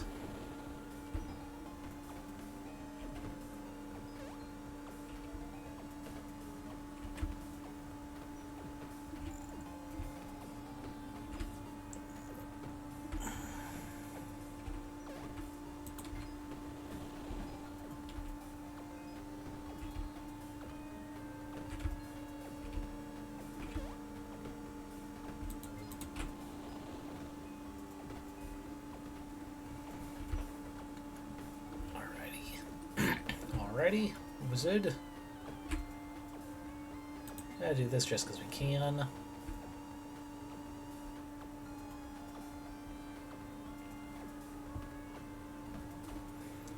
Alright. Let's experience up. Ah, another 5 talent points. Now we've got the crawly spider things again. Ugh.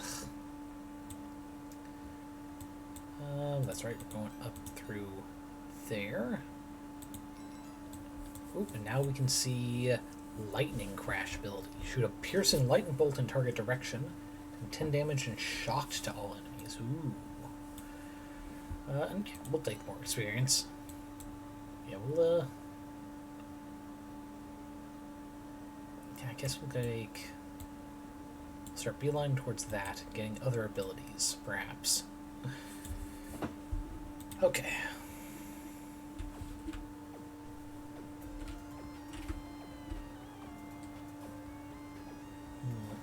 One trigger and it was with the first attack. That's not a promising start.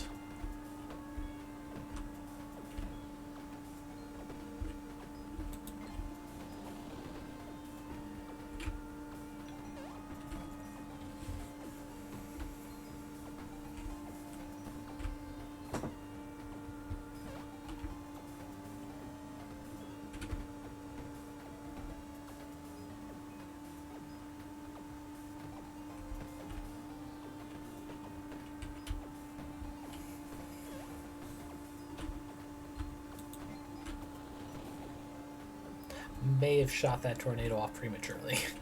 Who's to say? It didn't hinder us. It's just a unfortunate happenstance.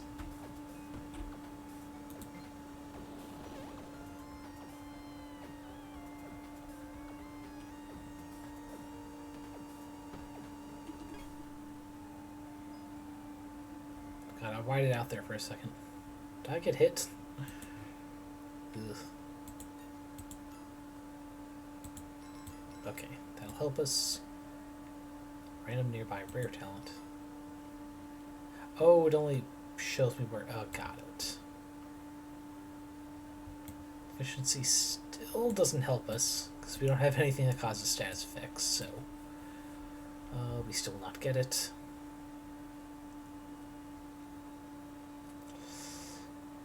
I suppose regen's an investment. Yeah.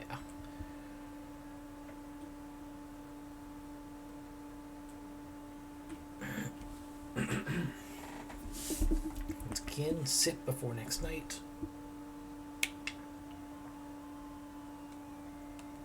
Sorry, it looks like it peaked the audio there for a bit.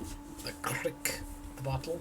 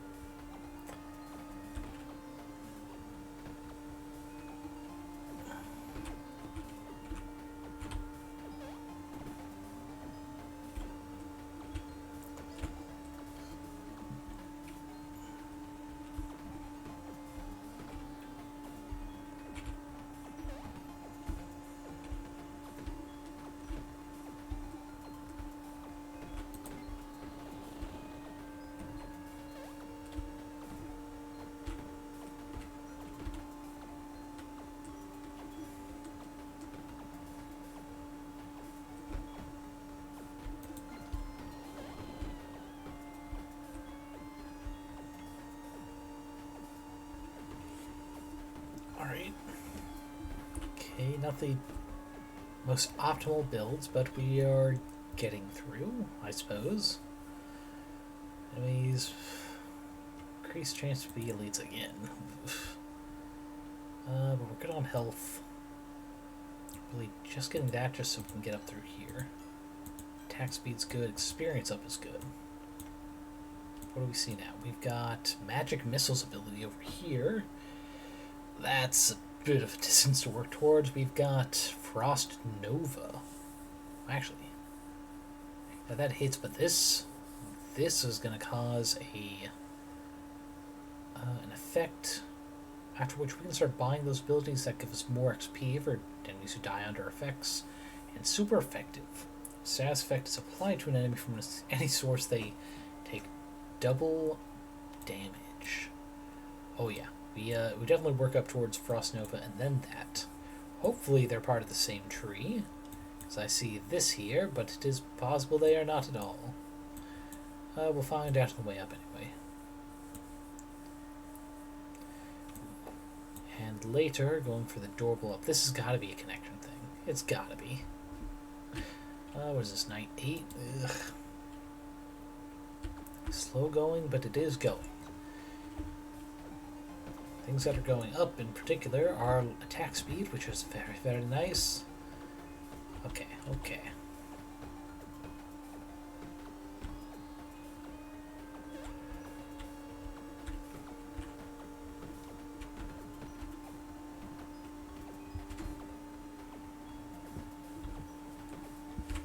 Alright, we got this in the bag. Okay.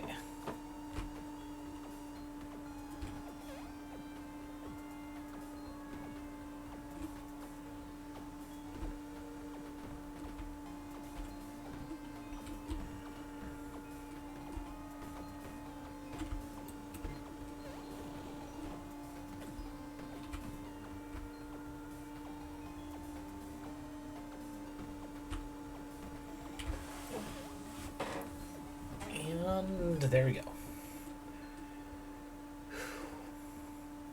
Nights are another 5 seconds longer. Cool, awesome, perfect. Yeah, we will get a crash here. Let's cool down abilities, yeah.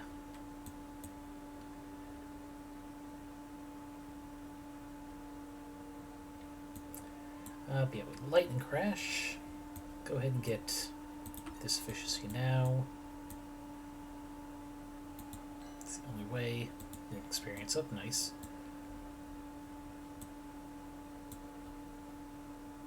Pretty sure that's connected in some kind of T intersection, junction, what have you.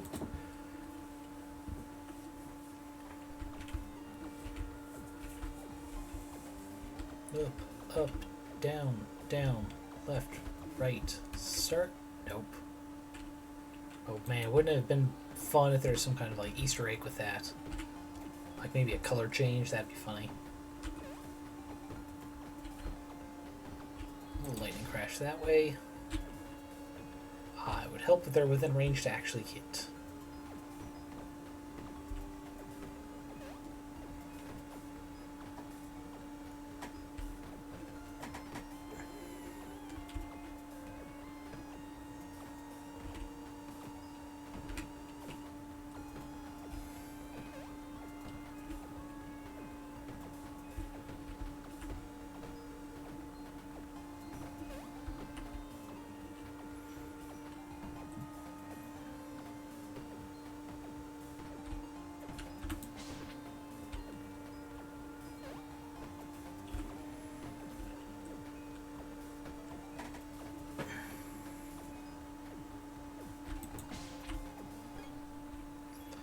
Alright, well, killing them with the lightning is just as good as setting them up for death. Let's see, got that. Rousing knowledge? Not a big fan of the name of that. On level up, you gain 10% ability power until the end of the night. Ooh. What's a skin?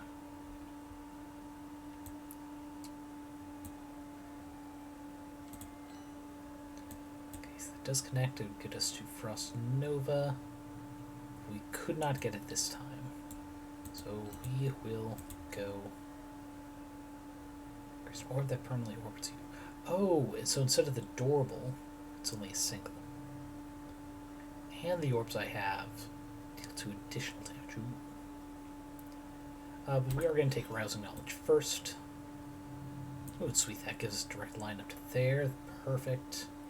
Another magical hat. Okay.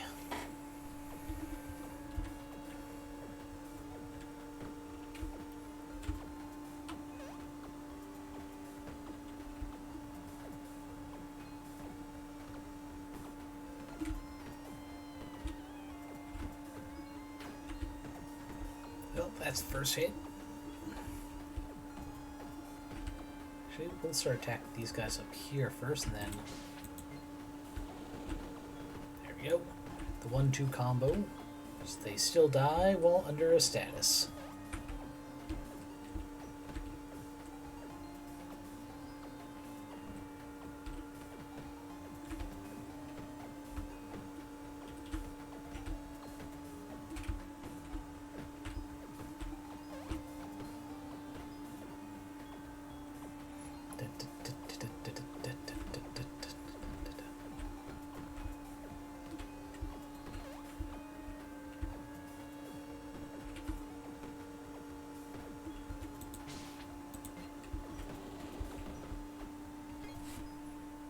Maybe I need to have Cyclone go first. Ooh, we got new enemy, Smushrooms. And enemies take this knockback again. Ugh. I will take Power Orb there. There we have Frost Nova. Now we got 3 abilities. And nothing else we can get this time. Anything big pop up? I think, yeah, I already saw Magic Missiles. I don't need to go for that efficiency. So yeah, I think I'll go this way to get super effective. Okay, now we've got Trip Orbs, or Trorbs, we will call them. Dun, dun, dun, dun, dun, dun, dun.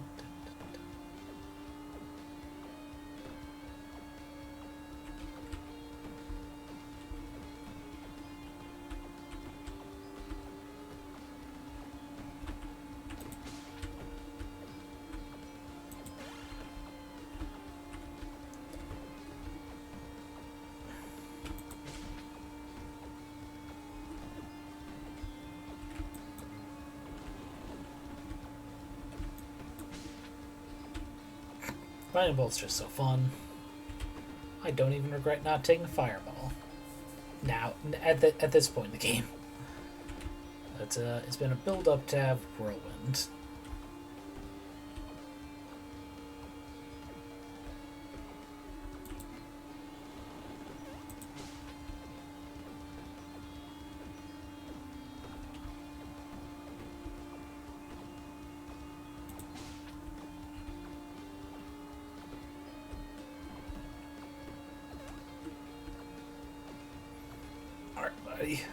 Push through, we got this. It is very slow gameplay. I wish these enemies got more speed things, because they do not have a lot. It's actually gotten a little annoying at this point. Oh, and he just died from passive damage. Cool. Let's see.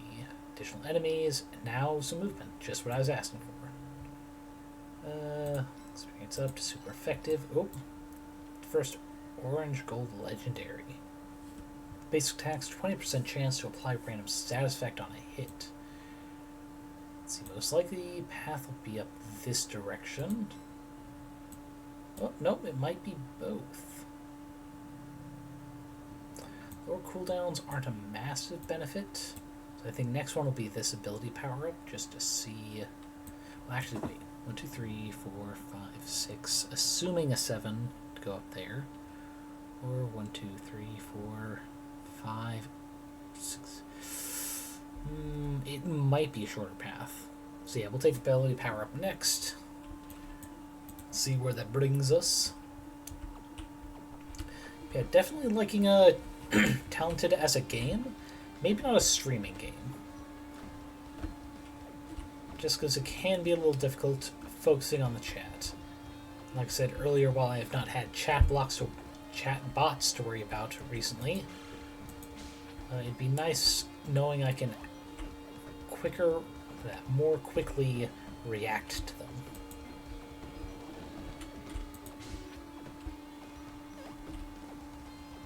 Alright, low on mana, so we'll just make do without spells for a bit if we can.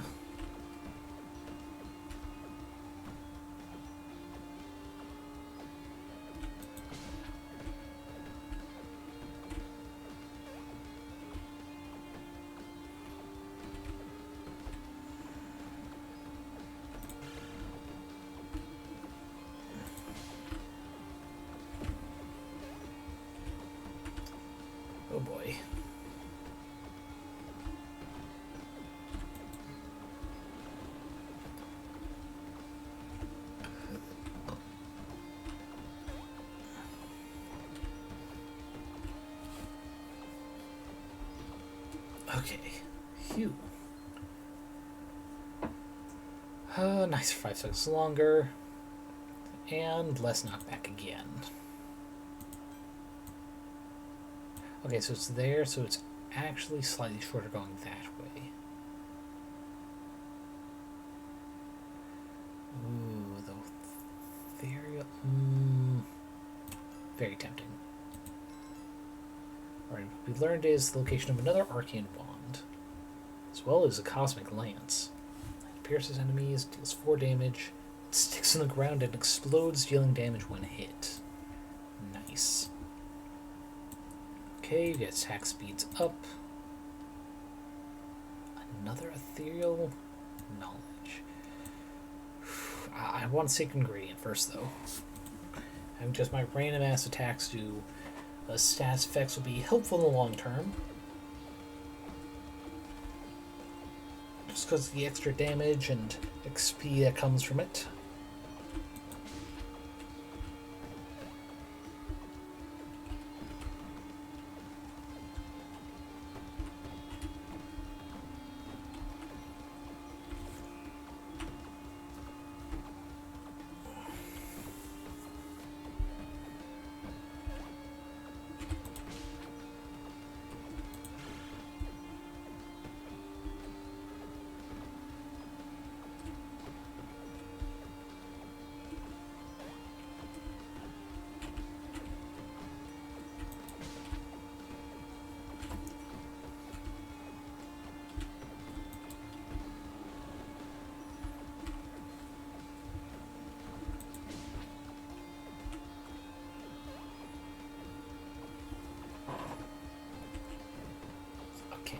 Okay, do that. And about time to start wrapping up, right?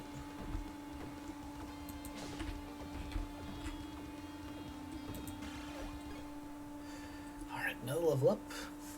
Let's see, so their speed and health have gone up again, but we got 6 talents points that time, which I don't think. Oh, they cost 5. Ooh. I think we take this experience up. And ethereal knowledge, just because that activates on just passive leveling up. And I think we can easily get another 5 talent points for the next night.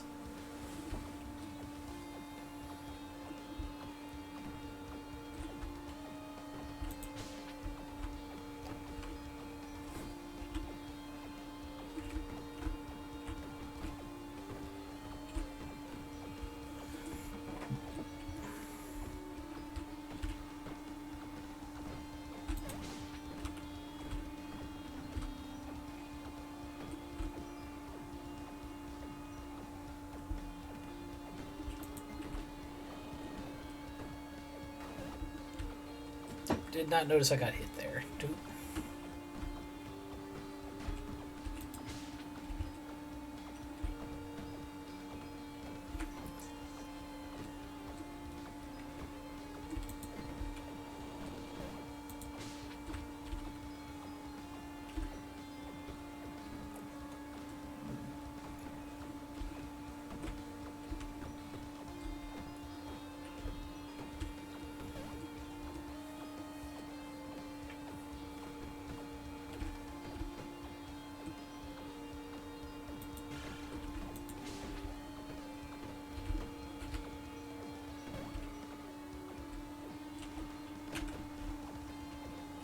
Another moment where I whited out. I hope that wasn't too long. Okay.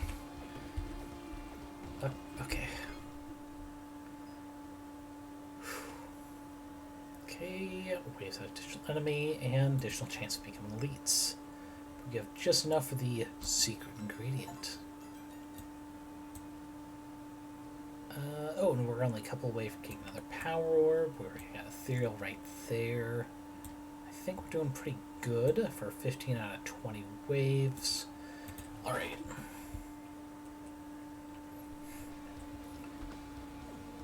There's got to be a at least theoretical build where it just relies on these rotating orbs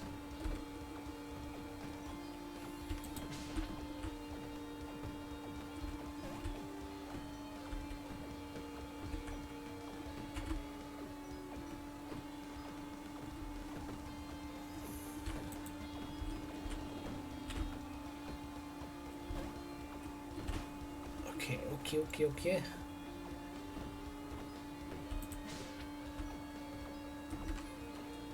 There, those done.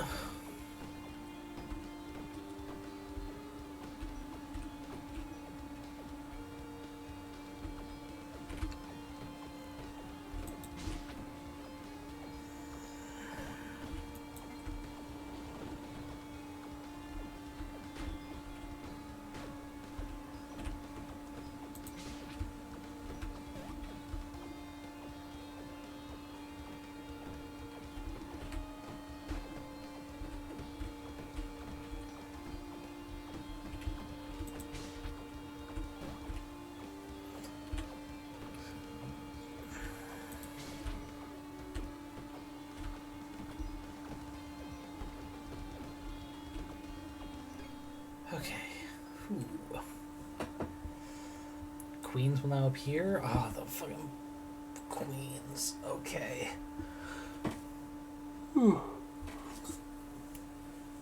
Context for those who are not here. Earlier, queens are like queen bees. They summon the smaller insect things. They're not bad, but they're certainly annoying. We'll quickly go get these two. Pick that up. What else do we really need? I think attack speed is fine.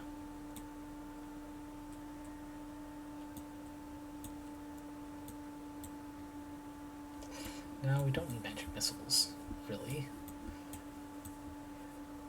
Nothing down here we really missed. Oh, right. Ability power up. Cooldowns are actually not too bad at the moment. There goes some more ability power-ups. What do we reveal? The One Ring. Which I'm not sure we can get to. Oh, but ethereal knowledge again. Well, why not work our way towards that? Especially next to another ability power-up. Oh, yes. We still have the Forbs. Okay.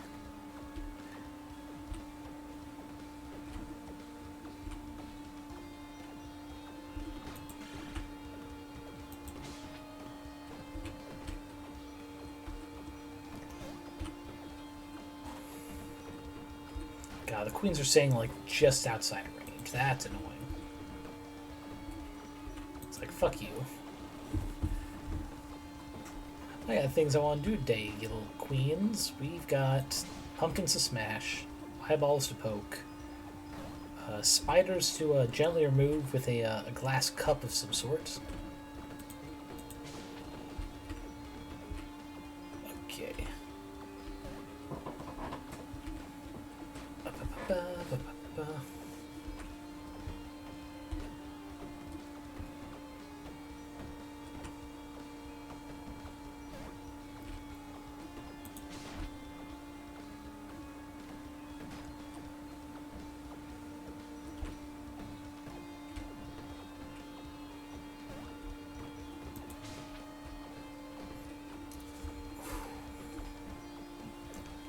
Queen, which is just outside range. The asshole.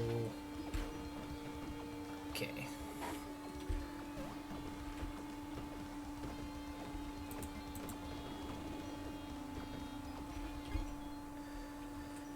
Whew. Alright. More enemies and a higher percentage of enemies. Cool.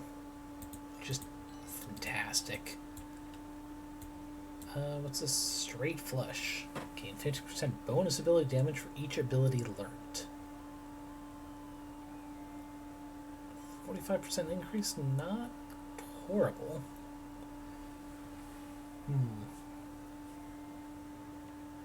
Sure, we'll go for that.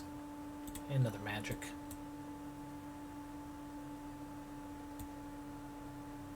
Let's see, this... only right there. We should be able to get that.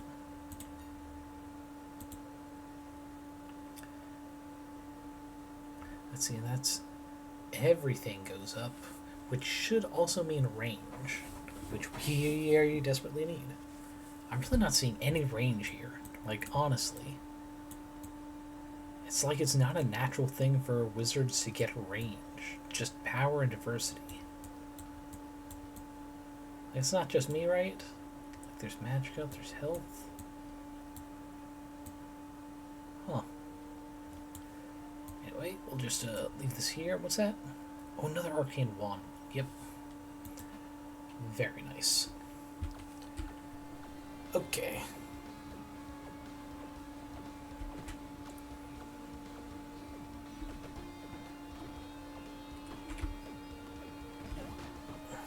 God, so many things triggering on level up. It feels great. Feels good, man.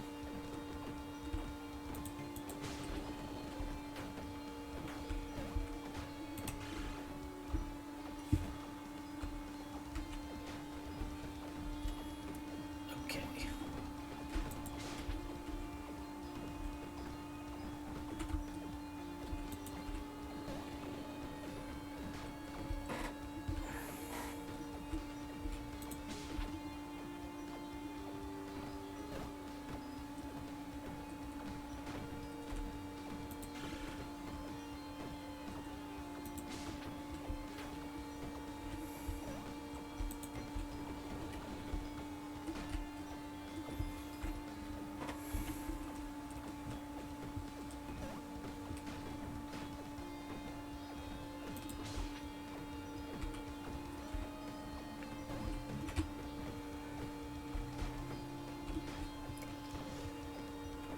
Alrighty. We are doing pretty good.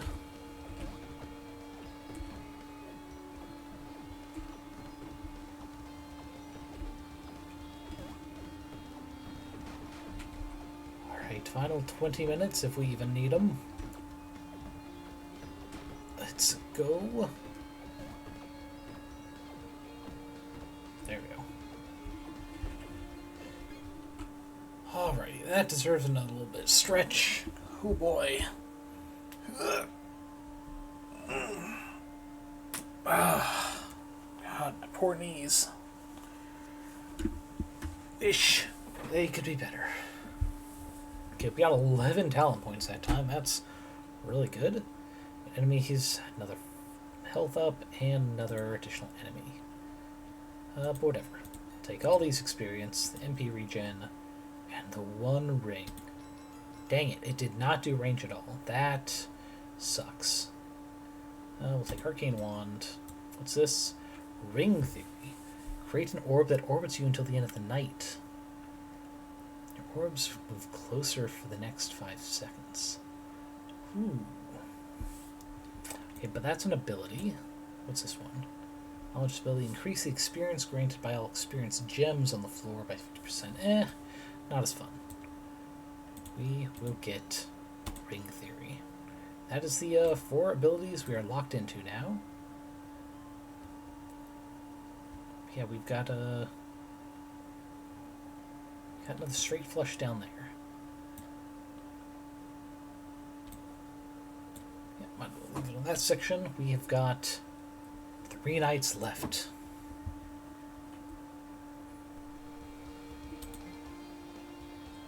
Oh, it gets rid of the base ones? That's annoying.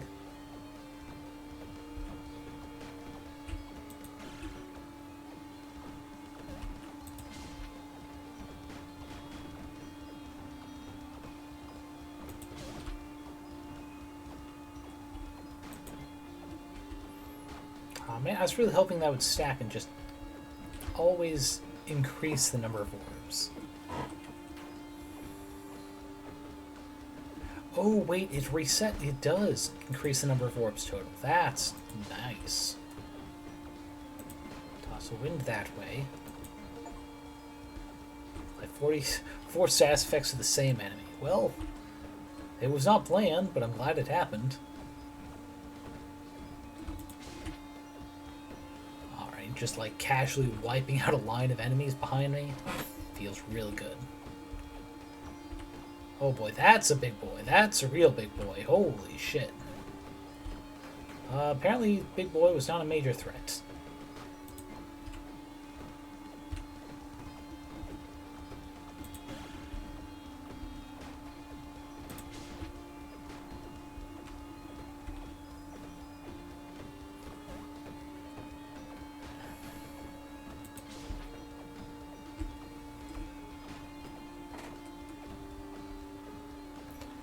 Night's almost over.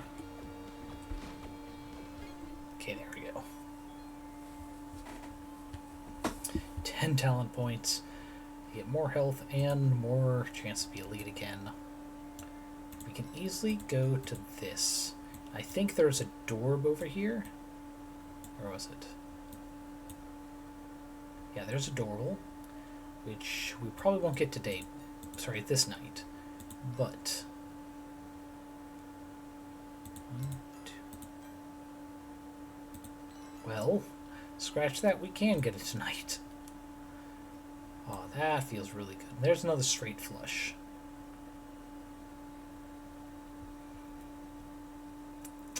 With some regen along the way as well. Yeah, that's probably the direction I'll go for this final night. So yeah, that's just more ethereal knowledge, which we're doing pretty good on. Now, I'd rather have you just even more damage for our abilities. So we'll do this. Start with another ring theory to increase our orb count.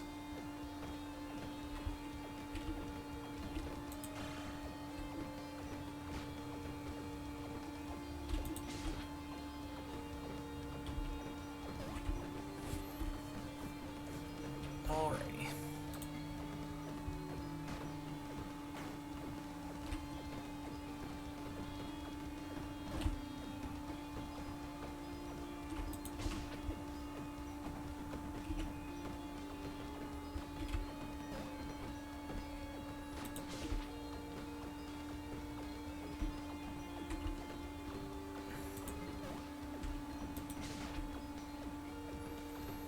We are starting to do real good. Hot damn.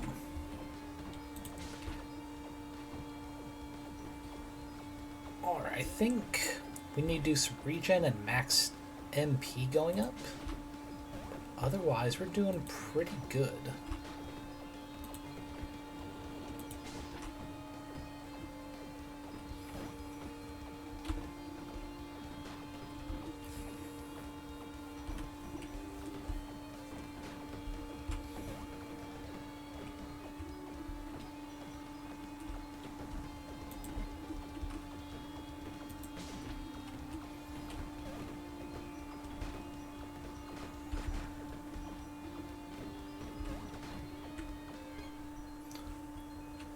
Alrighty. More movement. More enemies. Final night. Let's go for this straight flush. Ability power up there. 6 left. Experience will not help us massively. There we go. Magic up. And the regen. Regen. Wait, how did I... Oh, it did buy that. Okay. I understand now. Would have been cheaper in the long run to have pulled from there, but oh well. Let's see. Regen. No. There we go. That. Any other regens we can get to? Oh, there's one. I think we've got a good amount of mana to pull from. But having that just recharge faster would be really nice. Back at the beginning. No. Over here, can't get that one. We have literally 1 point left. Cooldowns won't help.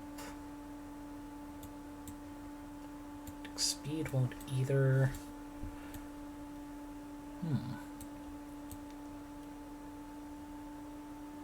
Ah, there's one. Perfect. Prepare for the final night.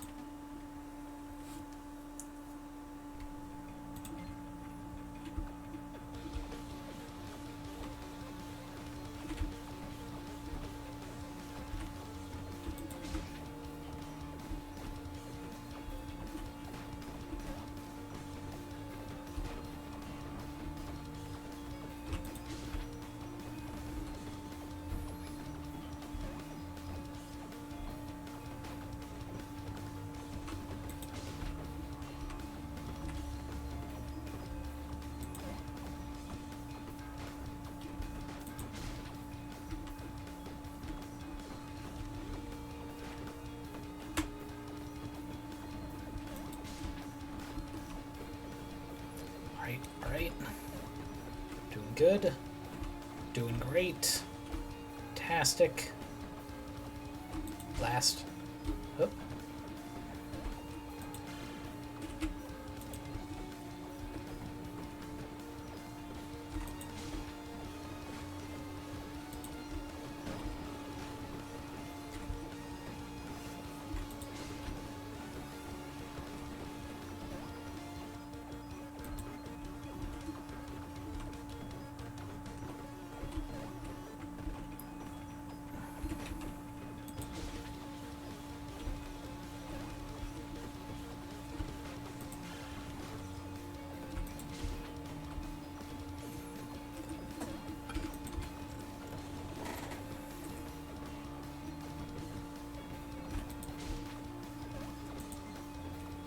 Hey Baringo, welcome back, welcome back. We are just about wrapped up with a wizard run.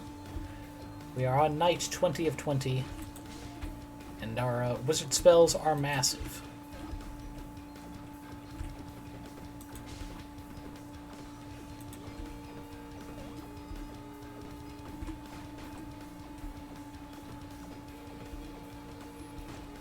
And just blast him.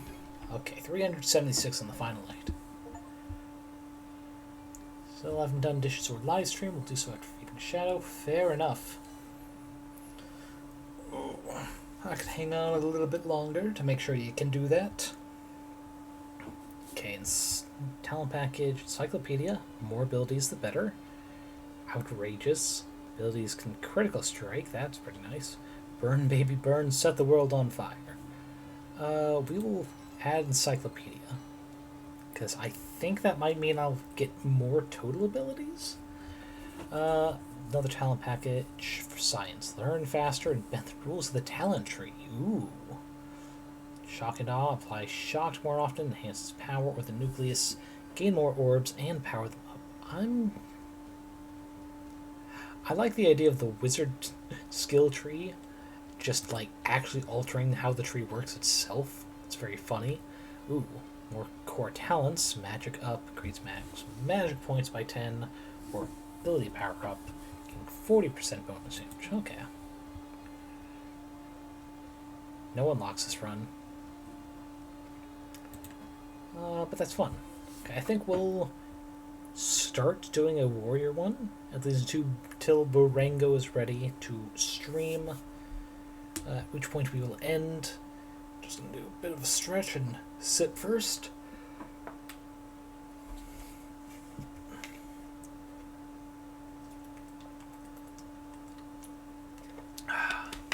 There we go.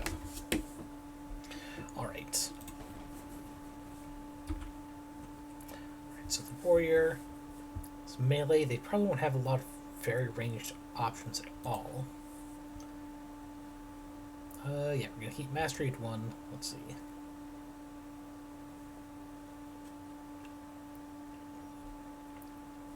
Screen blast of energy, or throw axes.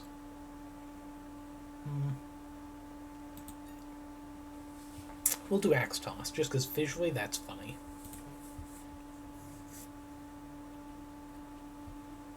Alrighty, here we go.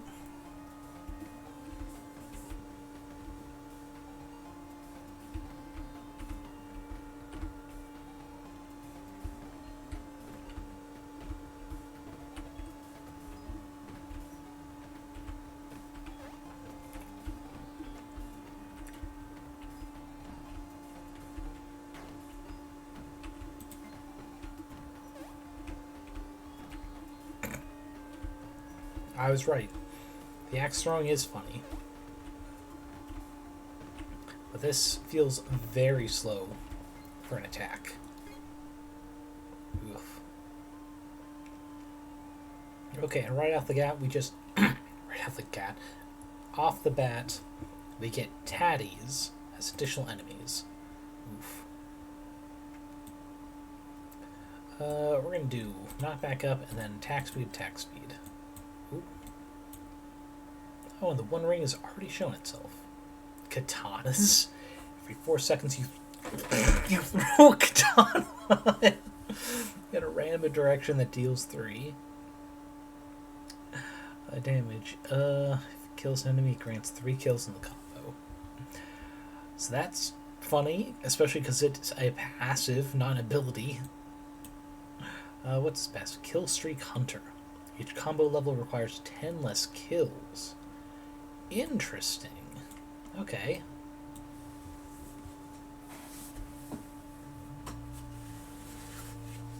Alright, let's sip of water again.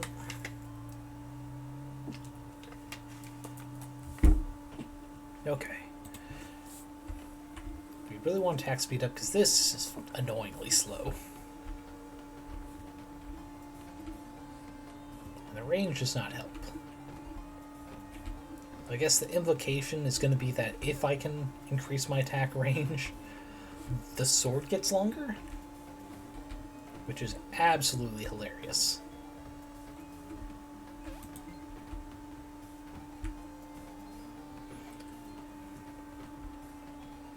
Yeah, the fact that this warrior is just going to have a fucking katana as a throwable, and as well as an unlimited number of katanas with which to throw. It's like axes, yeah, sure, fine. But katanas. Let's see. Crit up so we can get kill streak hunter. Not a lot of experience ones I'm seeing.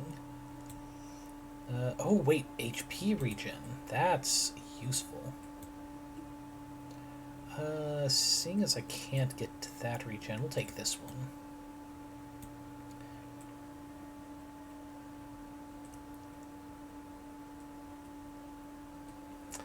Alrighty. What's this? Parry up. Increase chance to parry an enemy attack by 2%. Okay, so it's got a defensive thing. And it knocks them back. What's this one? Frustration. Maximum rage is increased by 10. Start of each night, you gain 5 range. That's another good start, so I can do axe toss right out the gate. There's katanas ones. Ooh, Fury Unleashed. Use all remaining rage to double attack damage for 3 seconds. Interesting. Alright, we're gonna work towards katanas before Rubenko gets their stream started. We wish for the day where we get bigger distance with this sword.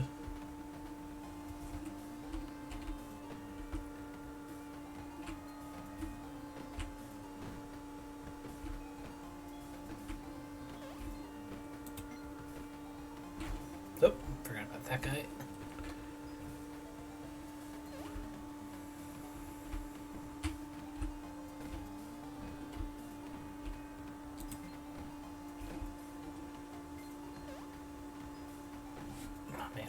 What a simple game. All the more annoying the fact that this seems to make my computer a fucking airline engine. Enemies are healthier. Get 4 points. We'll go this health up, regen, speed, and parry. There you go. Next time I should just be able to get... Actually, no, I think I'll get the katanas first, just because that's passive. This talent creates throwing, yeah. Attack speed's a little up, I guess. Okay. Rat goes splat. Actually, I just realized the way it shows the sword, unless it's like a lot deeper, sorry, a lot thicker of a sword than you would expect, it kind of looks like he's just like slamming the flat of his blade into the ground.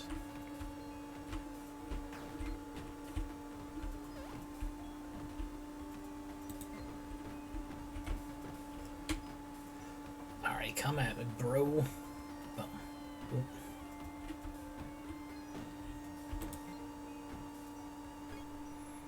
Okay. Additional enemies, only 3 talent points. Oof. Well, we already decided. Katanas, so it's good that we had the budget for it. And next time we'll grab that one ring. We will rule them all. Okay, where are the katanas coming from? Show me.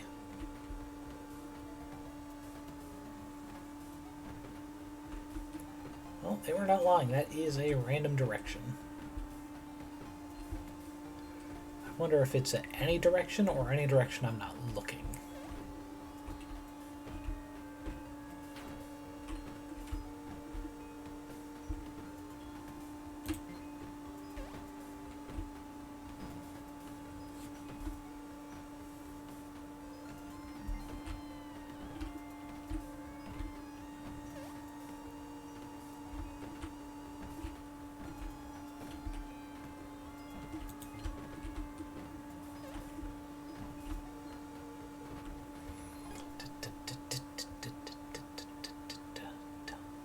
Now we got the Lorges coming back. Great.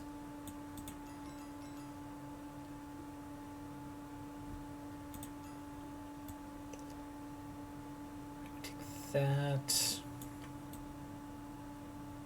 There's a way to increase my total rage, I think. There it is. Go after that frustration. Ooh, and there's a parry. There are two parries over here. We're gonna parry these platypi. Alrighty.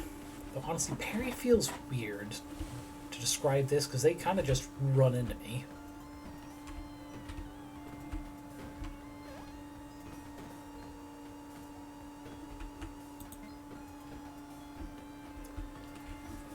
But well, won't complain too much. At least we do have a ranged attack. You know what? Take that. Yeah, the fact our actual attack damage doesn't go up too easily is a bit annoying.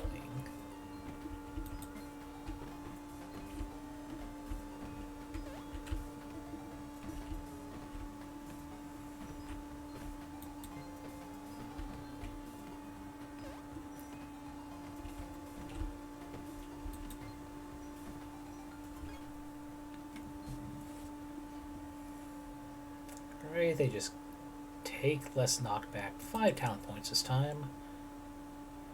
Frustration, there we go. Whole another rage meter. Another parry. Another parry. Nice. That ends at a dead end though. So we'll stop going that direction. Ooh, there's another parry.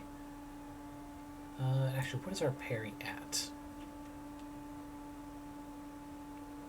8%. That's not a lot, but I think we can make it work. Those are dead ends, so we should start branching this direction. Get another ability if we can. Alrighty. Just slapping the floor with this sword. Pop.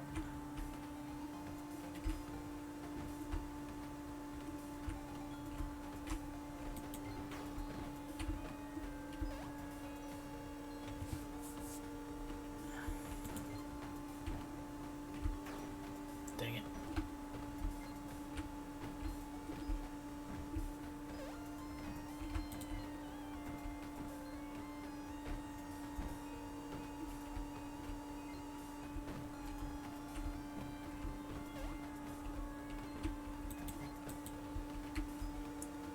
Oh boy. Zoning out mid-gameplay again. Even if it's not literally getting me killed, it does feel wrong that it's that easy. Come on, get smacked. There we go. Okay, we've got chance of elites now. It's the savage combo. Well, you have a skilled combo, attack speed is increased by 15. Some regen. I guess getting more katanas is not bad. So there, that's just another parry.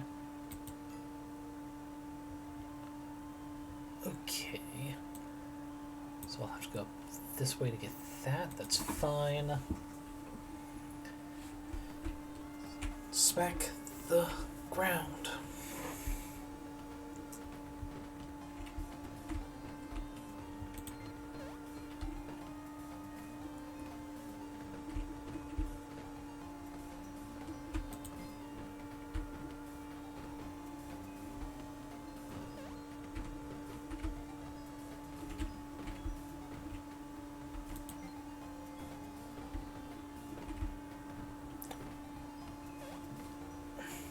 on, keep floating up slowly, motherfuckers.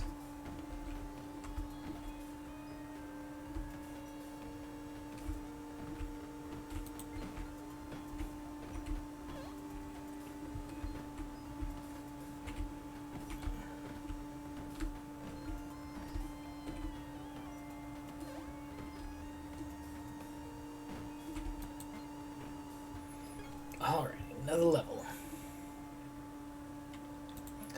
I just noticed I didn't get any experience ups here, have I? I have not. Ooh. Warrior is tricky.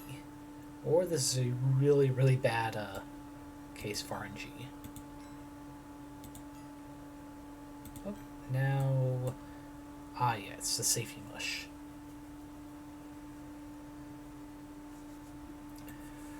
Well, since that activates on death, I hope I do not need it.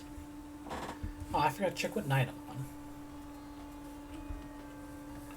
Well, let's keep smacking these guys with the flat of my blade. Maybe one day I'll figure out how to hit them with the sharp side.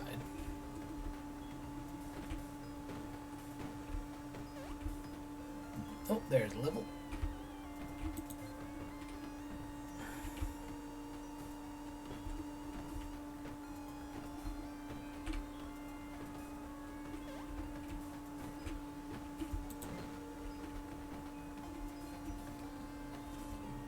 Okay, come on.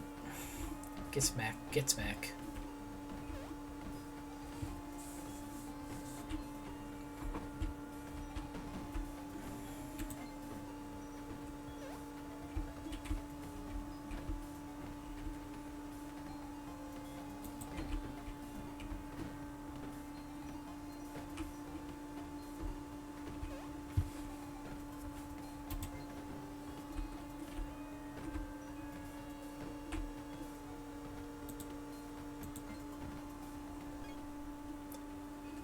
Alrighty. 5 talent points, movement speed of enemies up. Oof.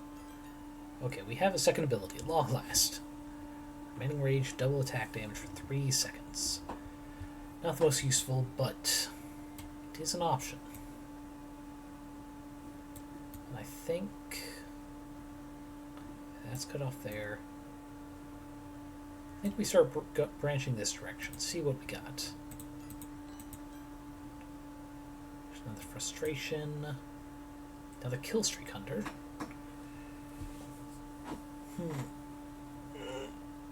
Okay. Powering through. We're going to try and hold on until Lorengo comes in and starts streaming. Just realized they're probably going to try through Discord, so I should get that opened up again so we can actually see that message.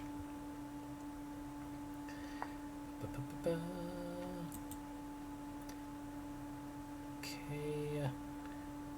Nothing. What is. Why do I have 6 and.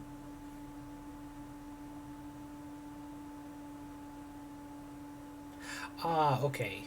It's because Amber got a bunch of giveaways triggered. Perfect.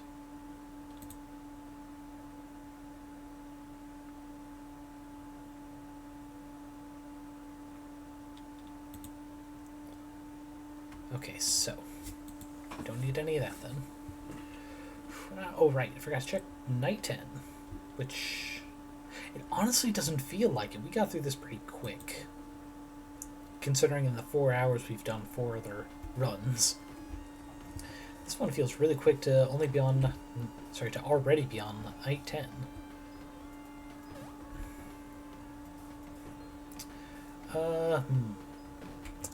Bring up my vote would be Dredge. Dredge is fun. That was probably a bad time to use that ability. But yeah, perfect timing. I was just opening Discord in case you were just saying you were streaming there. Oop, smash the rat. Okay, come on, kid. Smacked. There. We're doing our best. Get. Pop, pop, get. Dredge is fun and your stream title for it as well. Gotcha.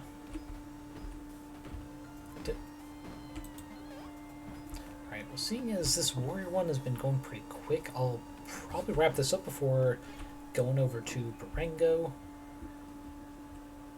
Skelebob's now up here, and additional enemy per wave. Fun. But yeah, let's go here. Killstreak Hunter, another... Wait, daggers is new. Every 4 seconds you throw a dagger at a random target. So on top of throwing katanas, completely passively, we're also going to throw daggers passively, and on-demand axes. Oh, this game.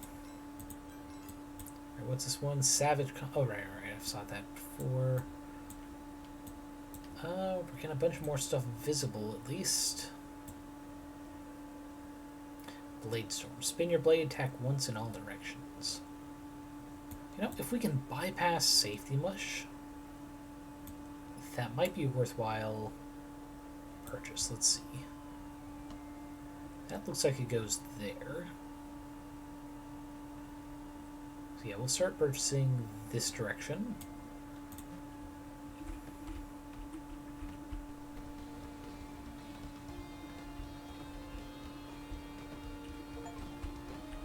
Try to gain a skilled combo with only 1 kill as a warrior. Aw. That's hilarious. There's gotta be a same achievement for getting all the higher combo things as well. Come on, get him. Shit.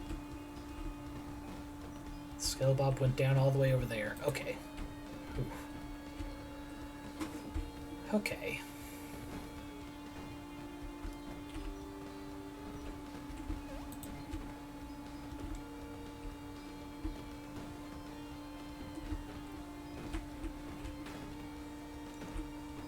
Dang it, combo got reset. It's fine, we got through it. Whew. Okay, come on. Dang it, combo reset again.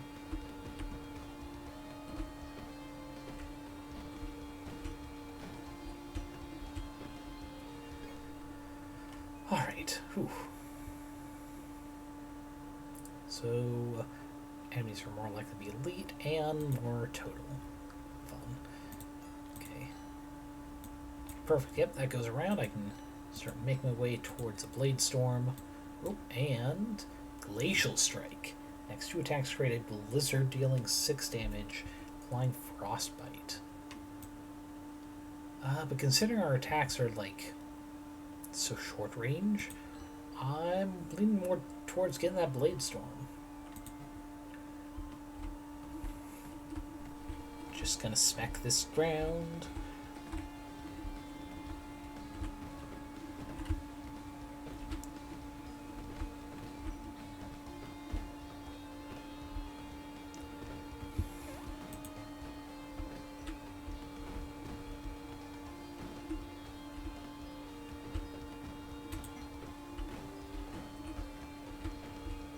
Okay, let's do better about not getting hit at all.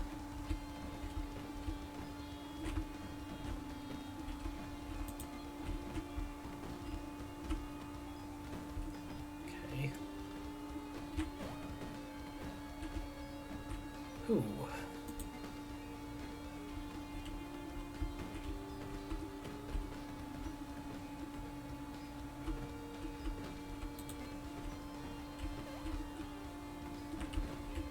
Oh boy, almost got hit there.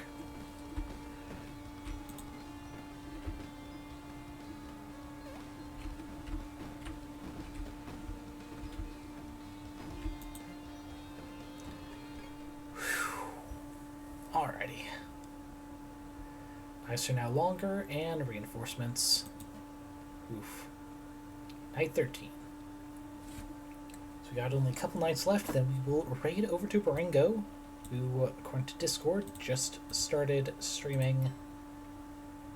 There we go. Now we have a blade spin attack. Resistant combo while you have skilled, your parry chance is increased. That's not a lot.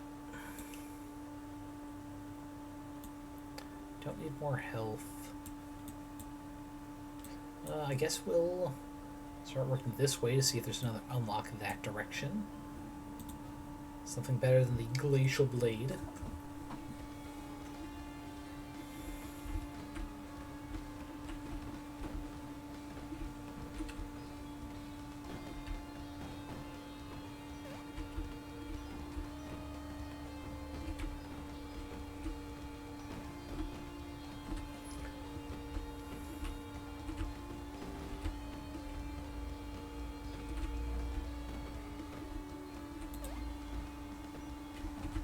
Oh, shit. There goes the combo. Oh, well.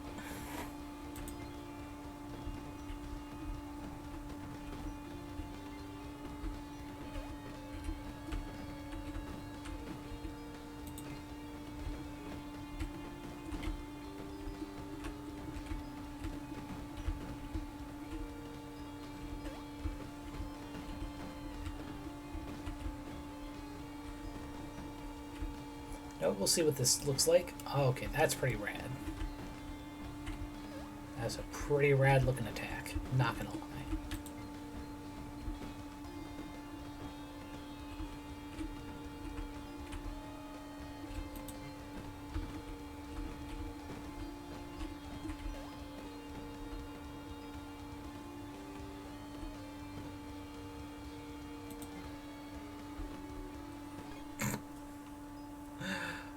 There we go. 6 talents points, another enemy, and let's knock back on enemies. Okay, well, at least it got us going this direction. We'll take a speed up, crit up, bloodlust. Once per night, if you reach maximum rage, your size and range is increased by 12% until the end of the night. Ooh, what's this? Guardian Unleashed ability. All remaining rage to set your parry chance to 100 for 3 seconds. Interesting. I only need 10 to activate it. Increased by 1 second per 10 raged used, however. Don't need that one. Shadow boxing. Fire an additional attack backwards every 3rd attack. Ooh. I think maybe we work towards that, especially with another katana and frustration on the way. Because, yeah, that's just more health. Damage up. Knock back up. That should go in that direction. The alignment looks right. Alrighty.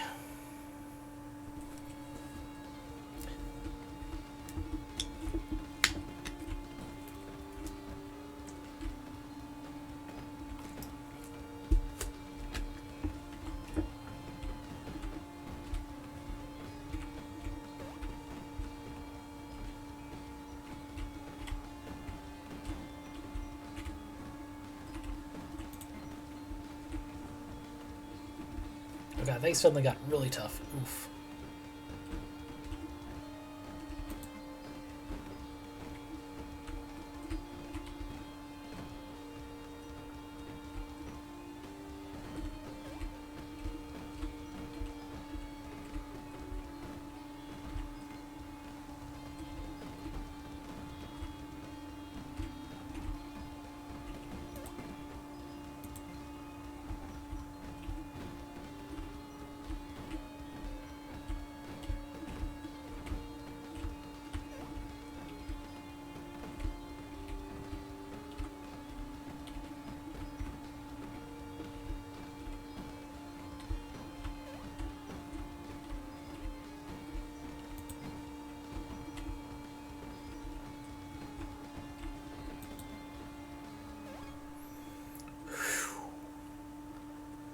Already. It's longer and more movement speed. Oof. Getting rough. What's this? The Impaler. Gain 1 attack damage for every 20 maximum health points you have. Huh. Harsh lesson. When you parry or take damage from an enemy, gain all the experience you would have received for killing them. Ooh. We're still going to rush to shadow boxing, but those are some nice things to this. Oh, actually, ooh, what's this? Earthquake ability. Shake the earth, knocking back all surrounding enemies and applying wounded. Considering the other ability I think was Guardian Unleashed.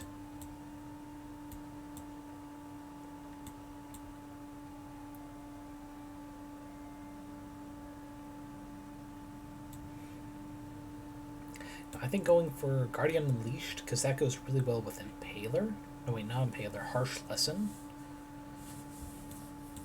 Alrighty.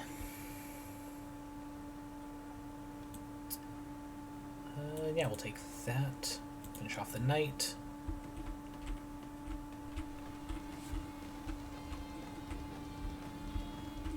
Come on. Smack everything. Everything gets a smack. We're in Smackdown. Now I'm the mayor.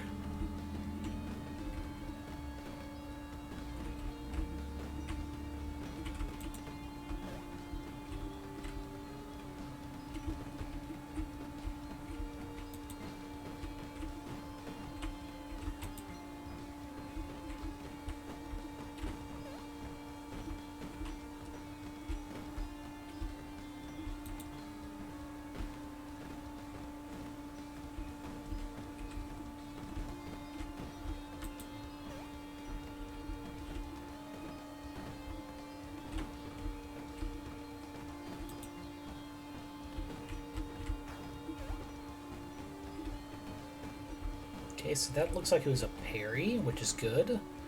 This meant I didn't take damage and lose my combo, but we're going to have to do that to keep it going.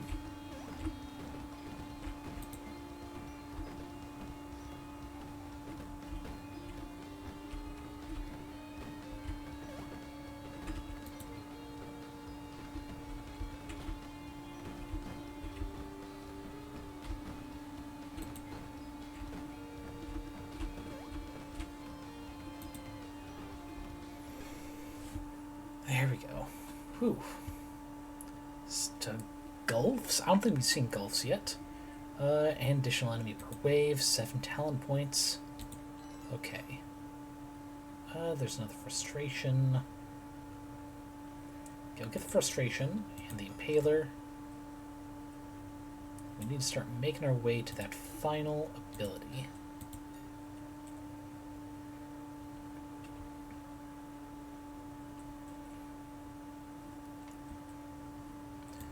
Alrighty.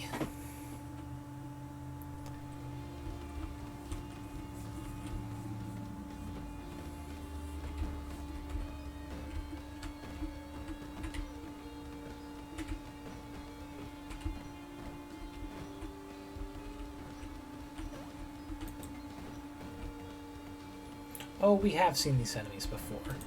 They're the mole things.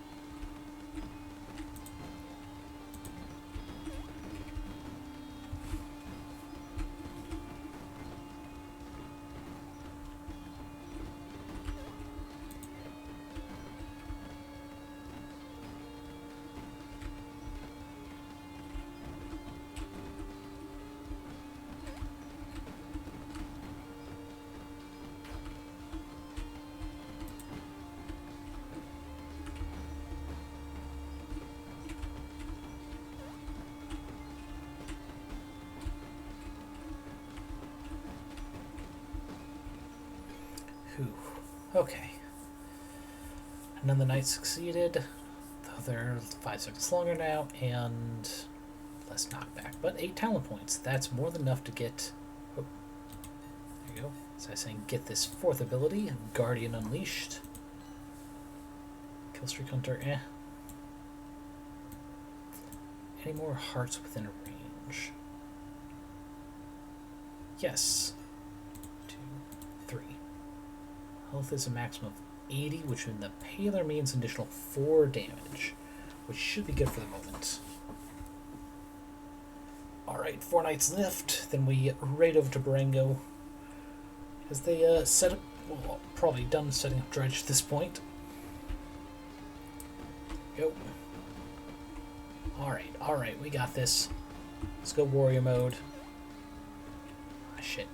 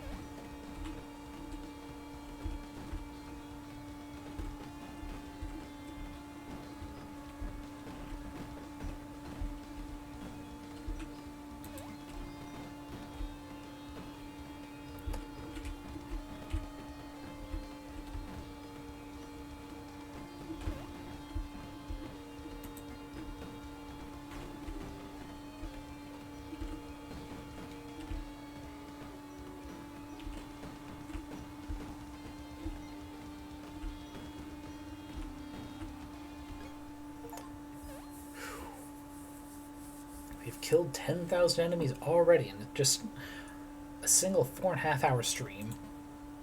That is amazing. We'll get another health up, attack speed up, with passives. Killstreak Hunter. We can more easily get right here.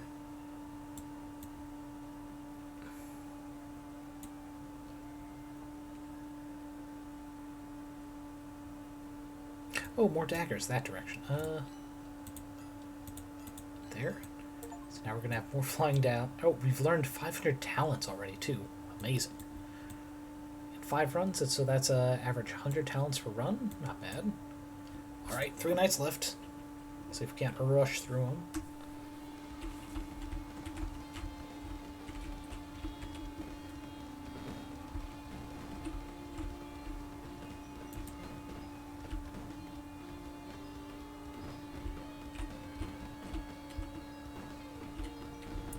Come on. Let's get this.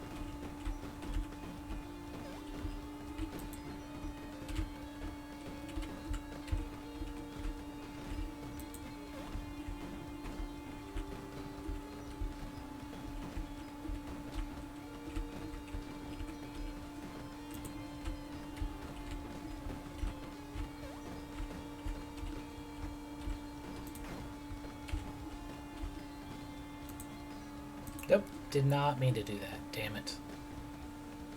That was unnecessary.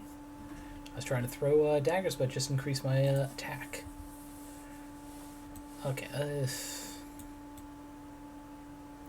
What's even useful at this point?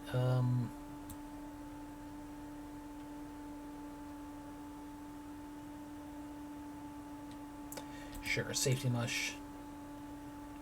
Not super necessary for the build we've built up. But why not?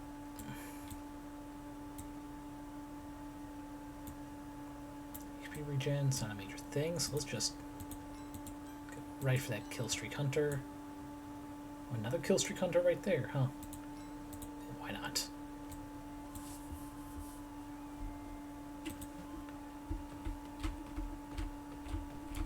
time to get smashy smashy. Come on, last few nights. We got this.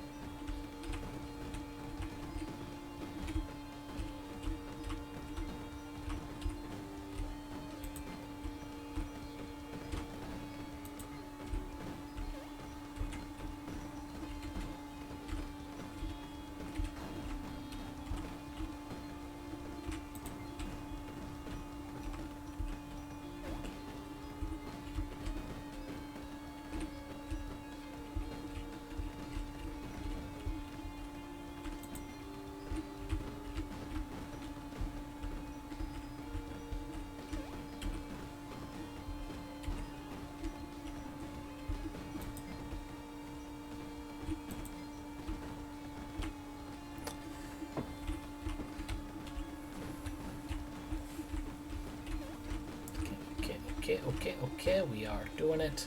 We are surviving and thriving and getting it all done.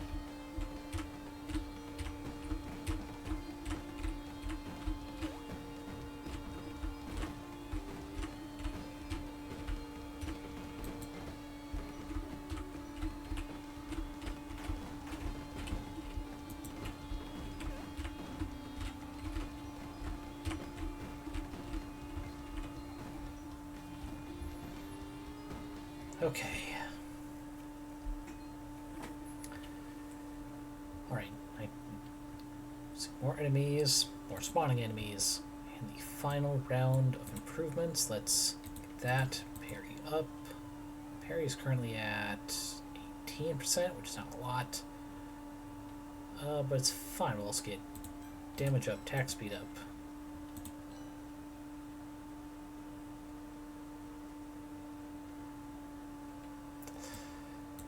That is what we will end it as. This incredibly fast, bloodrusty barbarian of a warrior.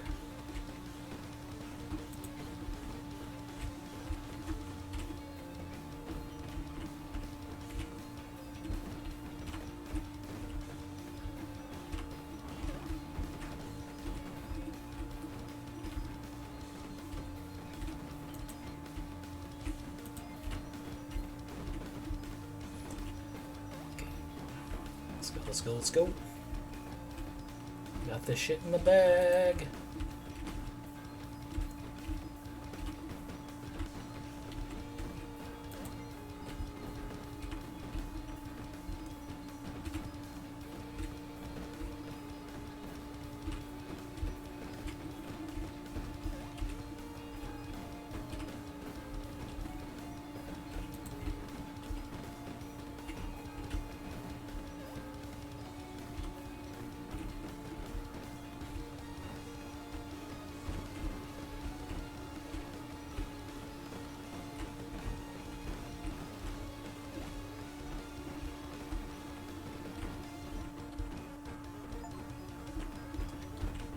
Three enemies in a row in a single night as a warrior? Well, not something I planned for, but at least it worked. Okay, come on. Spin attack for the style.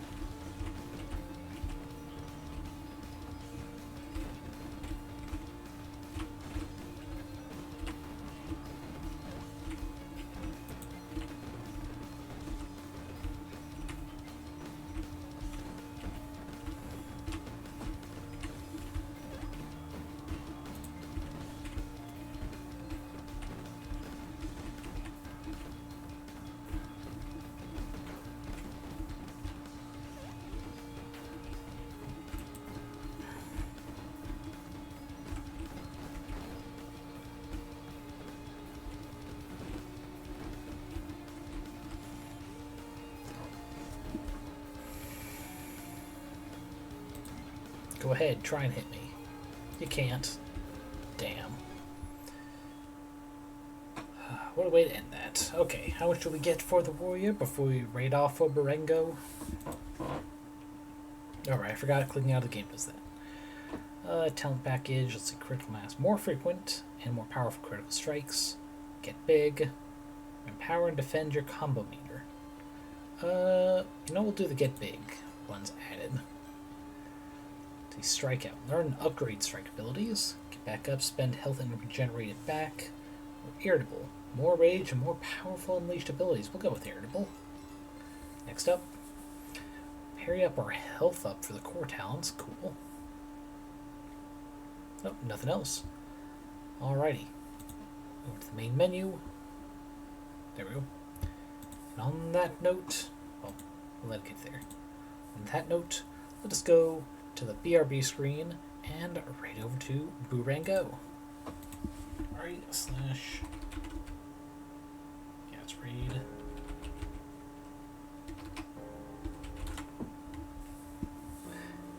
No problem. Good to see you here, a happy little machine. Let me just pop open the stream in a window to make sure there's not some technical difficulties that they should know.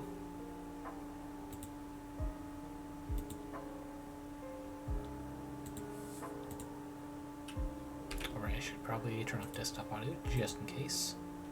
There we go, Boorango. No, everything looks visual.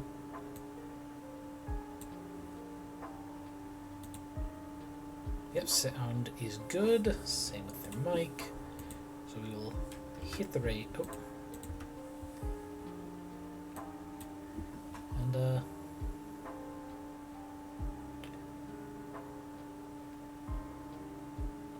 you go. See you guys later. Oh wait. Oh, that wasn't auto rating. Okay. But yeah. As always, hope you guys are eating enough, drinking enough, getting enough sleep. Take care of your body so that body can take care of you, especially in these trying times. Also, remember to take some time to relax however you can, because fucking stress is a killer just as much as not eating.